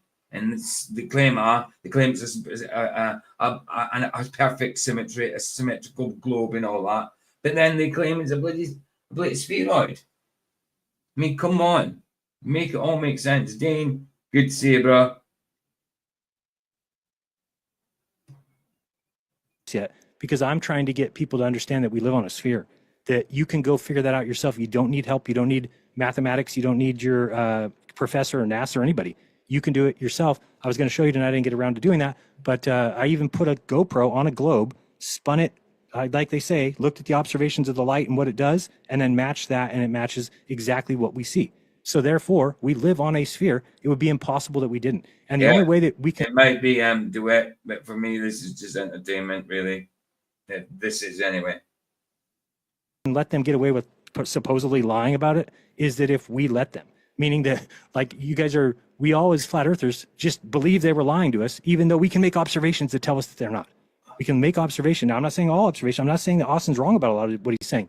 About the shape of the earth is the 10 globe will seconds. be globe forever. I hate to tell you, and believe me, it's unfortunate for me. I don't want it that way. I've lost my channel. My channel's going to be gone. I'm going to be off of YouTube because I told truthers the truth. That's the problem. Oh, what a shame. Oh, So you mean you're going to another platform where you can make more money? Is that what you mean? oh, poor Jiren. Oh, I will miss him. I will miss him. Loads. Hey, I've got an idea. We're going to do a setup. We're going to get see if Jiren will debate Sov. Sov's How good would that debating. be? Sov's debating Wednesday as well. Sov's debating Sov Wednesday. won't let him get away with bullshit. No, of course not. Of course not. Jiren wouldn't do that. I don't think. No, of course not. All right. Thank you, Jaron, for those closing It'd be statements. good though. Austin, 3 minutes. I'll begin when you start talking. You're on mute. Thank you. One of the things that you keep on saying goes against something that you've said for many, many years, and is that people knew that the Earth was flat for thousands of years without a model, and now all of a sudden we absolutely have to have one. We have to have one because of a singular, isolated observation, right? That the globe explanation for actually isn't even sufficient. It has insane, preposterous presuppositions before we even get to observing the sun. You just look at the final outcome. Right? You don't even hold those previous presuppositions at any type of a scrutiny. And I'm just pointing out that you used to repeatedly and adamantly point out, dude, what? We don't have to have a perfect model. For thousands of years, people knew the Earth was flat without a model. Absolutely, sunshine. I agree. Now we need one specifically for one observation. Everything else gets thrown out the window. But so if Jiren had a justified belief that the Earth was planar and stationary, then a 24-hour sun. Oh, I know that, DeWitt. I know that, bro. Don't worry about that, dude. You don't have to justify what you said, bro. It's all good. Over his head in the south would not falsify either planar or stationary. It only does that if he's affirming the consequent and or did not have a justified belief that the Earth was planar and stationary. Therefore, why would anyone accept his new belief that it's a globe is a justified one, considering his previous belief could not have been justified? So basically, it's just the ontological premise in which you're reaching these conclusions are flawed intrinsically in both situations. And so what I will say in closing, this is what everyone's so perplexed about, is you keep, what it sounds like to me is in the answer to the question of why you didn't take your time or whatever. I agree with that as well to a certain point. I still think they both know it was flat earth. They both know it's a flat earth. I still think Jiren knows it's a flat earth. But yes, fake flat earthers in the way we are flat earthers, definitely. Yeah. I think the way it is that Jiren is too smart. He knows it's flat, so he's a fake glober. Yeah. And Witsit is just a confusing glober. Sideways global, sideways global. And because I was there, bro. Yep. I had your back. And I didn't turn on you, and I still haven't, and I'm not going to. But I was there, right? And I talked to you after the plane. I know it was a genuine, sincere experience and moment that you had on the plane, and I was there, bro. I was there. Yeah, really. Why are you trying? Why do you need to say this? Why does it need to be spoken? Since it was genuine and there's no untowards in it, you know what I mean? There was nothing set up about it or anything like that, Since it's all like, why do you need to push this? You know what I mean? Like, we don't already know you are saying this anyway. Why are you pushing it? You don't need to push that. It's a debate, isn't it? Oh, I was there. I know this is genuine, bro. I know this is genuine. Trust me, bro. Trust me, guys. Jiren says so as well, obviously. Trust me, bro. Trust me, bro. Who did those original dance music like that? Trust me, bro. And was that Mr. Cheswick? Mr. Cheswick. Mr. Cheswick. Can we play that tonight? Yeah, I'll play it straight after. I've got it in StreamYard. That'd be cool. I'll play it after. I'll play out with it. Yeah, I'll play out with it. And I got turned on just like you did. You may think you got it worse. I don't know. I think in a way maybe I got it worse. But this is the thing, right? It's like the reason that people are so perplexed and so confused is because seemingly what happened was you came back and, like you said, we're going to go to the whiteboard. Let's get on Zoom meetings. Let's figure it out. Some of us did do that. You said that's not what happened. That's not what flat earthers did. Well, no, actually, some of us did do that. We, you know, you have, again, you don't like it, but Joe Hanvey has shown many different possibilities. I've seen. Yeah, I've got it. I've got it for you, bro. It's from Mojo. It's from Mojo. Is it this one? Let me just see if it's that one. No, wrong one. I put in the wrong one. That's Flats's. That's Flats's one for tonight. Sorry, I've got it there somewhere. That one. Try. That's Jack. This one.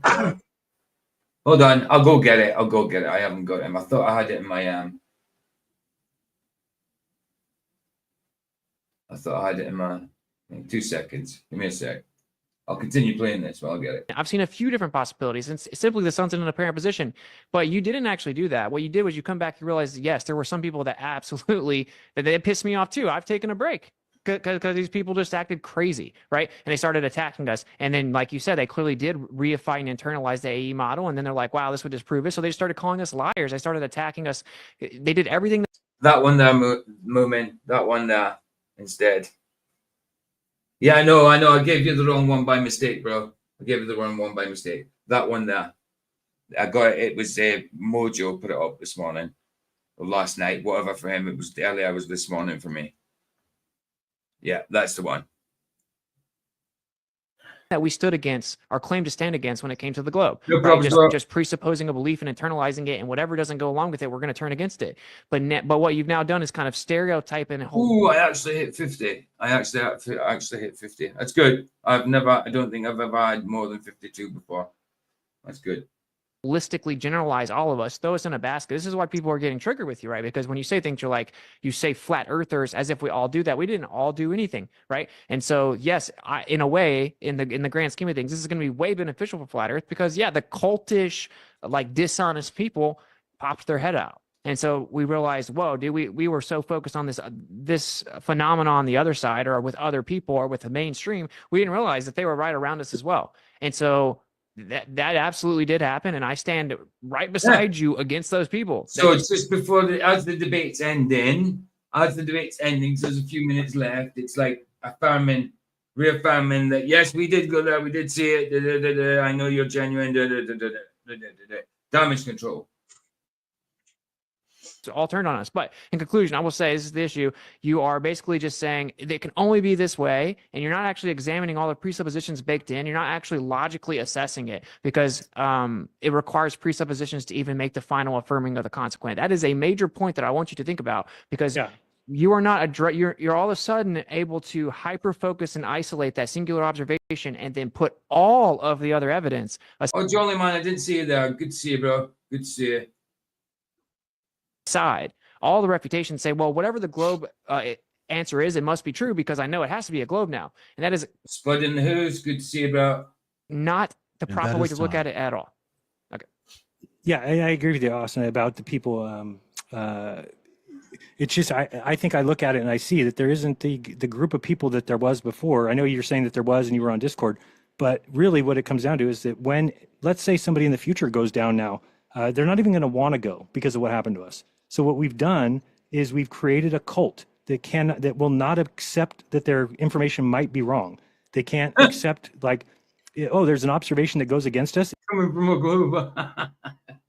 It was fake. We were some of the top flat earthers that there are. You and I don't know what number you want to put at, top 10, something like that. You and I, you, me, what's it? We were the top flat earthers in the game, man. Top flat earthers in the game, boys. You know, all the credit to us, all glory to us. You know, I'm just so sad that I'm not a flat earther anymore, but you know, we were the top flat earthers when it was flat, but now it's not flat. It's now a globe. It's now weirdo. Yep, you're a cult. Did you know you're a cult member, PJ? Oh yeah, absolutely, 100%. I mean, I joined this cult willingly. I know that flat Earth is my idol. You know. Oh yeah, of course. I don't worship the creation. I appreciate it a lot. I don't worship it. I worship God. Worship Christ. Yeah. We have these but they didn't so-called these so-called leaders of the flat Earth, and we're questioning bullshit. But we're part of the cult. Yeah, It's the absolute opposite. completely. And Completely. most people said, don't go there. You don't need to go there. It's a false dichotomy anyway. Of course. It doesn't, one way or another, it doesn't prove anything. Exactly. Exactly. It doesn't. It's totally false. They Of course. threw us under the bus so fast. Why? Because they don't care about fixing their position. They already are right. They threw you under the bus. Now you're victimizing yourselves. They threw us under the bus. Yep. Not that we willingly lay down under the bus. More like, if you want to use a bus analogy, then I mean, I don't believe there was any bus, but you know what I'm saying. Like, we agree with that. Maybe we can do a show and talk about that. We agree with that. Sure. But Because I think that's a problem. I get what you're saying, though. I get what you're saying. To respond to your second closing with repeat the one thing, I want you to think about this. I'm just going to repeat this thing that's written down. If Jiren had a justified belief that the Earth was planar and stationary, and then a 24-hour sun over his head in the south would not falsify either planar or stationary, it only does that if he is affirming the consequent and/or did not have a justified belief that the Earth was planar and stationary. Therefore, why would anyone accept his new belief that if it's a globe, that's a justified one, considering his previous belief could not have been justified? And I want you to just think about it. I mean, I'll copy and paste it to you and just think about it, right? Because it's like, that's the issue. It's the actual route in which you're reading the conclusion. Doesn't make sense that I would say that I thought that the South was a lie because of the map that I adhered to. Then I went looking for another map when I said, oh, if this map's falsified, what are we going to have? And then I said, oh, there is no other map. So there is only one flat Earth map, and it has been falsified. So you're right. It wasn't about maps before with you. Now it seems to be about maps and models. When you were flat Earther, allegedly, it wasn't about maps and models for you, was it? But now it is. Wow. You could be saying something true, meaning that, like, oh, well, Jiren, you don't know that there's another map that's going to come out in the future. You're right. I don't know that. There could be one, even though I've already kind of worked it out that there couldn't be one. But brother, right. That's not even what I'm saying. I'm just saying that, like, you're putting way too much weight on projections and models in the first place, reifying them, internalizing them, and then, implementing a false dilemma, a false binary. That's what you're doing. But look, we're going to go back and forth forever. We should wrap it up. As a moderator and a passive observer of this conversation, I'm walking away with hearing that you both had a significant moment on an airplane on the way back in which Austin was turned on also. You heard that too? I was wondering what the hell was going on there. Is that what I said? Yeah, it's okay. We knew what you meant. I was turned on too, man. I was turned on too. And what did I say? Yeah, you said Jiren had I know you had a significant moment on the plane coming back, and I was turned on too. So yeah. It must have been Kunal. It must have been. Yikes! I was trying to say. Thanks for bringing that up, by the way. Thanks for bringing that up. I was trying to say I was there too. I don't even know. I don't know. It was pretty hilarious. I could bring up that AI picture of us. That was pretty nice. I won't do it. Well, guys, I will say, can we say this? Like, can we say, let's say a good faith thing about it is, like, you see, like, look, we're not literally about to go to each other's house and fight. People need to chill out because it's just like. Yeah. Okay. Right. Yeah, that's enough. People need to just chill out. People need to just chill out. That's it. That's it done. That's it done. Hey, not a problem, Parallax. Not a problem. Not a problem. I ain't seen you here before. But good to see you, Parallax. Welcome. Not a problem. It wasn't a full review. It was more a watch party because Flats is doing it tonight. I've seen that. I'd already set it up for tomorrow to do a review on it tomorrow. But then when I woke up, or 2 hours sleep, I woke up and Vicky said Flats is put on his stream. So I went to look at it and it was a review of this. So I thought I'll do it as a watch party rather than a review because obviously it's more Flats field and and channel wise than mine. I mean, yes, I'm a flat earther. I do flat earth stuff, but in general, it's more scriptural stuff. You know what I mean? But yeah, so it was more of a watch party, partial review, I suppose. It still took 4 hours to do. That's me finished now, anyway. That's just finished. But thanks everybody for turning up. It's been a pleasure. And quite a few turned up as well. I think we got up to like 50, 51 live viewers. So it's good. It's good. I'll play out with the song that Luke asked for, Mr. Cheswick. Trust me, bro. Cool. Let's do it. Where is it? Where is it? Where is it? Where is it? There it is. There we go.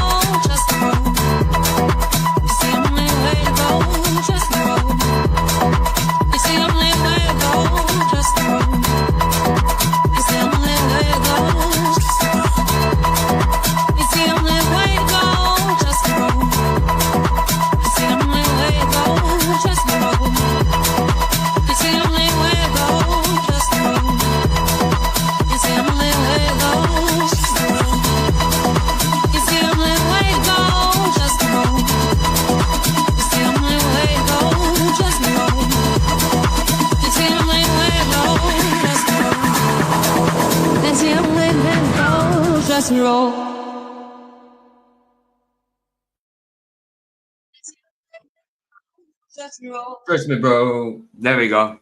Done. Sorted. Yeah, man. You want to throw hands with me, Mr. Medical? I've got a big mouth. You ready to back that up? Don't know who you are, but 100%. I never asked for a fight here, but 100%. If you wanted to throw hands in a controlled boxing match, absolutely 100%. It'll give me a reason to get fit again. That'll be ace. $500 a round, £500 a round, depending where you're at. Yeah, man, absolutely, 100%. I'd set one up with McDoon as well if you want. McDoon, FTFE, whoever you want. All you weirdos, anti-flat earthers, or trolls, whoever you are. Yeah, well, I'll box you all. Why not? Why not?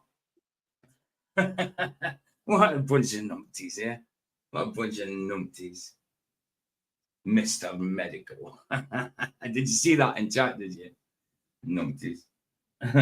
Oh yeah, yeah. Funny, innit? Funny. I've got a big mouth. Brilliant. Brilliant. Big mouth. I wonder what I said. Did I say something that hurt somebody?